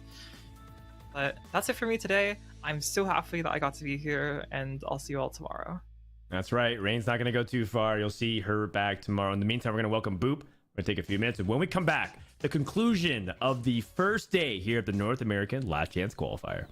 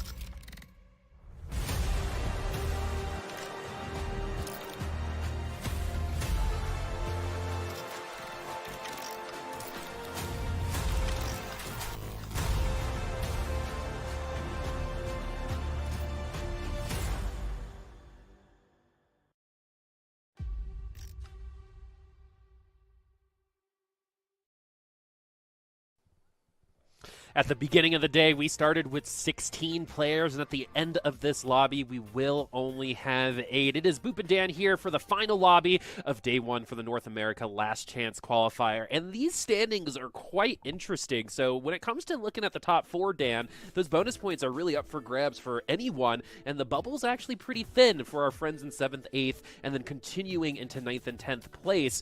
We're lucky in the sense that there is some play-in potential for people like Goobums, but looking at these boards, like, how aggressive do you think this lobby is going to end up being as it's the last one? It's really hard to say. At this point, a couple players we already talked about, they have no chance. In this lobby that we have coming up, it's going to be Ramblin' and Kev Chen. They have no chance whatsoever. Showtime has a very outside chance. He has to go first, and a bunch of other things have to happen, and so it's very unlikely he makes it. But hey, that's why we play TFT. You never know what happens. Then for the rest of the folks, it's not only that, like, not only is everyone like trying to like get no one's like really guaranteed in terms of like bonus points, but no one's even like truly safe in the sense, because the cutoff is even possible to be even at like 29-30 points. So that might be one of the highest cutoffs we've seen ever for a day 1 in terms of just 6 lobbies played, but it's entirely possible. So a lot of things can happen. Basically, don't go anywhere, because this might be the craziest game of the day based off of the results, because there's so many players that are just separated by 1 or 2 points. Yeah, I mean, we got a 4-way tie right in the middle of the leaderboard, right? So again, those players are all going to have to finish in a different spot. Tiebreakers might be coming through as well, but we have a great opportunity to see some amazing TFT as we do enter the last game of Day 1 for North America's Last Chance Qualifier here for Glitched Out. Sad Boy Glove going to continue being sad on the carousel, and we get to watch this art in action right now. You said it earlier, and I'm just going to go ahead and say it again. This is the best board, in my opinion. Yes. Are they playing on Tournament Client, or are they playing on live? I think they're playing on Tournament Client. It's like, man, did every player splurge for all of the cosmetics? Oh my goodness. As a Kaisa out of an orb for Robovan, so I think he knows what direction that he is getting here. Starting off with Rod. Kaisa can use multiple rods. Totally fine there. So it looks like Robovan is good to go. What about everybody else, though? What do players like Showtime go for, understanding that he has to get first, and a lot of other things, fortunately, have to fall his way? MapQuest alive and well here on this board. We know exactly where we're going. When the game tells us sometimes to go, we should just go that direction. A belt, though, not as good for Kaisa, but it's good to have in the front line. So a lot of people like starting belt for that reason. We're going to get our admin going just to start as well. So this is maybe going to be temporary as we didn't quite see the selection there. But yeah, I'm really curious to see where other people are going here, since this one is kind of an obvious direction to start. Hopefully we get that bow here or a tier to finish things out, or even a sword to put the Hextech Gunblade on the Kaisa. I think it might have been the every 5 seconds team gets some ability power, but I'm not entirely sure. Either way, I don't think he's going to depend on it too much here. Let's take a look at the upcoming first augment. Hero augment it is, and it's a 1-1-1. Enchanted Ammunition is a really nice way to start things off. You can get that quick draw going, and is a 2-star Lucian. Very good start for Robovan. Immediately reforges, gets a Warmogs. Could his start be any cleaner based off of the early outcome here? I feel like it can't. I don't think so either. I mean, the direction is already there for you. At this point, you're coloring by numbers almost. So we get the Warmogs in at the front line, and we've seen Kaisa ones do some damage. Plus, you can't underestimate the Lucian at the beginning of the game. I've talked about this before. It reminds me of Nidalee of the past, where Nidalee was good for like 3 or 4 rounds in the first stage and started falling off. So we could definitely see this Lucian, if he hits his ultimate, get some units off the board as well. Really intrigued to see who we're going to be going up against, because this is a very strong board so far, and it's going to be a little bit more of a straight-up Infiniteam on the other side with a Pantheon augment here. Okay, Chronic Hallucination, still pretty strong, even though it did get nerfed fairly recently. It was just way too good. Both of the Pantheon augments, the best offense, was also another very absurdly strong augment that enabled a bunch of rerolls or just tempoed for the Infiniteam. And kind of an unusual spot where we kind of expected the Infiniteam player to be quite strong, but so is Robovan, barely survives. And I can't help feel, but those small things could end up a positioning diff, Goof, or Boop, rather. I called you Goop. Boop. I'm not the biggest fan of Gwyneth, so that's okay. to change fair enough. Oh, Showtime gets on-kill healing. Kind of curious if he wants to lean into that. He does pick Soul Eater, maybe thinking about wanting to play Anima Squad, but the issue is he has Nasus 2 with only one Anima Squad. Does have a Silas in his shop. But we'll see. Showtime wants to flag. Showtime was telling me that he believes that Anima Squad gets a bad rep, that there's more playable spots than people think that there is. What a time it would be to shut us up. Would be right now, when his back is against the wall and Showtime has one final chance to potentially make it to day 2. Yeah, I think traditionally and stereotypically we talk about it as a little bit of a way to get your early game going, and it's eventually going to get caught up on at the end. But we need to get it going if we want to see it here from Showtime. Also, Showtime says a lot of things, Dan. Yeah, you're not wrong. Yeah, exactly. And so we'll see if this is going to ring true here in second. Sivir actually been quite a popular backline unit due to some early augments that we've gotten in today's games, as we see another Sivir here with the Hextech Gunblade, and Archangel's already at 120 stacks. That, even though it's a tier 1 LeBlanc, one of the best users in the early game of that particular item, as we move on over to Groxy here, who is one of our Sivir players and has that Pantheon augment. I like what Groxy's thinking about here, which is duplicating the Pantheon. I think a lot of people feel like backline Hex means you have to put it on your backline carry, but his best unit is by far to duplicate is his Pantheon. So he's having this Poppy play like kind of the zone defense right in front in the third row, and it's pretty important, because Groxy also could have, say, put the Poppy in the front row, but he wants the front line to walk up and make sure that he can guarantee that Poppy also gets the Chronic Hallucinations. That's going to be really important later on in the game. Keep an eye out for how Groxy utilizes his Hex. Yeah, because right now it's a little bit easier to make that decision because of the lack of units, and in the early game sometimes the extra unit is kind of enough to overcome. And this wasn't that big of a challenge with those 4 units, but like you said, when we see something out a little bit further out in the game, that's where those decisions are really gonna come into fruition. And Ramblin gonna take another round win. If there's anything more common than a TFT player complaining about their luck, it's someone not eligible to get into the top 8 winning a lobby at the end of the day. So Rivlin definitely trying to play spoiler here against the rest of this lobby. This is a really interesting carousel with the dupes. Yeah, and because it's 1-1-1, heavy priority for re-rolling. By the way, Precedent took Divine Ascent. I am a big fan of that. I think Spetham had showed us at the Mecha Cup that KO re-roll Divine Ascent is something that people are sleeping on and perhaps can learn from some of his contemporaries. Taking a look, by the way, at Robovan's spot again, he has hit a Fiora 2 and now is playing a Ox Force frontline. And I think this is really good because showcasing that's like, yeah, you don't have to necessarily just play like the Star Guardian aspects of it. You can just have any frontline in front of Kai'Sa, quite frankly, and you can see a lot of effective ways to just scale Kai'Sa even without the vertical Star Guardian. So I like the way Robovan's building up his mid game right here.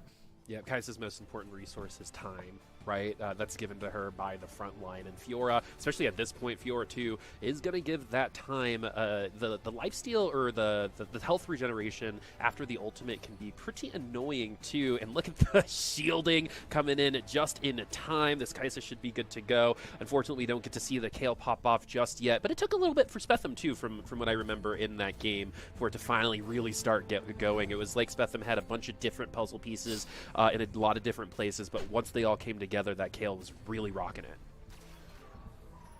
Very true. Although I would say that time is the second best resource for Kai'Sa. The first most important resource for Kai'Sa is silence. That is why every challenger player complains so loudly. They need to let everyone know that Kai'Sa is so OP, so broken, so unbeatable. And that is why players complain, because Kai'Sa scales off of silence. Just want to put that out there. I love that. You know, it's truth because you said it, you know? And so now we've got this Lucian still in the back line. Let's see if we're silent here for Roby. We're going to get the silent buff. The front line's not available there. Kevchen should lose this. Yeah, this should be a pretty easy win based on the visual of this comp. I believe Kevchen has stacks on stacks. He has an Infinity Edge slammed. He also has a Pike on the bench. He's gonna play some hacker Nasus 3. I put Kevchen in the woke category, aka a player that doesn't mind playing quote bad comps end quote in competition. He's about to play some bad comps, so let's see how good he can make stacks on stacks look. Can he bait fellow GM challenger players to try to take this augment so that he also can get some free LP? Find out in about 10 to 15 minutes. That's absolutely hilarious. Also, it's so funny in esports how we have to like define things like woke, right? Like they're real words. And so we have the Kayle now from a P-God, the one that we're excited about. The Deathblade is going to be the itemization. We saw how good that was on the Jhin earlier today. But we're going to see the full power of this here soon. The question is, when are we going to start rolling for maybe a Kayle 3? We're actually moderately close, especially since we've got the duplicator. Yeah, we have 6 Kales. Looks like he did take the Kayle out of the orb. I would roll to at least 30, see if we hit any Kales, and if we do hit, potentially dip even further. It's close. At this point, you didn't hit any of the Kales.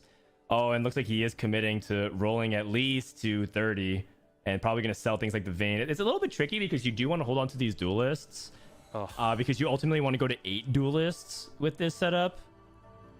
So unfortunate series of rolls here for Precedent.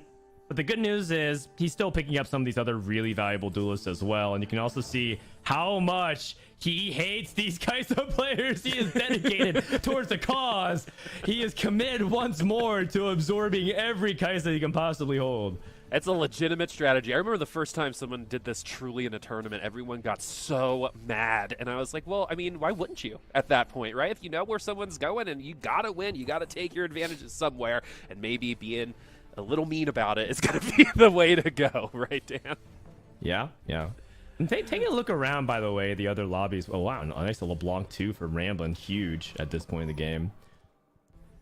I don't see a lot of other people one cause re-rolling. So that's probably why Precedent is not hitting like as quickly, because I don't think other people are rolling with him. Oh, a preparation. This is really interesting because he's still a little bit far away and he's holding a bunch of duelists on his bench. The caveat to it is that things like Phony Frontline are pretty much what duelists want, so it's actually kind of close. I don't think it's Knife's Edge because the carry is primarily Kale and you want her as far back as possible. Kind of a tough call here for Precedent. I can see it going either way. Did you lean a specific direction, Boop, at all? I was probably leaning this direction, to be honest with you. I think duelists, traditionally have had a hard time just sticking around, so adding some extra HP in the front line is another way to enable the back line. So I think traditionally that is where we would go with that, if we kind of stopped in a vacuum, if that makes sense. Totally. And the data is actually so close. I just looked it up. It's 4.19 versus 4.21, exactly in that spot at 3-2. So close to it. Just comes down to spot valuation. It basically comes down to player's choice and what Precedent recognizes based off of how many kills he has, the strength of the lobby, his items, etc. So in this case, there was no wrong choice. It's only trade-offs. Yep, and and just kind of reiterating, like you said, player's choice. It's how the player utilizes these augments ultimately that makes them look strong at the end of the day. So let's see if we can see that power come through as we move to Davidas right now, and we have Exiles on the board. Okay, generically powerful. I'm pretty sure Jeweled Lotus, Exiles, these are like two of the best generic augments you can take, especially at like gold tier. Yeah. Well, you can only get Jeweled Lotus at gold tier. But so Davidas playing it very safe, and his items makes them free to play anything. He also has a Wukong too, so he could theoretically go into like a Spell Slingers because he has Shiv and Shojin. He also could just play Mech plus Aurelion Soul and other things, and that's kind of what makes this Hyperbolic Time Chamber augment very strong, is that it just gives you a bunch of EXP. It's kind of like Clear Mind or Clutter Mind, to get you all that free EXP so you can level up. And he has these mana items on him, so he can kind of keep casting and get those that scaling even faster. The only caveat to it is that a lot of players like to be ahead of the curve when they play this augment, so a lot of times they're already level 7. Instead, Davidas is playing like Lose Streak, and that's often where these kinds of augments, you're talking about Clear Mind, Clutter Mind, etc., are at their worst, because you're behind in terms of the power level because you're trying to eco up, and also you don't have any consistency going on to your board strength. So I'm looking to see whether or not Davidas can turn around, because he actually is in danger of potentially like bottoming out and never actually snapping his lose streak. Yeah, and Davidas is also one of our 4 players at 27 points, I believe. So the 5th place spot is a little bit of a mirage that you saw there. But like you said, we're kind of behind in every aspect at this point in time, maybe other than economy, because we have done a little bit of lose streaking. So definitely intrigued to see where that might end up. What board are we moving back onto? It is going to be Showtimes here, and we get the Anima Squad. You ask and you shall receive, Dan. Yeah, and this is the player that the production properly identified. Showtime can make it. I want to see the other Nasus augment. I'm just gonna put it out there. I kind of want to see some hacker Nasus stacks on stacks in play. Speaking of 3-star 1 cost, Precedent has hit KO 3. That is massive for him, and partially why maybe Precedent didn't take preparation, because he recognized he might be too close to take that KO or take that preparation augment instead. So that could be the reason, and maybe end up paying off huge dividends. Going up against Ramblin, who has a +1 to admin. I'm curious what his 4 admin variation could be. And Ramblin could go for a traditional set 8.0 throwback of going for Sona 3 and LeBlanc 3. It is viable. It's just very rare that you end up getting to that spot, and often has to do with how good your admin is. And just some history here, Ramblin won with the LeBlanc comp in Mega Cup, so this is actually a position that Ramblin might be familiar with. And just to add some context, the admins are the permanently gain 10 health and then gain 40 mana every 5 seconds for Ramblin. Wow! So that's going to be insane in terms of that LeBlanc. Yeah, that's a really good spot for LeBlanc then. Good call out, Boop. So we shall see. Oh, okay, so KevChen actually didn't go hacker, at least not yet. He's still also on 6 Nasus. This is weird. Yeah. Oh no, I regret asking for it. I feel bad now. He's at 7 Nasus. He could continue rolling, but He's just gonna take it easy. I regret everything. We can switch back. Don't. I can't bear to watch, man. Yeah, taking it easy for 9 rounds so far. Let's see if let's see if it's gonna continue to take it easy. I mean, the only time I've really seen this augment work is when you get really far ahead, because you need. I think you develop a substantial amount of your stacks in the early game. You're just not ulting as much later on. So. We don't have anything that's adjusting our attack speed either. Makeshift is keeping some items off of some other units at this point in time. We might be able to pull the victory off here because of a pretty friendly matchup, but honestly, this is behind, in my opinion. I mean, we'll see. The fun thing about stacks on stacks is theoretically you can just keep scaling infinite. Yep. And you do have critical mass. So for players like Kev Chen, it ain't over till it's over. And I want to see some fireworks, but thank you for humoring me, because I wanted to see where his game was at, and it's not looking that good. Yeah, we had a stacks on stacks get at 2nd or 3rd not too long ago in a competitive environment, so we can definitely see it. But now I'm actually a little surprised we're not seeing any substantial underground right now either for some of our lower placed players. That's a little interesting for sure. Goobum's playing a little bit of everything right now. Spellslinger package along with the heart, and the admin is every 5 seconds they will gain 20 mana. So I mean, a lot of mana regeneration on this team, and also the Aurelion Soul has been, I would say, kind of overperforming in a couple rounds that in my opinion, it kind of steals sometimes. Great pack, 1% each. Yeah, that is crazy. He does also have an Archangels that he can just play on this Aurelion Soul as well. Or he can try to make Redemption if he wants frontline items. He is severely lacking frontline 3, by the way. Kev Chen did it. We're at level 6. Oh, yes. Stacks on stacks. We are going to make it past Stage 4 Carousel today. Which is not been that, we've actually got a lot of eliminations. We have some early augments, and we got some prismatics to start, like triple cruel pack to start out the day. So it's been pretty quick lobbies. So let's see if this was enough time. 28 HP is 8 HP more than Talides had when we ended up seeing him come back from 20 HP in 8th place. So it is all very much possible, as we already have some 5-cost units on the board here, and that is a big win for Goobums. Goobums has every 5 seconds gain 20 mana, so a very powerful setup for him as well, which kind of begs the question, which of these admin boards are going to be the most strong? Probably Ramblin'. Showtime is not that strong with his admin, as we go into a think fast opportunity, but he's not clicking it that fast. No, it's too late if you're going to do it at this point. Maybe thinking admin crown because we're already there. Battle Mage is straight stats for everyone in the front 2 rows. We're going to re-roll instead. Golden Ticket can pretty much be think fast sometimes, but it's going to be Radiant Relics. Oh, Goobums has 17 gold. Think fast was actually quite terrible in that spot, so good recognition. I was not dialed into that. Yeah. Mine's Blue Blessing, which is potentially insane. And the question would be, does it go on Sona or does it go on Aurelion Soul? Interesting. Very powerful on both. He does have mana generation as his admin as well. So a very interesting spot here. I'm not entirely sure who to put it on. My instinct says it's Aurelion Soul because we have 2 items on it and Sona's support. But Blue Blessing is like beyond insane on a carry like Sona. Yeah, I mean, is multiple of those ults more valuable than potentially Aurelion Soul ult? We'll see. I think at this point in the game, that's the right answer because of the effective health that Sona does have. We'll also have more stuns available. But, I mean, the thing about Aurelion Soul is it always comes down to Aurelion Soul, right? Usually when the games are close. So we might maybe switch some things around later, but I think that's the right choice for now. Oh, my God. Move aside.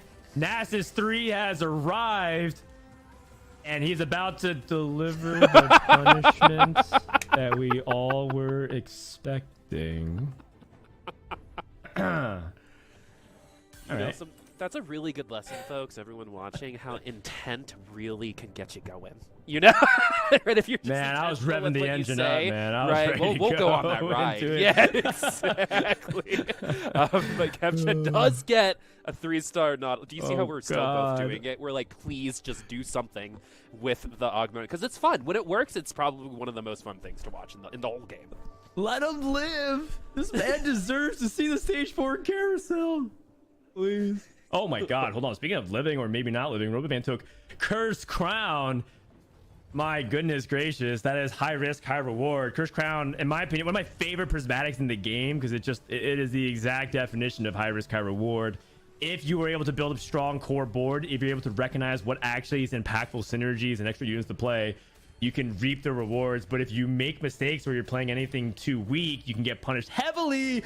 Big Frog landing down. Do we end up taking the win or the loss? Here comes the last duel. The red card is enough, and Davidas takes a loss. And I don't want to get people too excited, but Kevchen has lived to the stage 4 carousel. Let's go. Man, also, more is evil. We had early augments, and now we're getting loaded dice. So everyone already maybe pushing those tier 3 on those 1-cost units. Let's see where they're going to get invested here in just a second. So glad to see Kevchen going. We like to reward creativity here.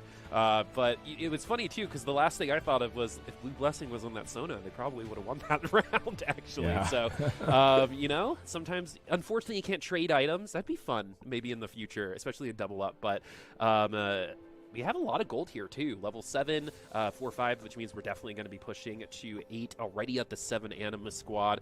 This is where comms do tend to start, you know, catching up, and we're already on a 2-loss streak, probably because of our tiered units now. Anima Squad Kaisa, by the way. Yep, Anima Squad Kaisa, just to get the quick draw activated. Does end up using the dice, by the way, to get Misfortune 2. Very nice. Using it on Nasus gives you the maximum odds for Misfortune. Going up against this Ramblin's board, who now has Lucky Gloves. I was looking at it, I was like, what is this TG items? He has Lucky Gloves on his Warwick to make things hurt that much more. Also, Ramblin's still stuck on 1.5 items for his LeBlanc, so I think his lead probably ends up starting getting chipped away here. Just can't really play 1.5 item carries at this stage of the game. So Showtime gets a very crucial victory. He's very far away from first place, but every step counts. Yeah, look at the tempo Ramblin' Kevchen bonk him, baby. Oh, no, yes. Yeah. All right. No bias did casters it. here. Royal we as well. We were all willing this Nasus into success. 100%. At this point, Kevchen represents the people, right? When people, I have never seen more requests for a hero augment pick than stacks on stacks. Almost every time it appears on anybody's stream, you see chat explode, say stack on stacks, because they just want to see it, because big number is good. Yep. So I want to see Kevchen pop out. I want to see him go first. It's a win out from 10 HP. Just believe. And that, Dan, that's why you're one of the best. Big number is good. You know, that's something I'll take, you know, to bed with me as something to learn from today. Oh, yeah. God. The cringe is strong for this one. Goobums has the rocket grab and the Zephyr on the Blitz. What set am I in? Kind of rolling back the clock and getting Zephyr Blitz and hooking the Syndra instead. Oh, and loses. At least win, man, when you do that. Come on now. Man, that's when you start like making fun of them as a person, right? When they do that stuff to kind of you and then lose. Unfortunately for Goobums, we got some powerful units across the board. Seems like the top side of the leaderboard is starting to tempo out, where people like Davidas are starting to potentially stabilize. Viego 2, you know, in the last half set would have been how we did it. Maybe not anymore, but now we're going back to Goobums, who's sitting in the middle of the leaderboard. It's going to be stage 5, and all 8 players have made it. My God. Zephyr Blitzcrank. I mean, the last time we saw Zephyr and Blitzcrank hooked natively into ability, Soji was still qualifying for regionals. It's been a hot minute since I've seen this. I saw one rocket grab against Kurum in Mecha Cup that literally lost him the lobby, so things can happen with Blitzcrank and some of the items there. We're going to move to level 8. We hit the Viego 2. We still also have an Anvil, and we also have our loaded dice still. So we have a lot of places to go still, and a lot of options to make, as Kevchen now has Pike 3, folks. Things are starting to look good. Ramblin, though, does get the LeBlanc 3, so this LeBlanc is going to be staying in the LeBlanc 2. But yeah, Ramblin's carry is LeBlanc at this point, or at least the secondary carry at this point is that LeBlanc. So Yasuo 3 for Prestevent as well. I think maybe we saw some of our loaded dice get used. All right, Goobums does get that 4 hearts in. Very convenient that he rolled one time and found Viego 2. Rubavan is ramping up, does play this dual carry of the Twisted Fate and the Nico, but the spread items means that none of these are at max power, hoping that Curse Crown's enough. Here comes one more Meteor Shower. Not enough AP, and still stuck on A Soul 1. If he wants to go for Aurelion Soul, this is the caveat to it. You gotta use it on threats. And threats are so spread out in terms of your odds at level 8. So I don't know his likelihood of hitting it. Don't look now! This man, this KevChen guy is on fire! 4 wins in a row. Stacks on stacks on stacks on stacks and stacks. Here we go.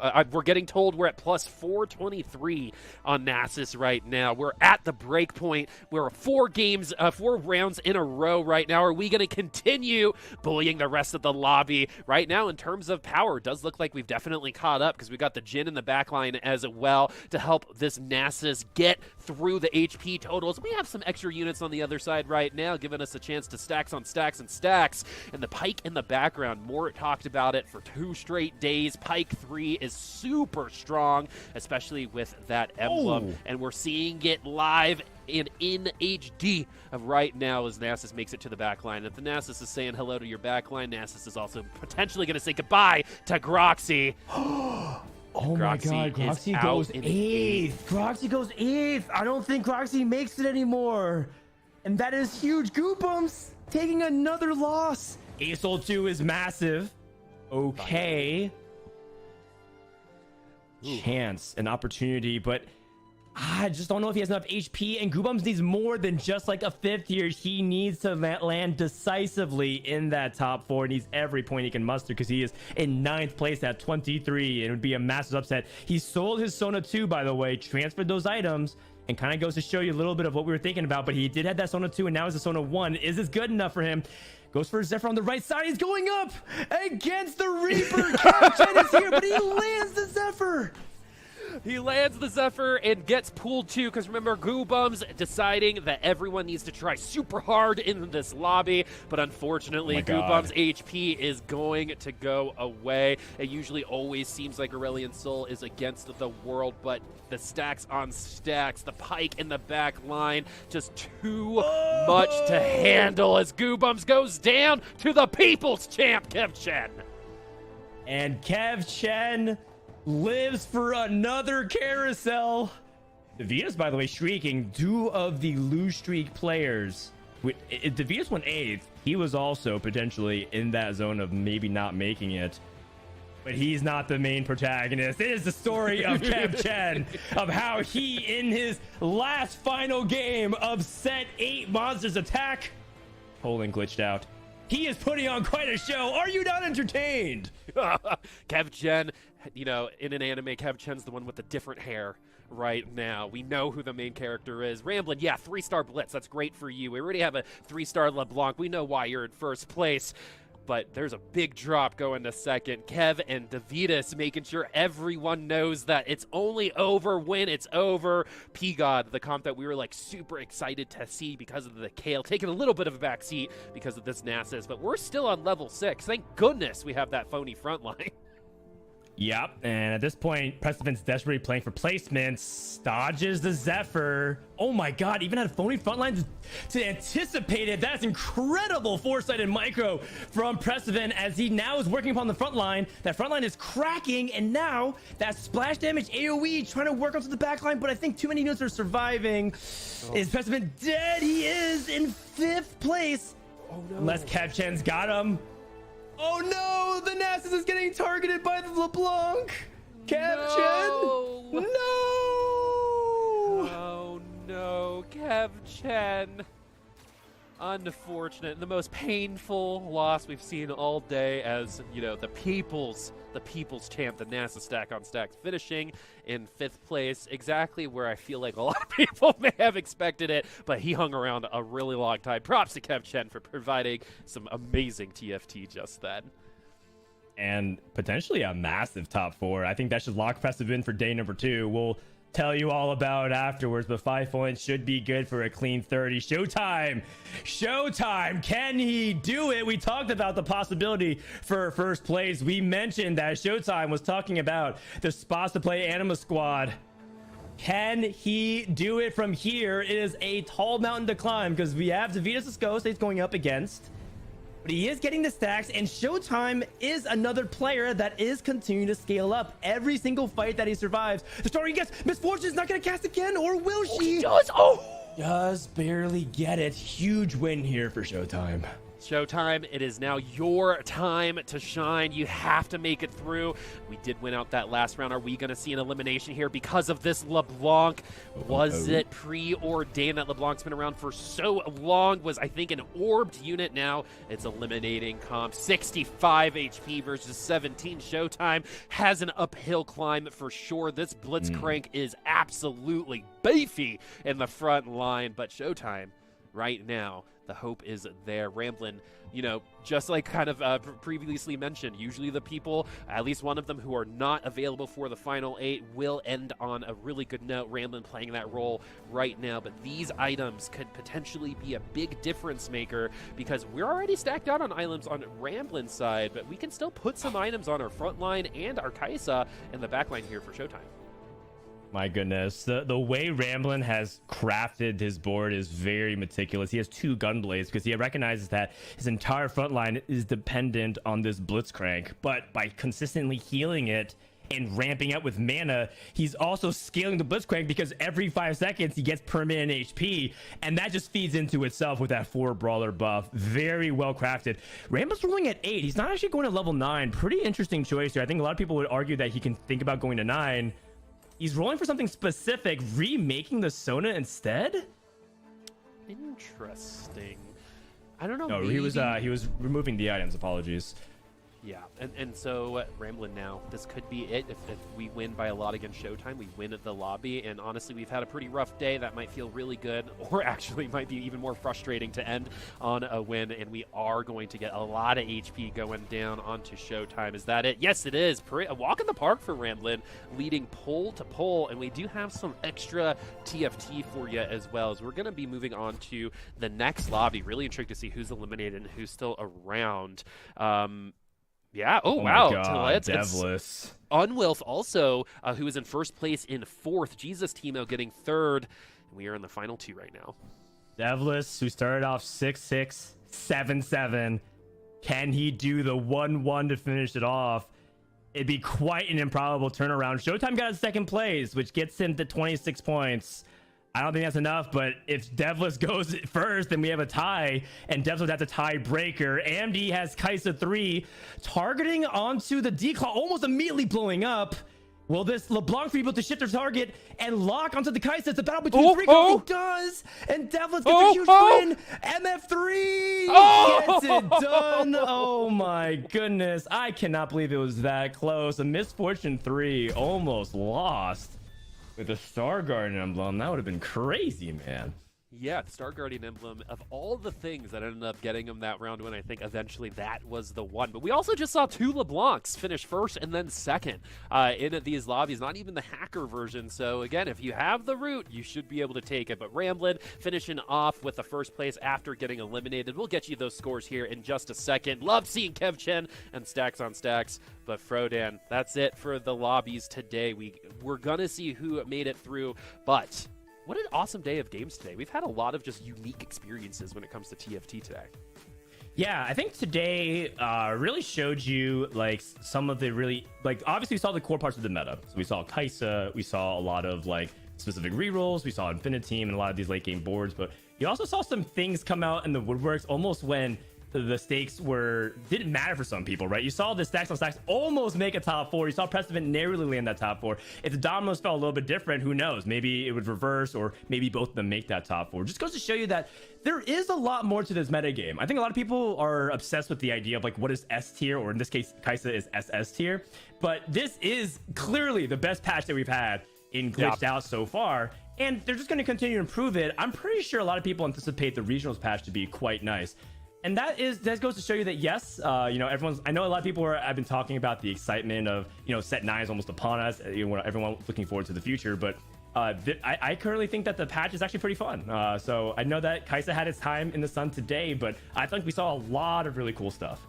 Yeah, and to be honest with you, you said this too, and it really made me think about it. Kai'Sa's also not at the kind of level that the hackers were back then, right? The top end of the Kai'Sa is not hitting the same top end as some previous overwhelming comps, and we were seeing that all through today. We saw Kai'Sa 3 lose a lot today, actually. Yes, they're in the top 4, top 2, but they also were losing. And the one last thing, you said if the dominoes fell a little bit differently, we might have a different top 8, and we're getting from production that is true. If either of those final 2s went the other way, the other player would have qualified, which is absolutely insane to think about. So here are the final lobby scores here.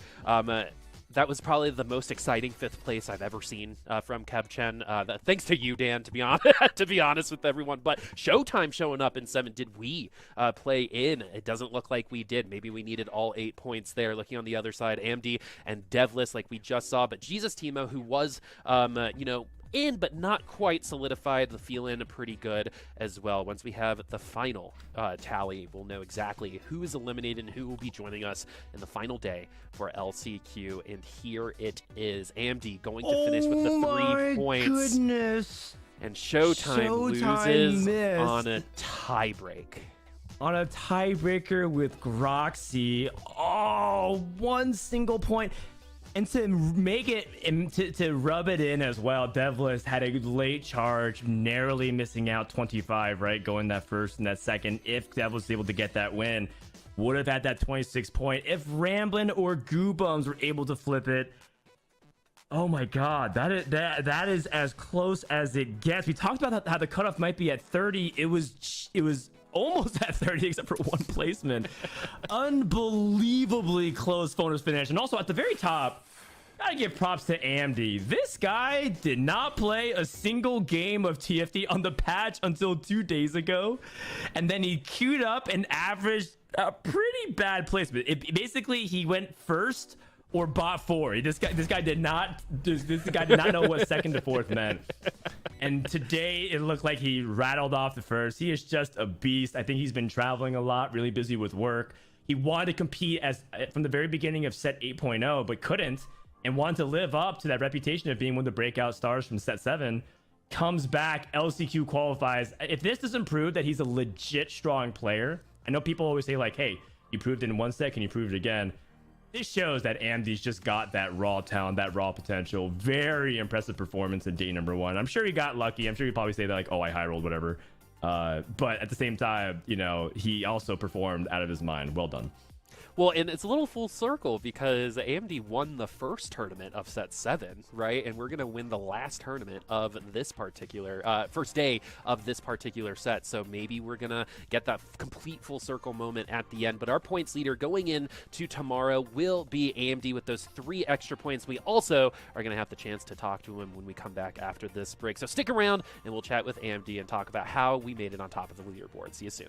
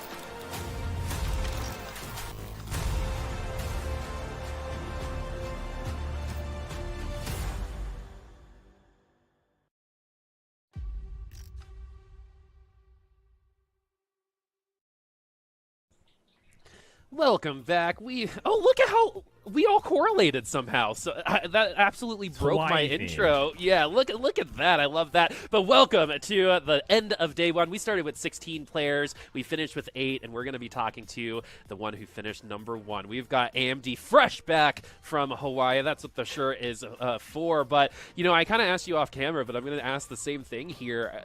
Something that was very, very well known as you were coming into this is that you did not play as many games. You did not expect to be here at this point. Do you think that actually maybe contributed to your victory here? Maybe the clear mind helped? I don't know. I think that potentially, but last night I was up grinding games, just trying to get ready. I was panicking because I kept going like 888 and with everything that wasn't Kaisa. And then I realized there was a pretty easy solution to that. So then yeah, watching a lot of TFT definitely helped. Like that was like the main thing. Like there were a lot of stuff that I just sat in people's calls or like watch people while they were streaming like late into the night, and it was really, really helpful because I took it pretty seriously even though I was sitting in maybe a little bit drunk. The self-report. Maybe. You're in Hawaii, right? Maybe. I like the plausible deniability. And Ambi, what do you think about kind of the competition in terms of you come in as this player that's kind of like this underdog in the sense that people feel like they underestimate you. Do you feel like that's justified and you're just kind of like winging it? Do you feel like people shouldn't be sleeping on you, that you're just as good as some of these top players in North America that's regularly making these power rankings? I feel like people kind of forgot a little bit about Andy, right? Because Set 7 was all about Andy, and now Set 8 because no one's talking about it. I think people were perfectly justified to say that I was going Giga 8 this time. I mean, I literally not played a single game on the badge before going in, and then I kept telling people, don't worry, I'm watching games every day, but like I was pretty worried, so I don't know. I think it's so my question is, you were in Hawaii, and you've talked a lot about not exploring Hawaii just now. Hopefully you did explore Hawaii and not just watch TFT, right? Oh no, I definitely explored Hawaii. Like I watched Good, TFT on the good. beach, I watched TFT in my hotel, I watched TFT on the mountain. Oh, so you're just flexing on us. Got it. So Sounds what was like your a favorite great part about Hawaii experience. I Everywhere know, you go, you're just watching right? TFT Yeah. instead. What was your favorite part? Because it was like you're dressed for the occasion, and it's a pretty intense trip coming from the East Coast. So what was your favorite part of the whole thing? I don't know, I kind of only remember watching TFT, but I hilarious. think that like I really enjoyed just like going on the beaches. Honestly, I thought that was pretty sick. We did some like just touristy stuff like there. We went to like like immerse ourselves in the culture, but it was pretty fun.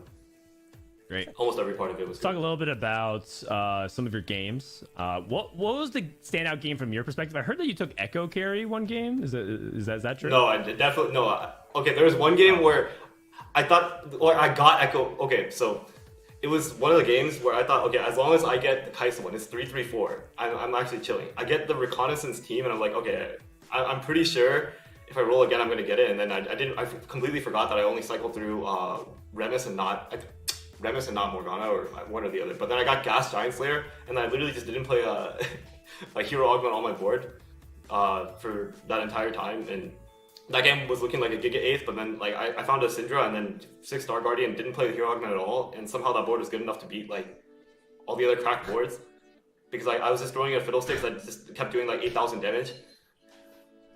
Wait, so you were using Syndra to pull your Morgana on the bench, or you just didn't even play Morgana? No, I just sold Morgana.